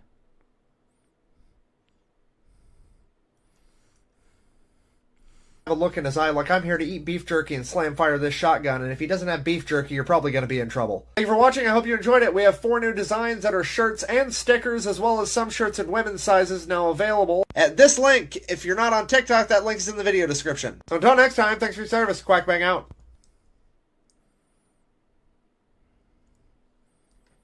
Rules to war make no sense. Yeah, exactly. It's retarded, man. It does make no sense.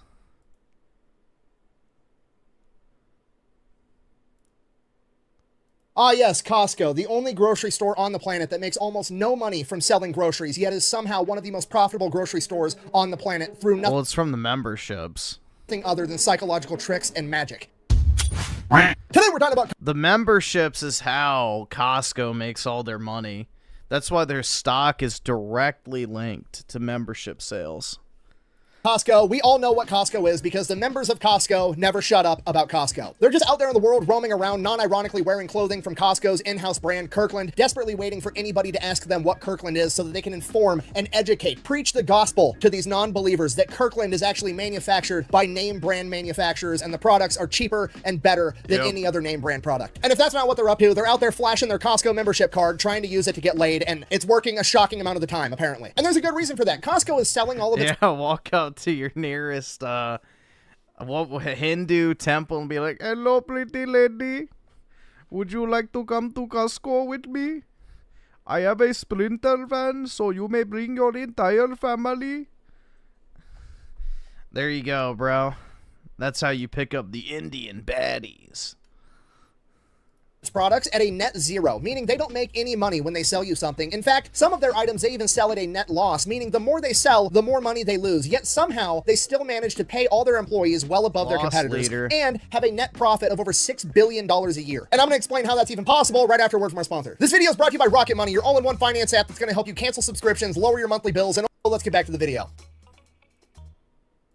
There's a baby monitor in my office. All right, so Costco. Our story begins in 1954 with a man by the name of Saul Price who convinces his mother-in-law to buy a warehouse as an investment property. However, mother-in-law wasn't a commercial real estate mogul and had no idea what to do with this warehouse. So Saul Price is like, you know what? Fine, I'll rent the warehouse from you and I'll put a business inside of it. Don't know what it's going to be yet, but I'll figure it out. He then stumbles across a brilliant business known as Fedco, which is essentially a large in-bulk grocery store that offers very, very cheap groceries to its members. And the only way that you could be a member of Fedco was to work for the federal government. So Saul Price approaches Fedco and is like, hey, you guys have a great business model. I've got a big empty warehouse. Let's partner together. We'll make this a Fedco also. It'll be great. Fedco is like, nah, we're good. At which point Saul Price is like, okay, that's fine. Well, I'm just going to steal your business model because you can't patent selling groceries at a discount to members, so I'm going to open up my own equivalent of your store called FedMart. The only difference is instead of selling groceries cheap to members, I'm going to sell groceries really, really cheap to members. Like, I'm almost not going to make money off of selling groceries, and I'm going to charge them a $2 membership fee. Okay, and this business model seems kind of weird, but it's actually genius. Okay, Leonardo da Vinci once said that simplicity is the ultimate form of sophistication, and that's what's going on with this business model. If you don't know, grocery stores are probably one of, if not the most competitive retail environments on the planet. The profit margins on food in grocery stores is so razor thin, it's crazy. And what FedMart has done with this business model is essentially said, I'm not going to compete in this highly competitive environment. I'm going to sell my groceries at net zero. I'm not going to make money. I'm just going to break even on everything I sell, and I'm going to make all my money off of charging a monthly subscription fee of $2 to let everybody shop at my grocery store where my stuff is the cheapest because I'm not making any money off of it. I have no profit margin there. So if the customers shop here enough, they're going to save enough money to offset their membership fee, saving money overall. I'm going to make money, and it's a win-win for everybody. In its first year of business, FedMart does 4 times its projected amount of profit, and they end up opening a bunch of more stores within a couple of more years all across the United States. Within 5 years, by 1959, FedMart goes public and continues to be outrageously successful. Fast forward to 1975, a German conglomerate company buys up the majority of the stocks in the stock market, and they assume control of FedMart. Now, these German investors assume control of the company, and naturally, they're like, wow, what a brilliant business strategy. It's so simple, it's physically painful. All I have to do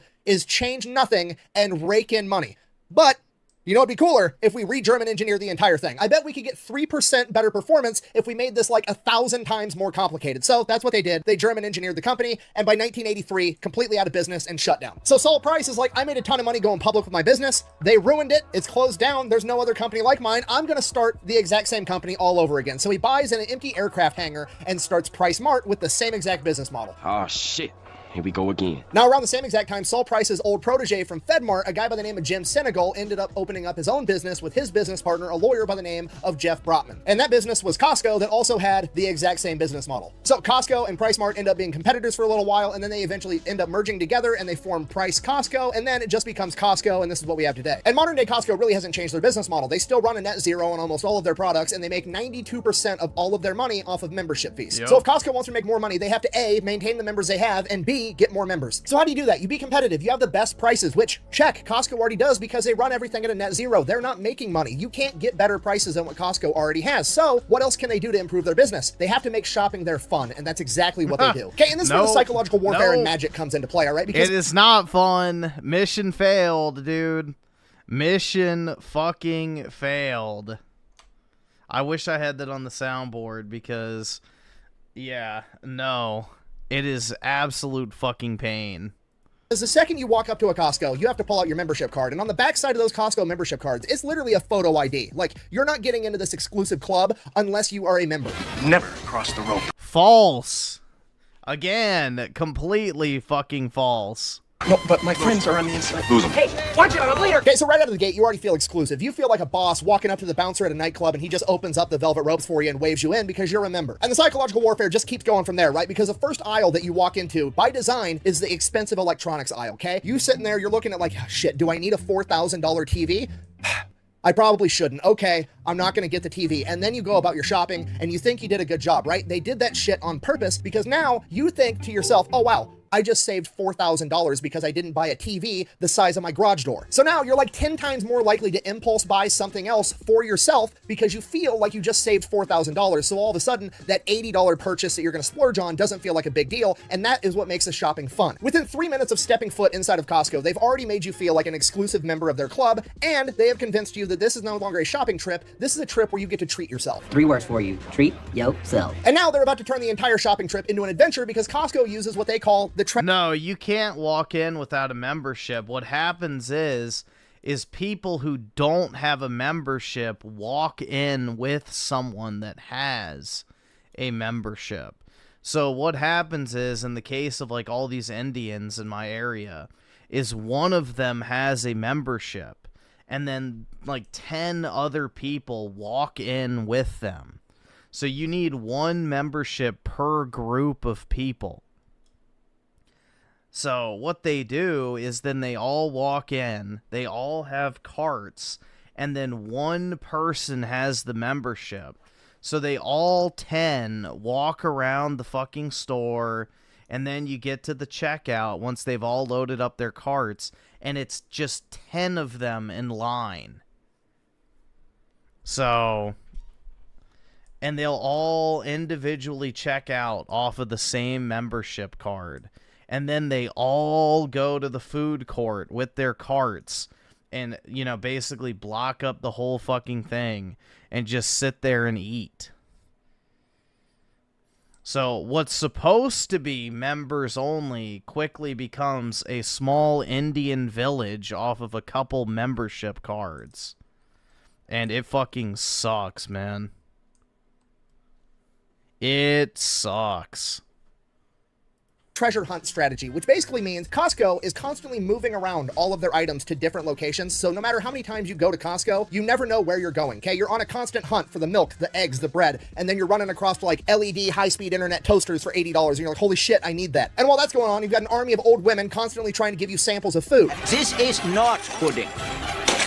And while that's going on, there's no lull in the action. There's never a delay in the adventure that you're having because Costco doesn't have very many items, okay? Costco, on average, has about 3,700 different items available in one of their stores compared to, like, Walmart that has over 50,000. Okay, this 3,700 items and 3,000 Indians. means there's no choices to be made, right? A normal grocery store has an entire aisle of 700 different types of salad dressing. You know what Costco has? A fucking pyramid of ranch. It looks like you're getting the ranch, huh? Keep the adventure moving. But I like having a lot of options. No, you don't. I know you think you like options, but you don't. People's actions say otherwise. Almost nobody appreciates having options. Watch this, I'll prove it to you. I'm gonna call my wife and I'm gonna very tactfully give her 0 options about where we're gonna go to lunch today. And then I'm gonna call her tomorrow and I'll edit it in and I'm gonna give her all the options in the world and we're gonna see which one she actually prefers. Hello. Hey, guess where I'm taking you for lunch? Where? Mexican restaurant. Ooh, okay. I'll be ready in 15 minutes. All right, love you. Love you, bye. See you in 24 hours. Hello. Hey, I'm hungry. Where do you want to go for lunch? I don't know. Do you want Chinese? No. Mexican? No. Burgers? No. Italian?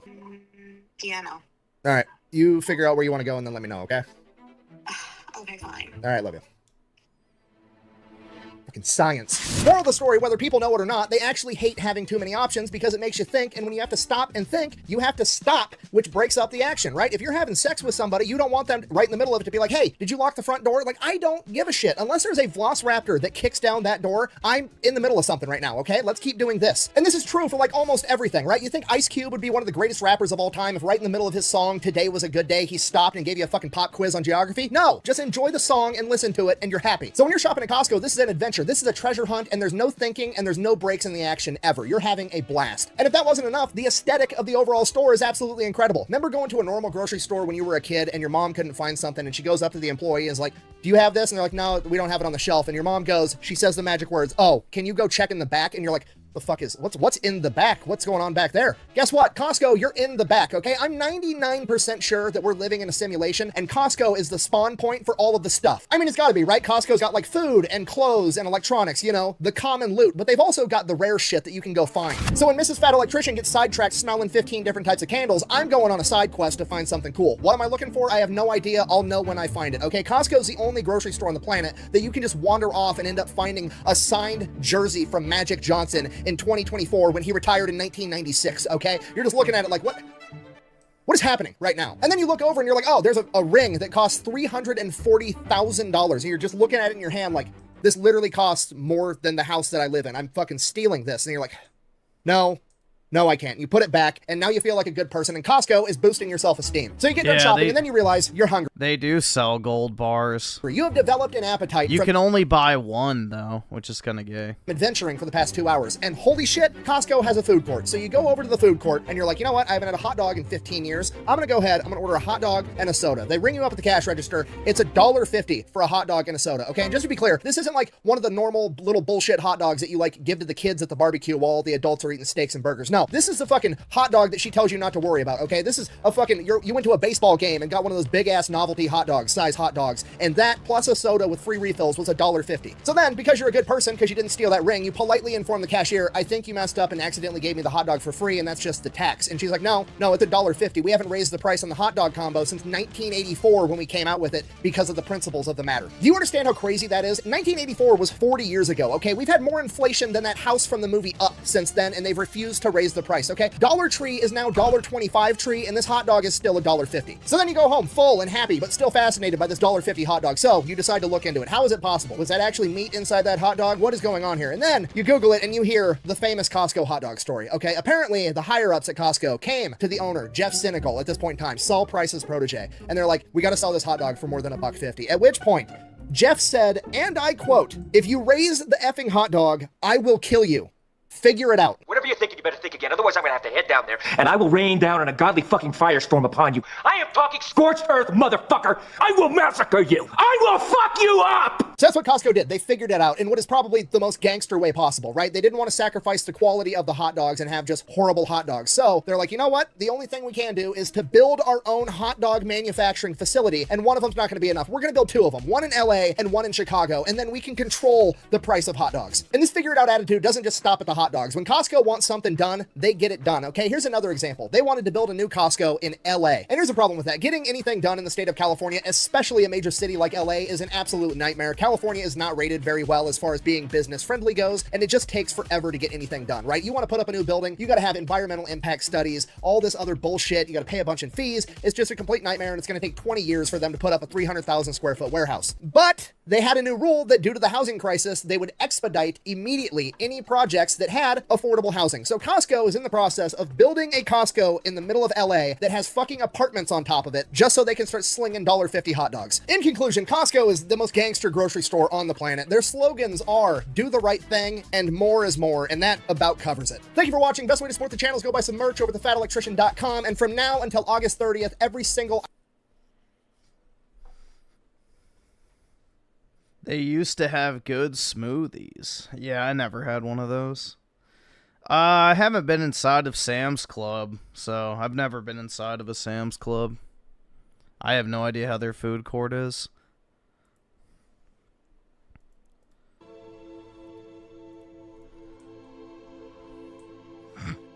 Oh, shit. Oh, that didn't feel good.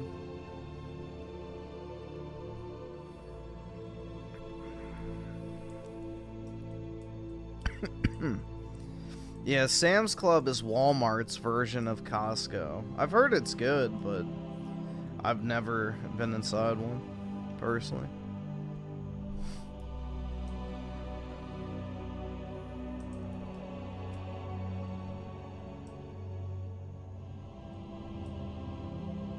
Well, isn't Sam's Club like super cheap to join? It's like 20 bucks or something.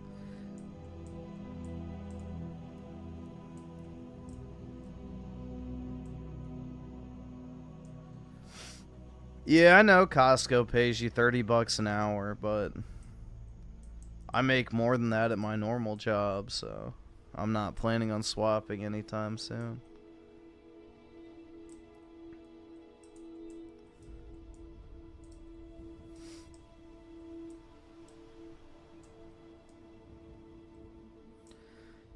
Yeah, I've been inside of a BJ's.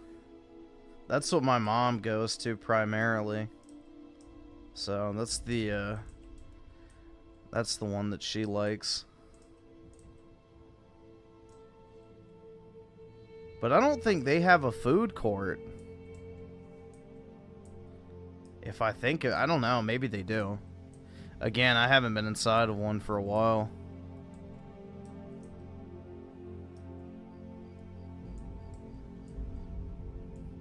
What's BJ's? It's, I think it's short for Berkeley and Jensen's or something like that.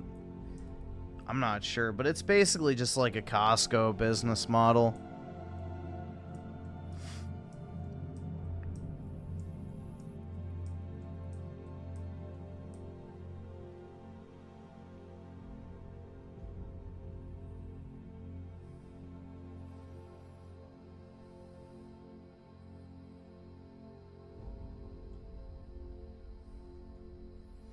Imagine taking a chick out on a date to the Costco food court. Yeah.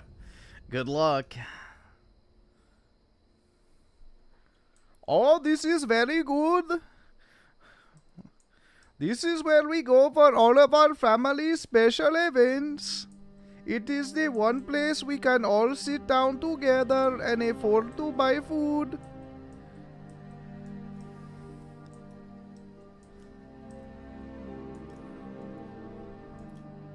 Though we cannot eat the hot dog because it is made from God.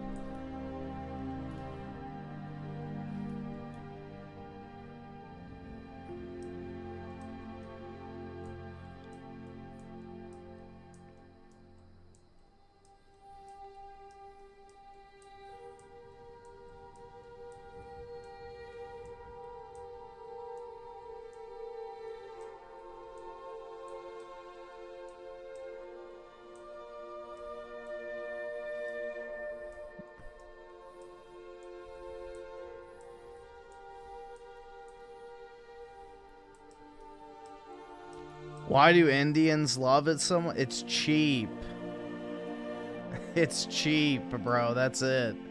That's the only reason why they like it.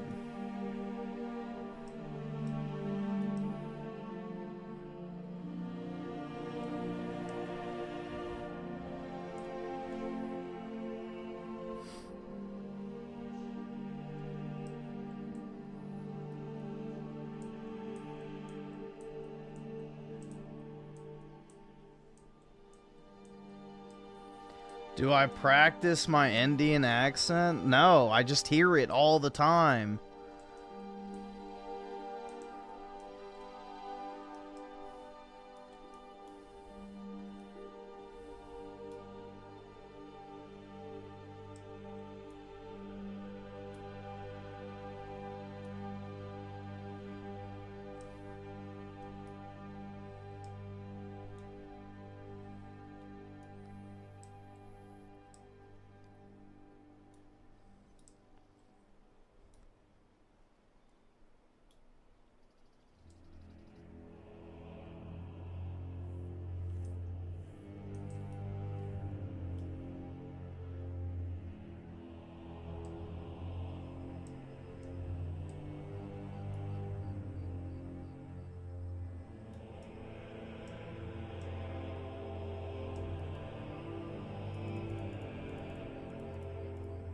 Yeah, that's what most women want on first dates is free food.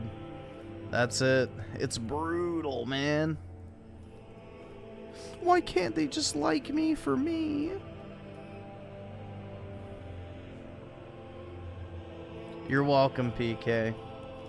I'm happy to do it.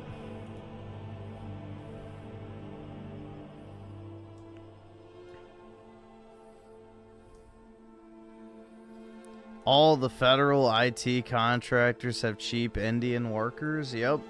So they can pocket the massive discrepancy in the, you know, contract value and the actual execution cost.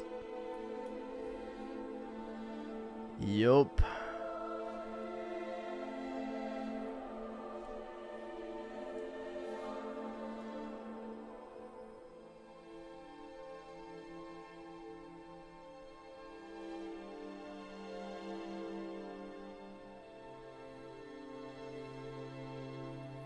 Would I do a coffee date before going to an actual restaurant first? No, because I don't drink coffee.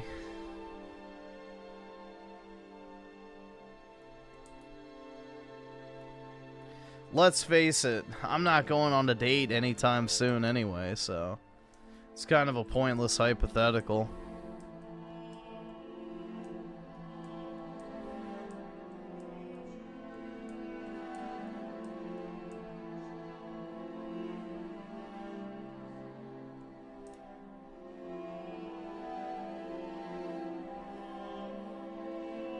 You have to admit they were pretty All right, funny. awesome. Thanks, nigga. All right. Yeah, Andrew Tate is pretty funny, so especially when he talks shit.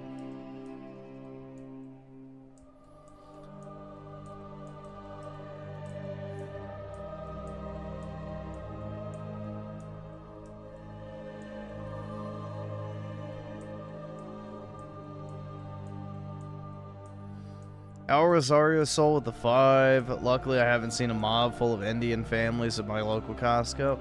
Yeah, it's just my area, bro. There's a ton of Indians, so fresh off the boat ones too, so yeah, they have like the massive, just like, you know, extended family bumming off of one membership card, and it's like so packed you can barely even move around the store.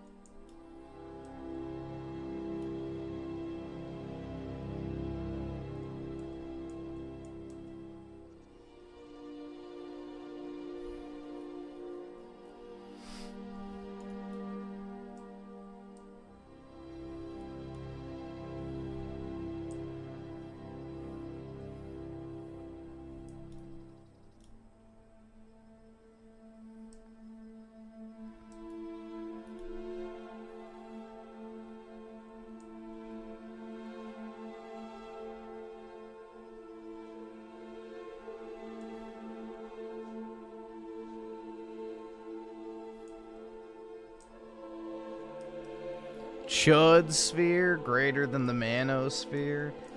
Who even would be like in the manosphere? Would Andrew Tate be considered the manosphere?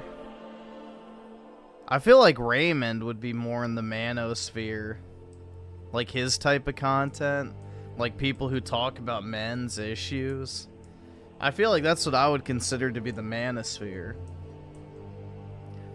Is like the sensitive guys who talk about dating and shit all the time. I don't know.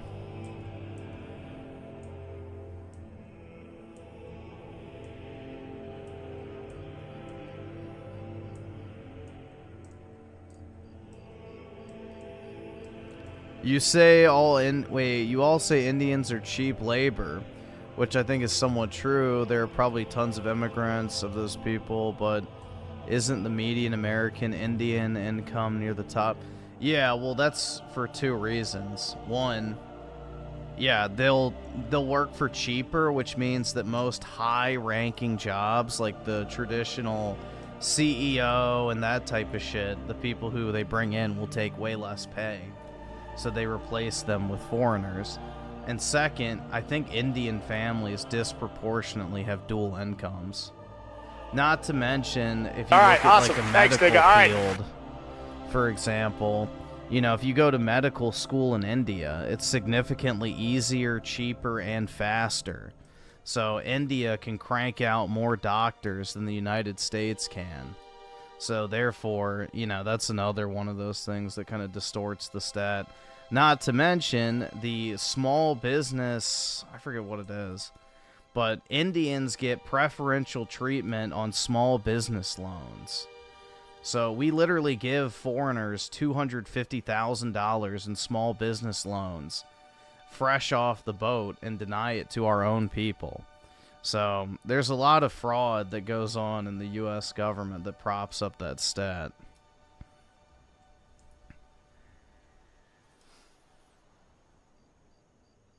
Yeah, there's a lot of multi-generational families as well, too. Yep.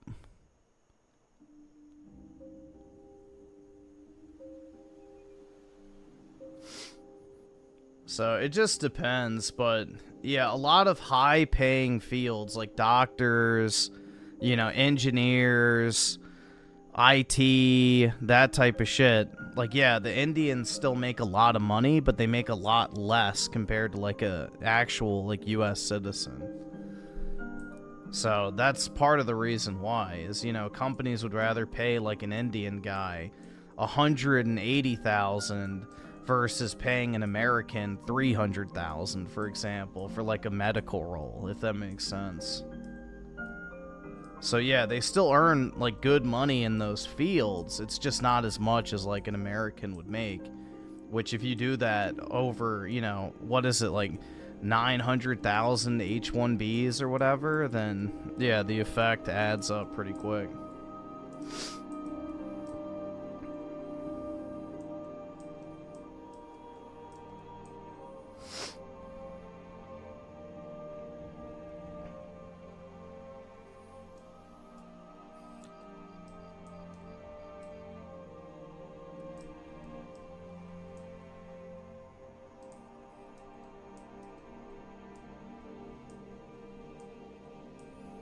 Nero Redwood with the 5. I'm rather hyped to have... Wait. Holy shit, I can't read. I'm rather hyped to a degree for Octopath Traveler 0. I just hope the village building system isn't Fallout 4 levels of obnoxious. Yeah, I wouldn't think so, but I have no clue.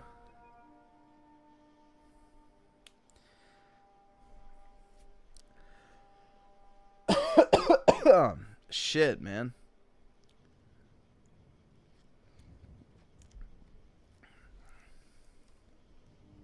Yeah, it's $100,000 and then I think a $150,000 salary floor as well, too. So, yeah, basically all in, you have to pay $250,000 a year to bring in an H-1B.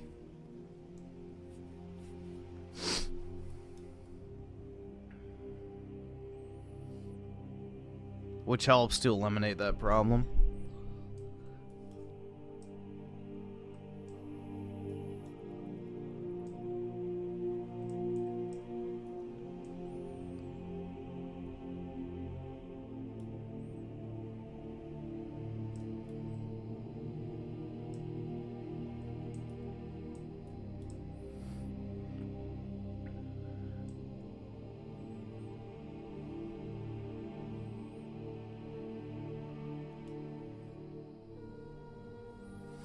You're a chud and an incel? Damn, man.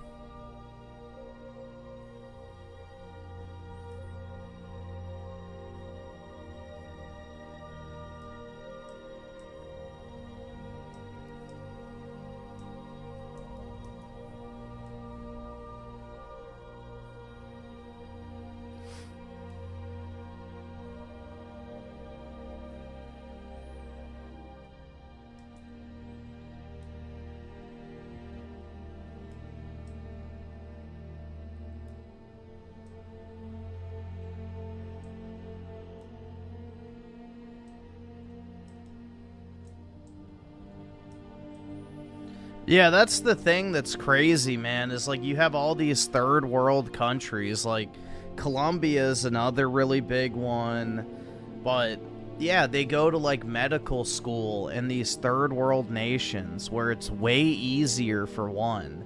It's also way faster and way cheaper. And because they're a licensed doctor in a foreign country, they can move that credential over to the United States. And therefore, you know, they create this illusion that we have a shortage of doctors in the US because they don't let white people get into medical school. Whites and Asians are actively discriminated against in, you know, medical school admission in the United States. So they manufacture this medical industry shortage to then justify importing a bunch of cheap foreign doctors who are not actually qualified by United States standards to be practicing doctors in the United States. So there's so much fucking fraud and corruption that goes on in our government, man, and education systems and everything. It's fucking wild.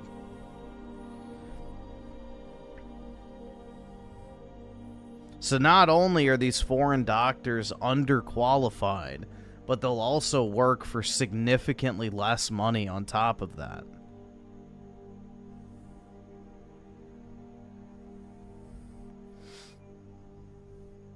Yeah, when I say Asian, I mean like US Asians, but yeah, typically Chinese, Korean, Japanese, that type, yeah.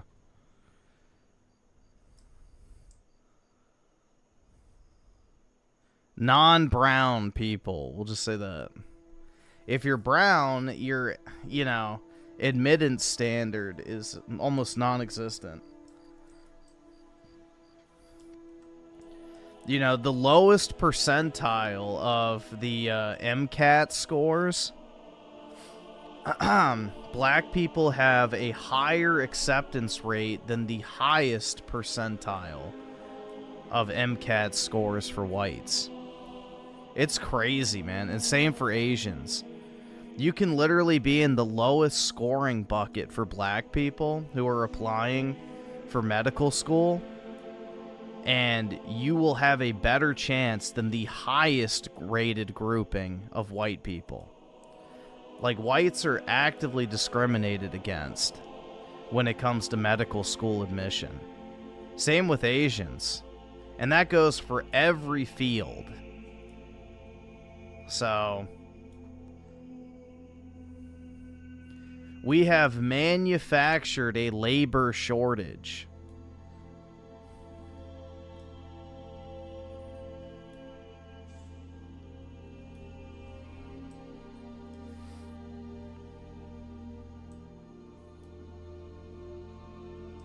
Like, here, let me see real quick if I can find it.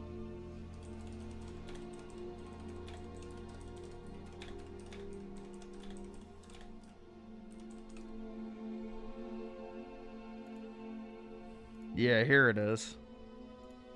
Look at this shit, bro. Crazy. So you can see Asian acceptance rate for an MCAT of 24 to 26, GPA of 3.2 to 3.39. 6% for Asians, 8% for whites, 31% for Hispanics, and 56% for black people. So the highest grouping of Asians and whites has basically the same acceptance rate as the lowest grouping of blacks. No one can say with an honest, like, fucking even inkling in their fucking heart that there is an actual shortage of qualified medical students in the United States. Whites and Asians are actively discriminated against.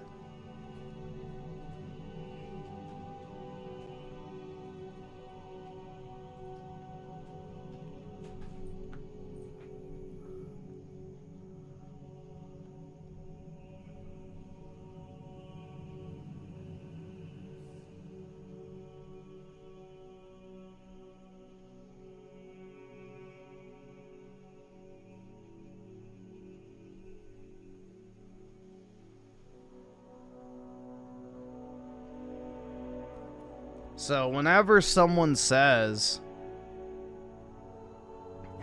we have a medical shortage in the United States, it's pure fucking bullshit.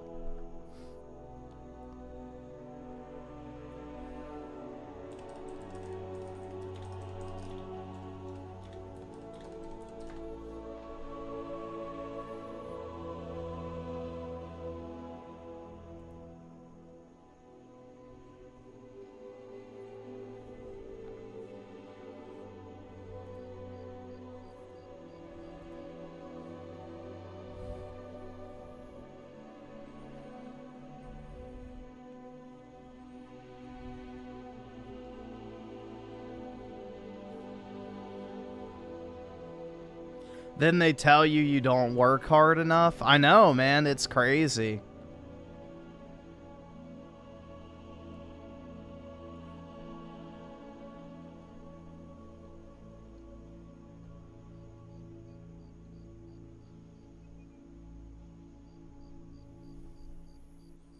White people are actively discriminated against in education, in the workplace, in criminal justice, everything.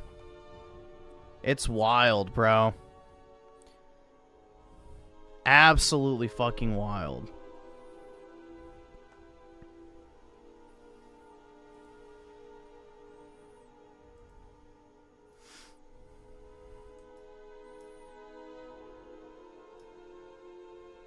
Do you think right, a awesome. white Thanks, person nigga. All who was arrested for 51 different crimes would be allowed on $0 bail?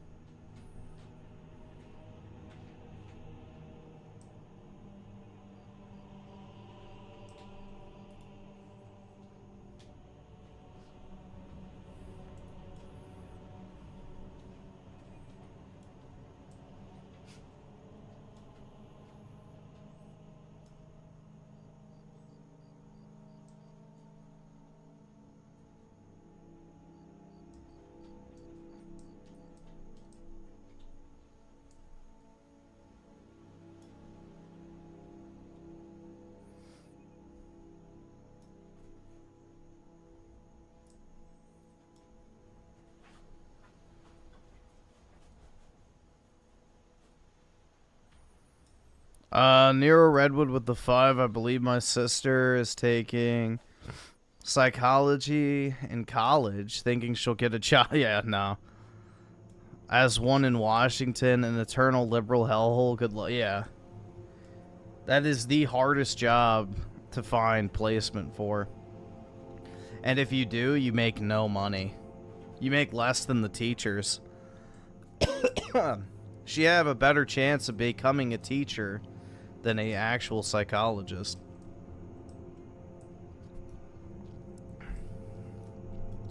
Like, unless she becomes a psychiatrist, she's gonna be broke.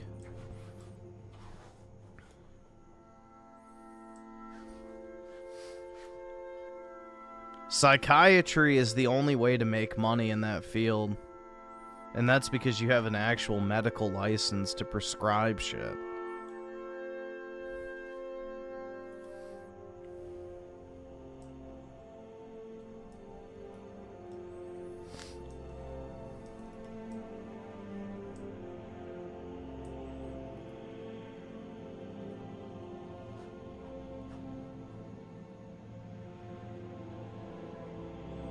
The fuck was I even gonna grab? I forgot.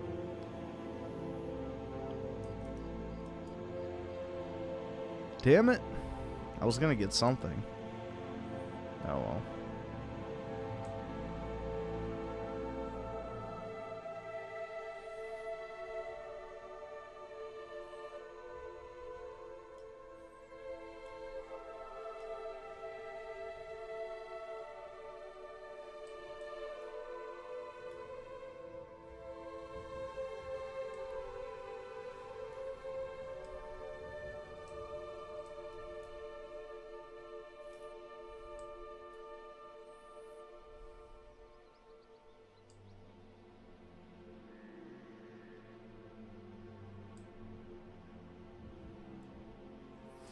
Yeah, it's kind of like an Egyptian Mesopotamian city.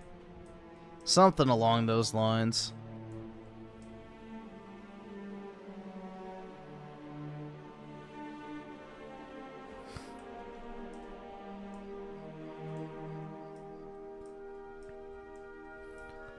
I laughed when someone said if all manufacturing came back to the US, then that means that average people will need to make this cheap stuff. Dude, that's the thing I hope that the tariffs, like, actually do, most of all, is change people's buying habits. Like, bro, people spend so much money on shit they just do not need. Like, the amount of Chinese crap that the average person buys that they just straight up don't fucking need is sickening to think about. There wouldn't be a single poor person in the United States if we just stopped buying shit we don't fucking need. Period.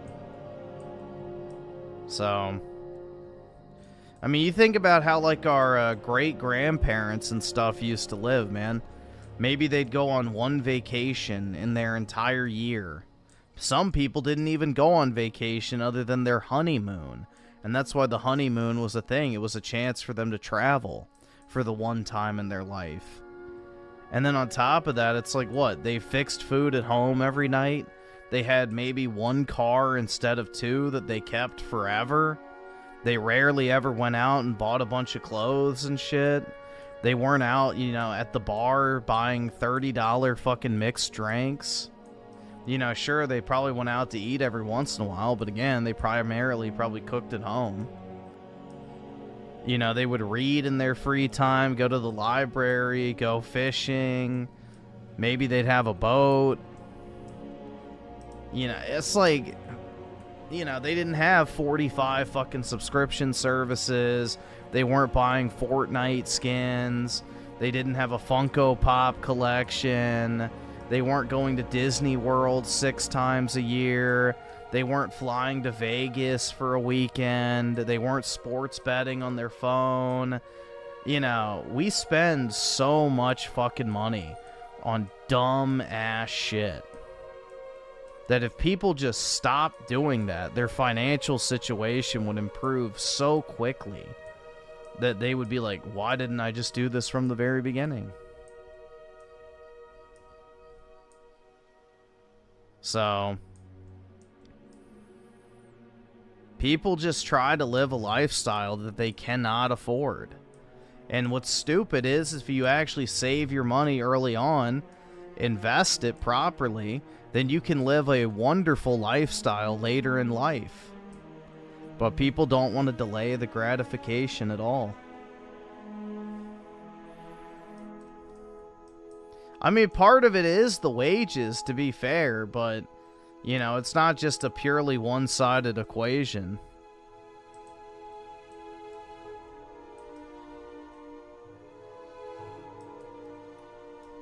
I mean, especially women, bro. Women spend so much money now. Women make up 80% of consumer spending. Like, that is insane, bro. You know, 50% of the population spends 80% of the money. Like, that's I don't know, man. Most women are still in, you know, college debt. They don't even have a, like, reasonable timeline to pay off their student loans.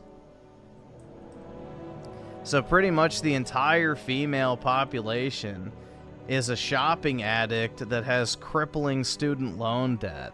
And probably credit card debt, too.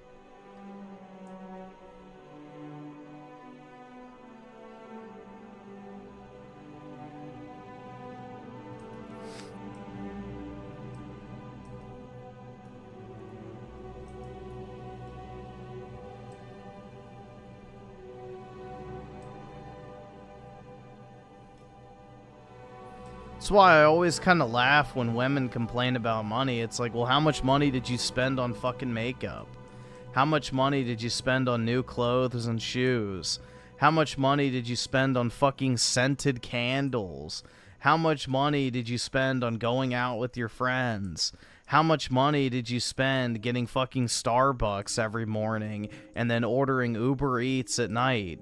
You know, how much money did you spend going on a vacation with your girlfriends over the weekend? Or how much money did you spend on getting your fucking hair done at a high-end hair salon? Or getting your nails done? Or, you know, going out and just spending money on stupid fucking shit.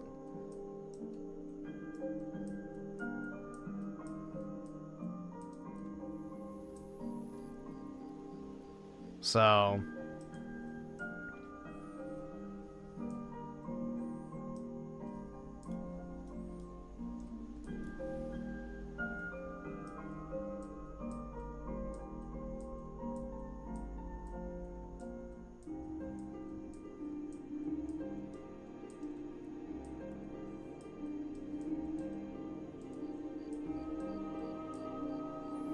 My sister had so many clothes that it actually broke the bar inside of her wardrobe. She also has a psychology degree but works teaching movie stuff. Interesting, yeah.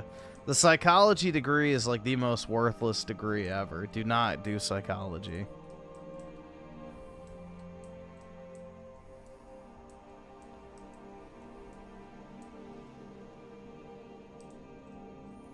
Nah, dude, she doesn't get paid getting plowed by Chad. She pays to get plowed by Chad. Chad doesn't have to pay to have sex. Women will spend a shit ton of money to try and attract Chad. It's the other way around. They spend a bunch of money to try and get Chad to notice them. So...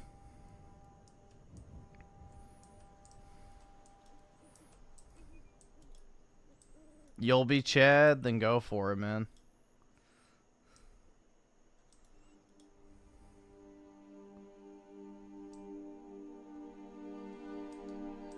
No, it's because women have an addiction to self-diagnosing their problems.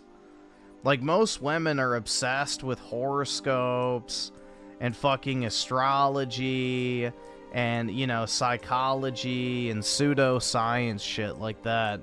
Because they're obsessed with self-diagnosing their problems. because they love to make up excuses for everything wrong in their life versus actually, you know, facing the fucking music.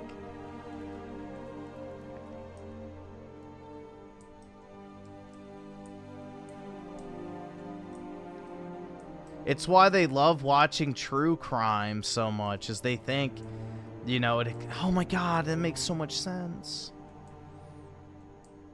They love feeling like they have some sort of actual knowledge on the topic. Yep, every guy they date is a narcissist or a psychopath. Yeah. It's like, yeah, no. Maybe you're just the problem. I don't know. But yeah. Anywhere else you can assign blame. That's what they're looking for.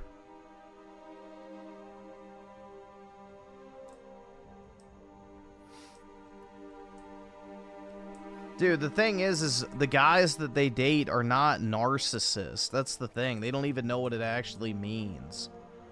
It's like how every woman says that her boyfriend gaslit her or whatever. It's like, okay, do you even know what that means?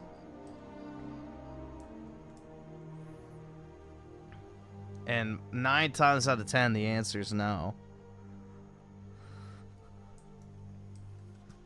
Most of these bitches are the actual narcissists, man. It's crazy.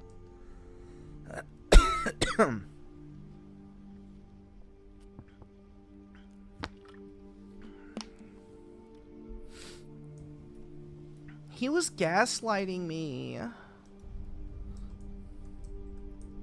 I think he wanted to put me in his trunk and rape and murder me. They fantasize about it, bro. The female mind is a scary place, dude. As soon as you learn that the majority of women have a legitimate rape fetish, it's like, oh my god. Yeah, that's the reason why every guy they date is a narcissist, because they fantasize about it. They want to be physically and emotionally abused on their own terms.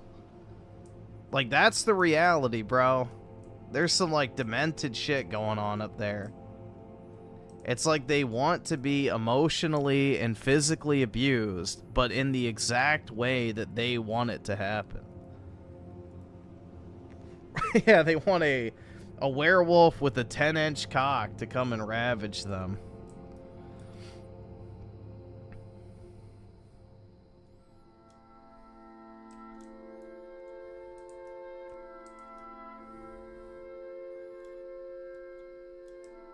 Too much Twilight at an early age, man.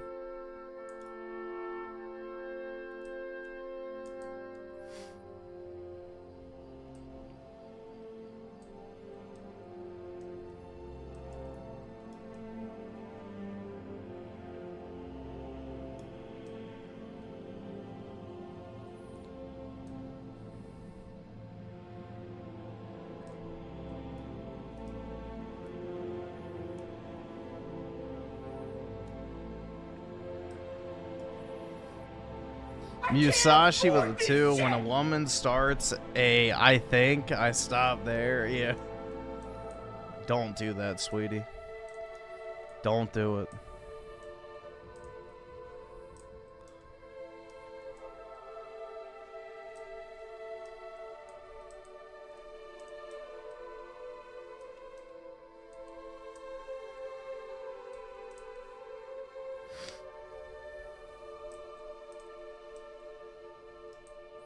But yeah, that shit's, I don't know, man. It's just like, geez. It really does not make me want to start dating at all. Every time you see that shit, it's just like, bruh. I am so glad I don't have to fucking deal with these bitches. It's kind of sad, honestly. You know, everything is proceeding as I have foreseen. You know, rubs hands aggressively. But yeah. It's pitiful that it's come to this.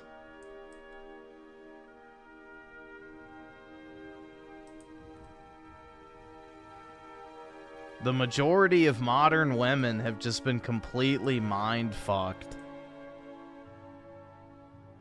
They're like just completely brainwashed.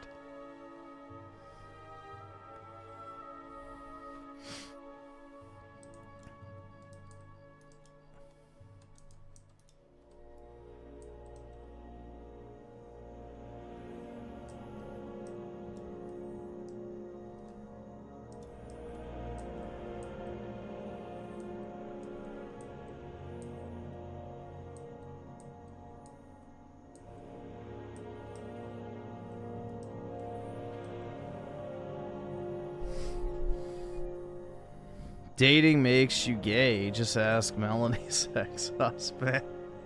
That's right.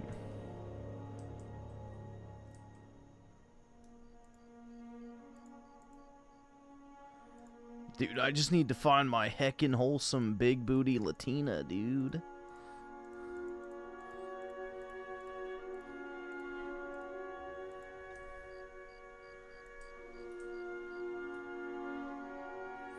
A lot of men are crazy. I think less so, bro.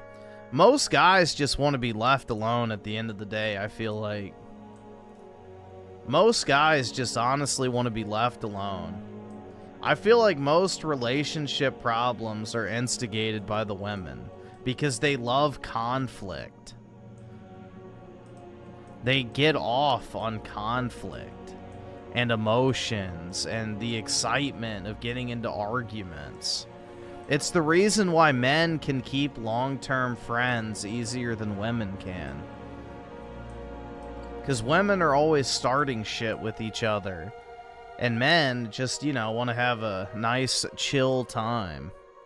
But yeah, there's some crazy men out there, but I think they're the exception, not the rule.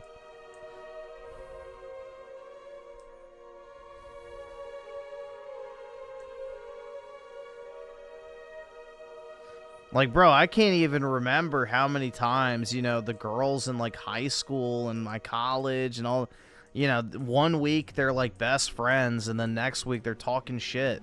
It's like, dude, it's wild. No loyalty at all.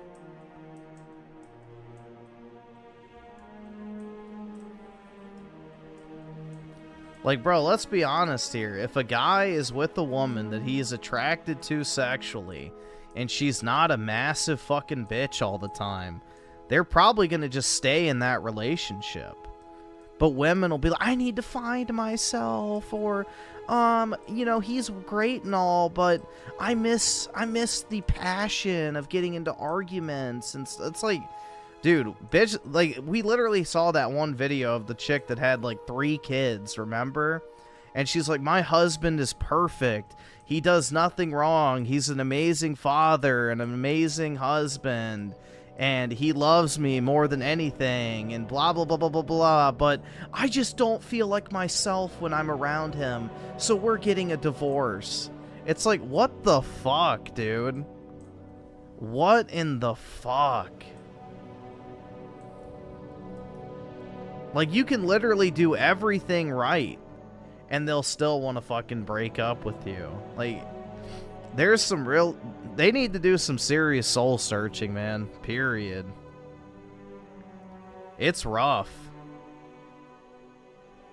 Like, you can literally be in a 10-year marriage with a chick, and she'll just straight up want to leave because she either misses getting piped down or, you know, she's bored.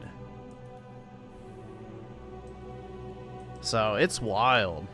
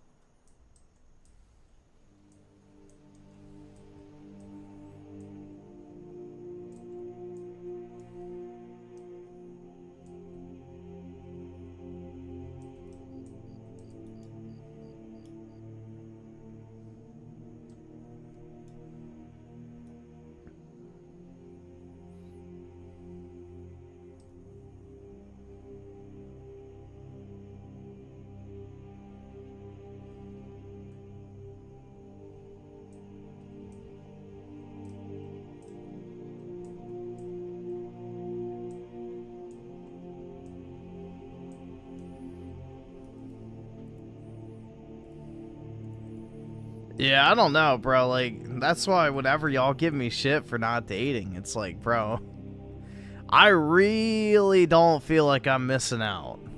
Especially in my area, dude. Holy fuck. I'm sure the bitches are even more fucking crazy on average where I live compared to, like, the rest of the country. It's like, damn, man.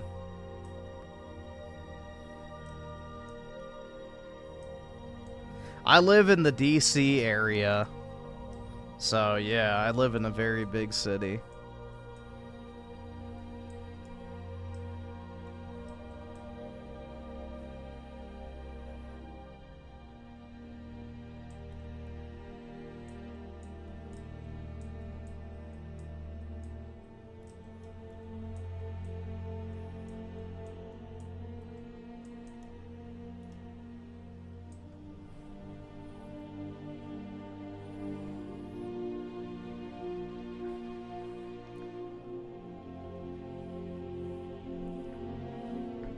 The women there are freaks. They're either just super stuck up, cunty boss bitches, or, you know, just obnoxious. Or bleeding heart leftists.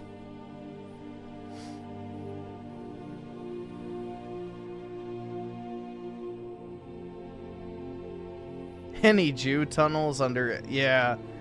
Well, I mean, there's a Jew tunnel under the DC Capitol.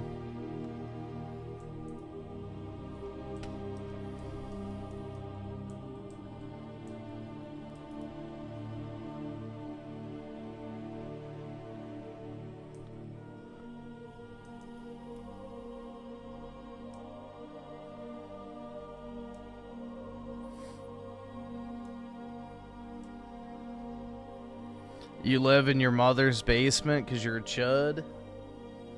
Well, the way I look at that, even if that is the case, which it sounds like it's not, as long as you're working and making money and, like, saving up towards, you know, bettering your situation, I don't really see an issue with living with your parents. Like, shit, man. If you're working a job, saving up money, you know, trying to better your situation in life, I don't see it as a problem to leverage, you know, staying with your family. I don't think there's anything inherently wrong with that. The problem arises when you're like, you know, the bum who just sits at home all day playing video games, eating fucking Cheetos, and refuses to work.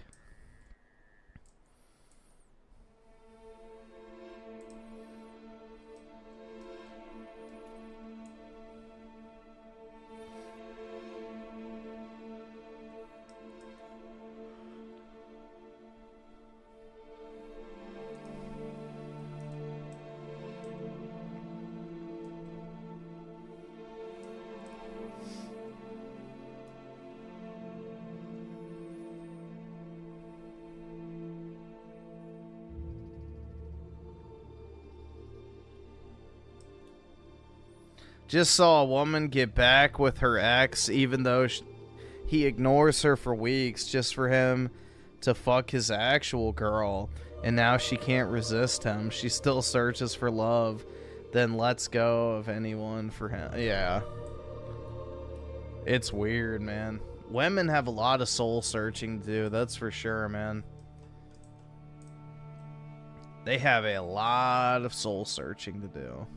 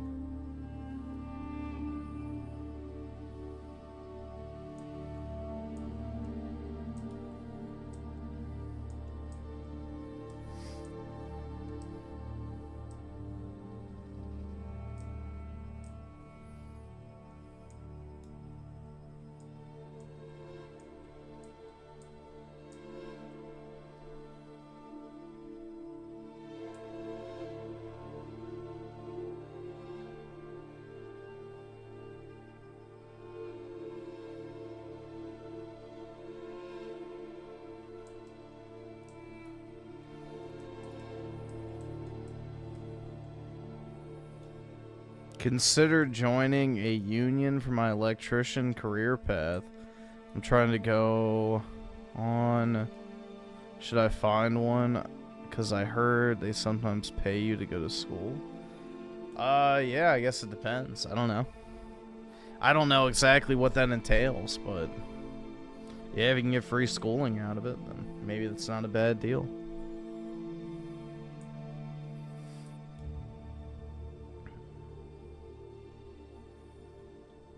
Yeah, I think that's the important aspect of it. It's like, if you're gonna live with your parents, you need to be actively saving your money.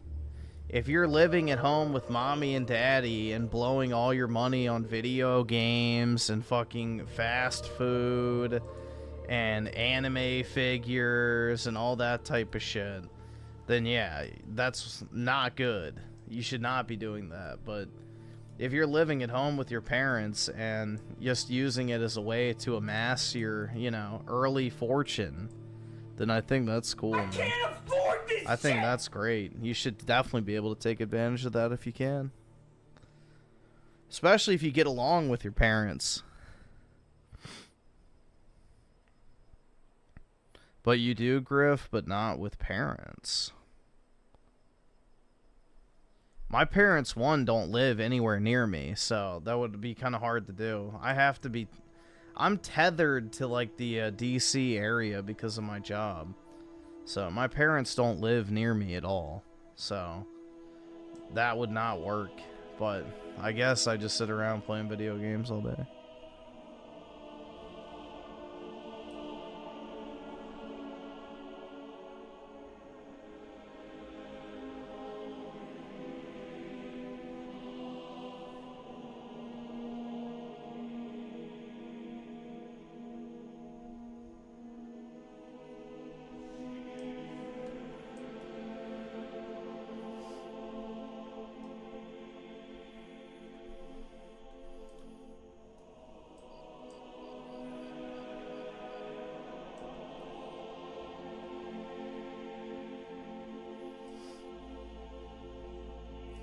F your parents, that's right. Oh my god, man. My throat is killing me.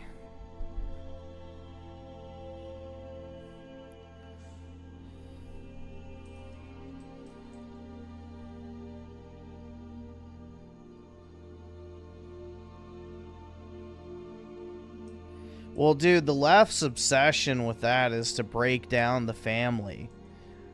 You know, if families are together and strong and that's an important aspect of your life, then leftist politics will never fucking work. Because the number one goal of Marxism and, you know, the left is to break apart the family unit. So if they can break the family, then it opens up, you know, the rest of your life, basically, to fill that void with, basically, them.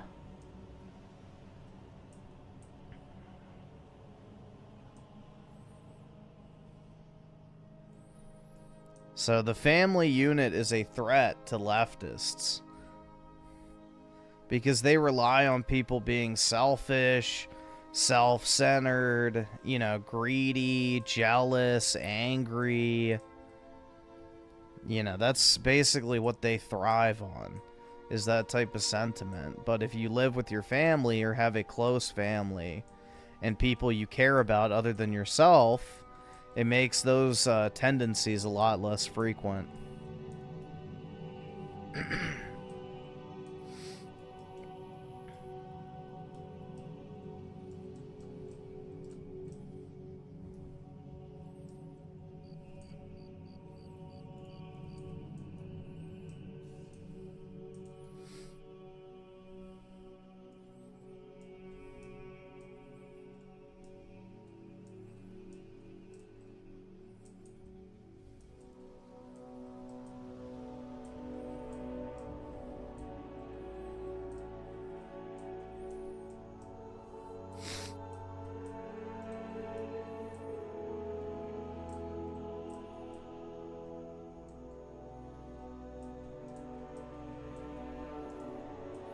Do I think Synth's a bum or nah? I mean, he's making money right now, so I guess not. Nah. As long as he's saving up money for his, you know, future plans.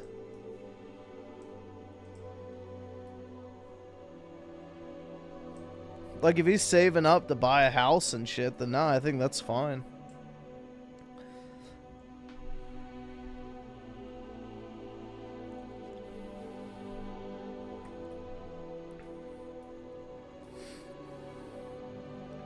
Like, shit, man, it'd be nice if I didn't have to pay $2,600 a month.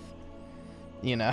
Like, that would be cool if I could just, you know, bum with my parents. But, yeah, no, they don't live anywhere near me, so not really an option, unfortunately. I'm all alone, dude. But, yeah. No, I don't think it's necessarily a bad thing.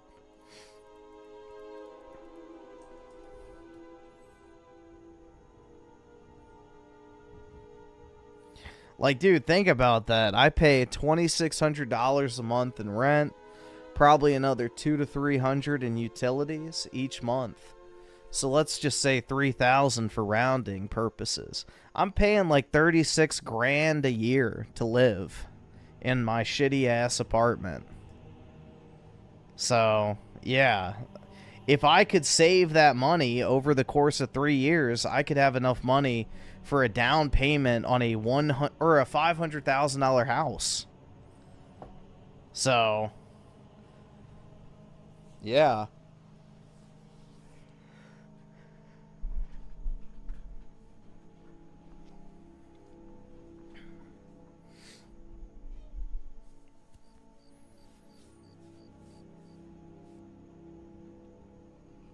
You know, over a third of my work money post-tax goes to paying my rent.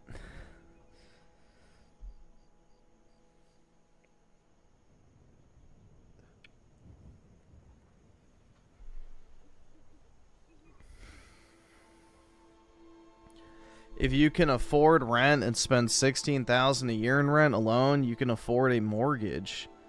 Nope, you cannot. Here, let me show you. This is the cheapest area in my area.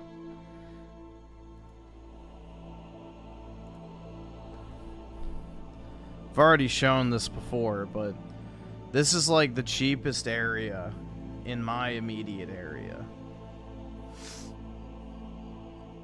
It's an area called Chantilly. And even then, it's like, oh, you know, very expensive, but this is like a developing area, so it's not as pricey. So, let's see. We won't do anything crazy. That's a townhouse. All right, we'll just go with a townhouse, okay? Townhouse. 1,600 square feet. It's not anything massive, you know, it's a small house. But again, you have neighbors on either side of you. Look at what the average payment per month is.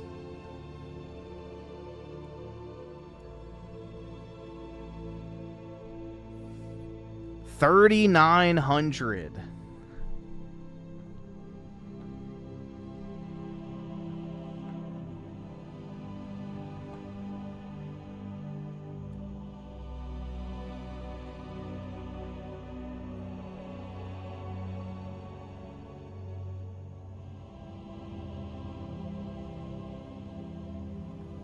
So I would be paying $1,300 more a month to live in this property.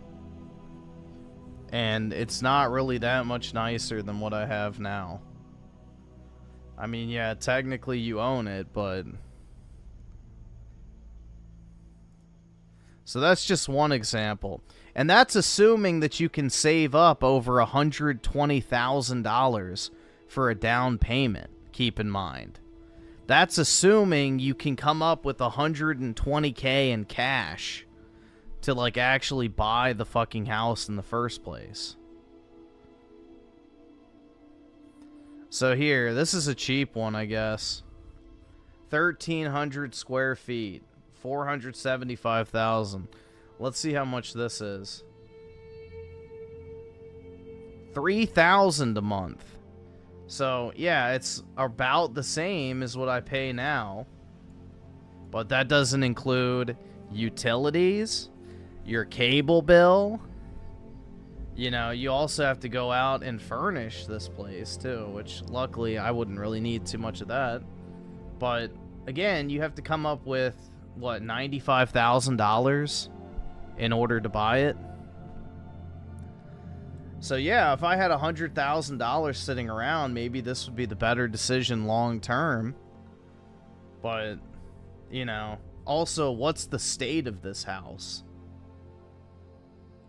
So it's built in the 80s, so it's probably not great.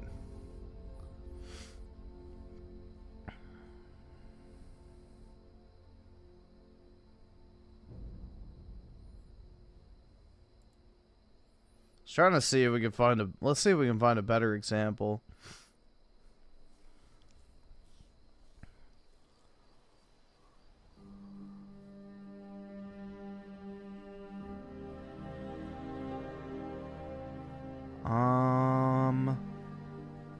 Yeah, all your freestanding houses are gonna be like $1 million, which is wild.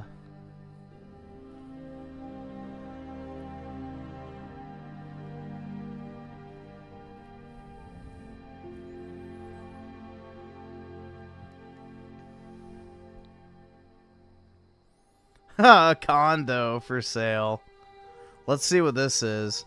So this is about the size of what I have now. So 420,000. 420,000. Let's see what this looks like. Oh wait, I think yeah, pictures are up top. All right, so it's not terrible inside. It's not too bad. A little outdated, but not anything awful. So let's see what your monthly payment looks like on this place. $2,800 a month. So again, it's about the same price as what I'm doing right now. But again, you have to come up with $84,000 in cash. So, which is easier said than done. Yeah, I'm way... Well, the thing is I don't actually ever have to go into DC. So I'm using this as an example of, like, the best case scenario. Because Chantilly, yeah, like you said, is way out. It's where all the data centers and shit are. You know, it's about an hour and 30-minute commute during peak traffic to DC.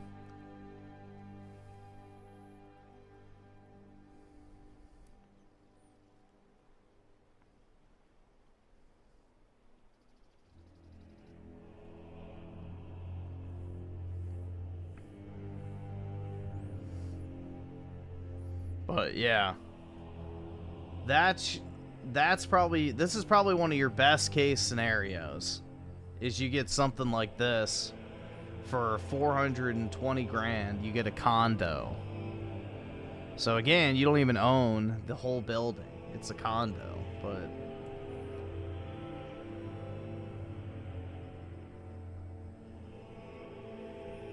it's like basically what DSP lives in right now that we looked at last night.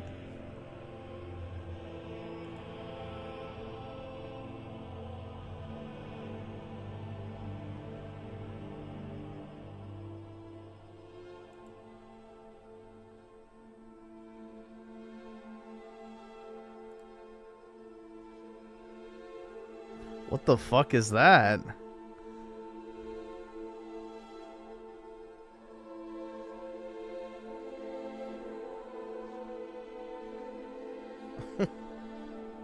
They just put a bunch of random businesses in there? I guess it's to show that you can customize it? I don't fucking know, man. So how much is that a month? I passed it. 3,500. But yeah. Yeah, I mean, I've already pulled up the real estate for Arlington, for example. And it's just ridiculous.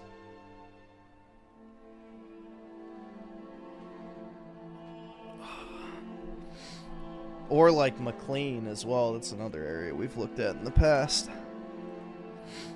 So, you know, it's brutal. Yeah, it has an HOA. Everywhere up here has an HOA. Everywhere. Even apartments have HOA. Like, everything does.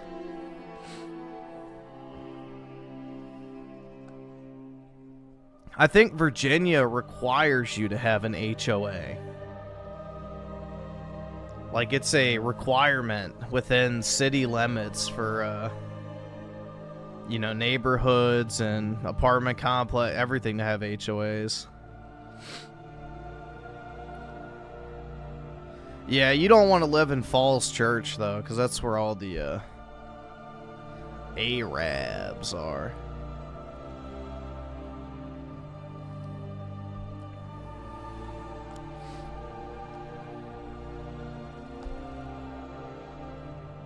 Like, you get a little sketchy walk. That's where you see all the burkas. So, Falls Church is kind of sketchy at night. You don't want to go through there. That is a rougher part of town.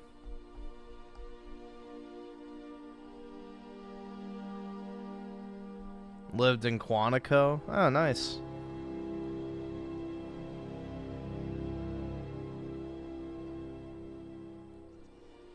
In my neighborhood? I don't live in a neighborhood. I live in the middle of the fucking city. So, yeah, there's a lot of foreigners all over the place. Yeah, I live amongst... I mean, I guess you... I don't... Nah, it's more of a block, right? In the city? You wouldn't call it a neighborhood. But, yeah, there's a lot of foreigners.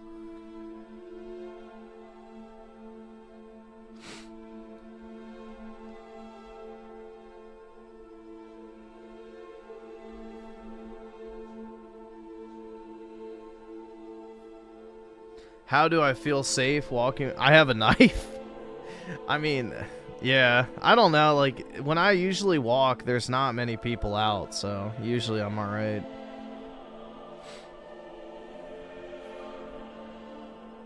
No, you can't. Well, I mean, technically I could carry a gun because I have a concealed carry. But, no, I don't usually carry my gun. Dude, my area is so fucking, like, liberal that if I actually did shoot somebody, they would probably shoot me instead, even if it was in self-defense. So...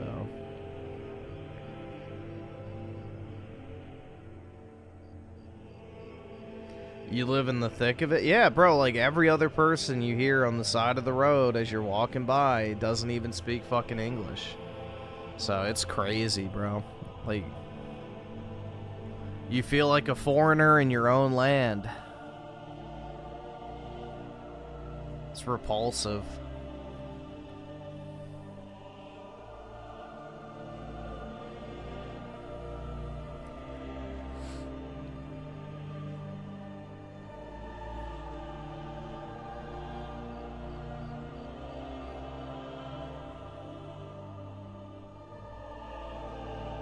Yeah, exactly. I get plenty of international travel right next door.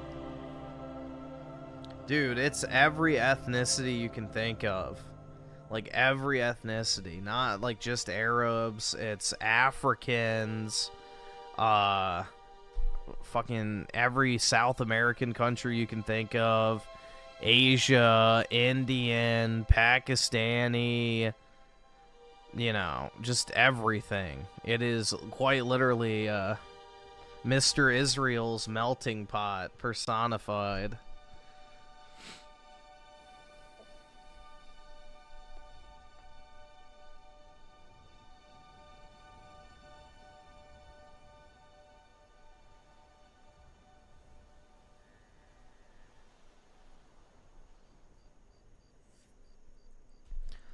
Let's see. Jay with the 2, play a little... Oh, yeah, we can.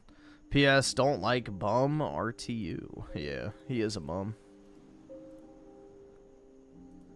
I just, like, the thing that, like, freaks me out about these full-time YouTubers and stuff is, like, bro, how do you not just upload constantly?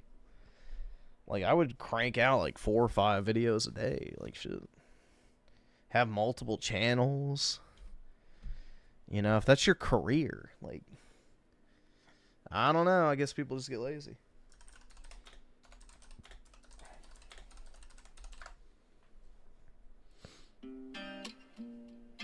Big up Liquid Richard. Don't come in here and ask me how my day is and shit like that. Like, let's just take a look real quick. I cry because it hurts my fucking feelings. What's an area of the country we should look at for housing? This is my job. What's like a cheap area?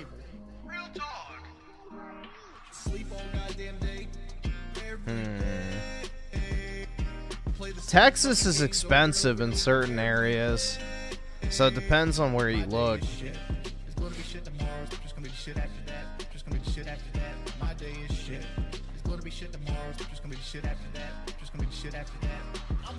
Let's look in the South.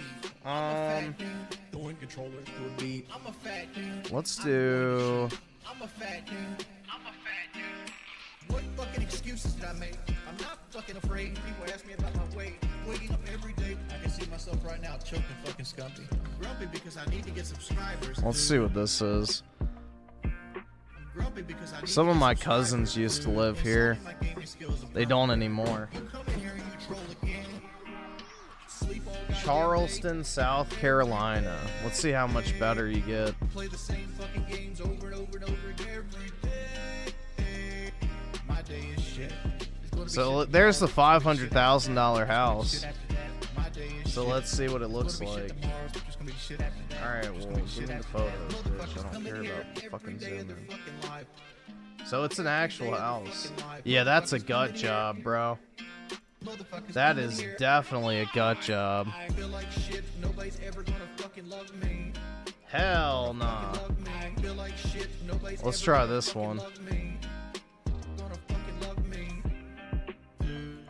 This is a more expensive city. Alright, that's not too bad. That's not... I don't really like it, but it's not, like, unlivable. That's nice. Kitchen's fine. I like the sink.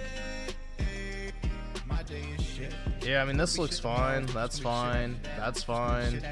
That's, kind of outdated, but livable. Yeah, that's fine. See, that's not bad. Honestly, I wouldn't care about buying this, and you could just fix it up over time.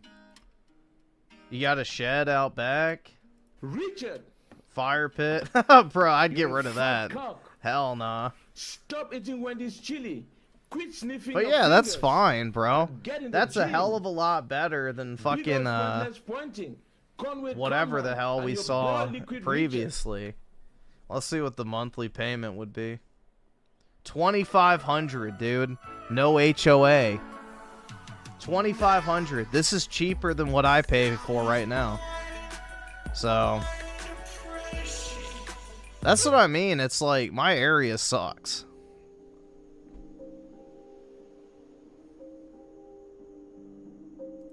And then this is also like a nicer city too. You know, it's a much more desirable area to live in my opinion. So that would be an option.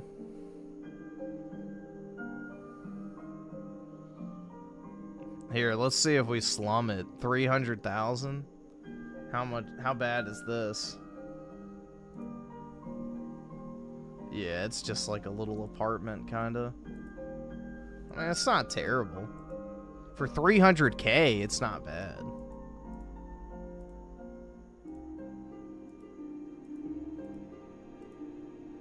Yeah, I mean, that's fine. Yeah, for 300,000, that's not bad at all.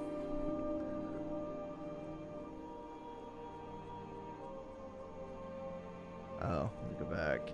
Let's see how much it costs. Dude, fuck. $1,700 a month. God damn, man. That hurts. That's so much nicer than what I live in now. I thought it was going to be slumming it, but nah. Shit. Yeah, it's time to move. I can come up with $60,000. Damn. That hurts, man. Yeah, that's a nice little house. I would be fine living in that. I would be perfectly happy in that for now.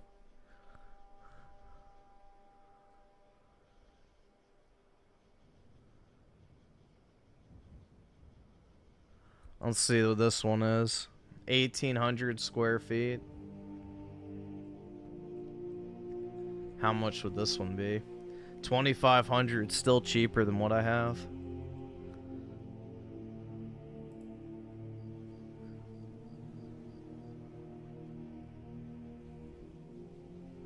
Yeah.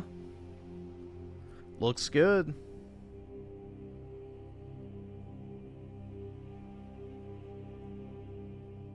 Yeah, this just... Dude, this is kind of pissing me off now.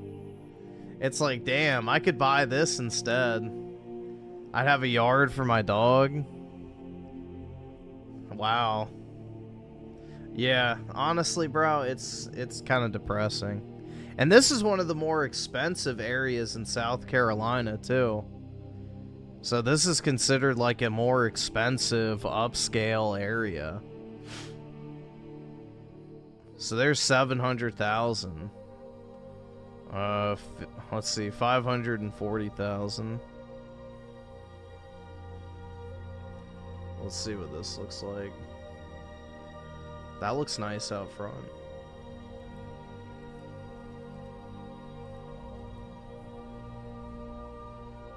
A little cluttered with stuff, but the space is nice.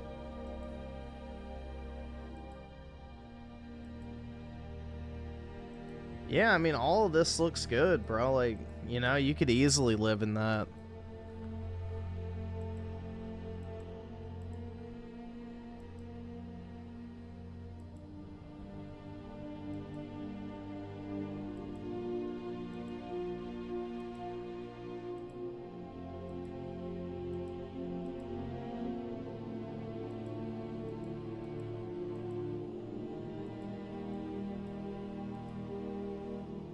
Yeah. Dude, I would definitely live in something like this. That'd be a nice yard to have to throw the ball for your dog. Like...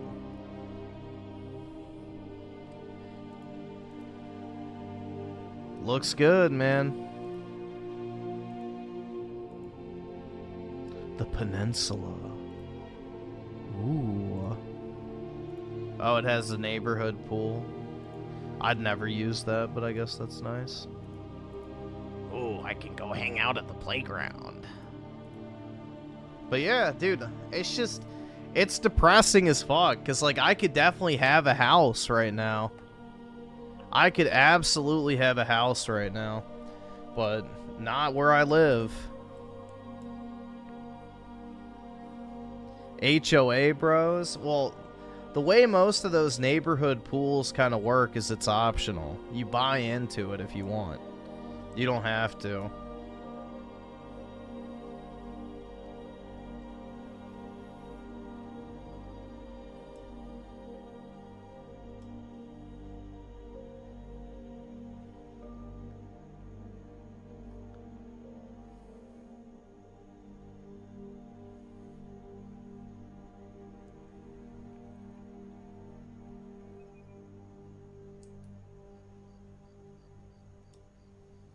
Become a lobbyist, yeah. Shit, man.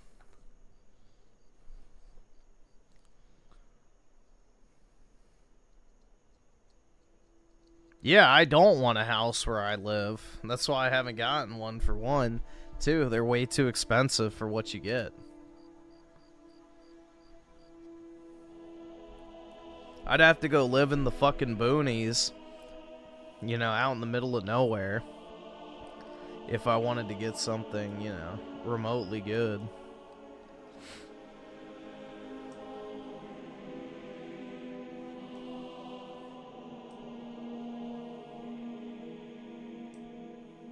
be like Raymond? No. Absolutely. If there's anything I don't want to do, it's that. It's definitely that. I don't want to be like him at all.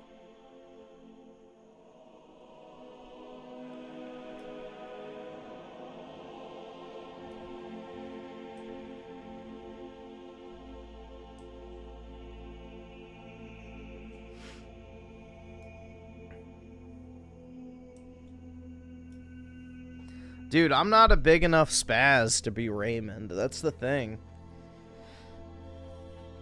I'm not a big enough spaz.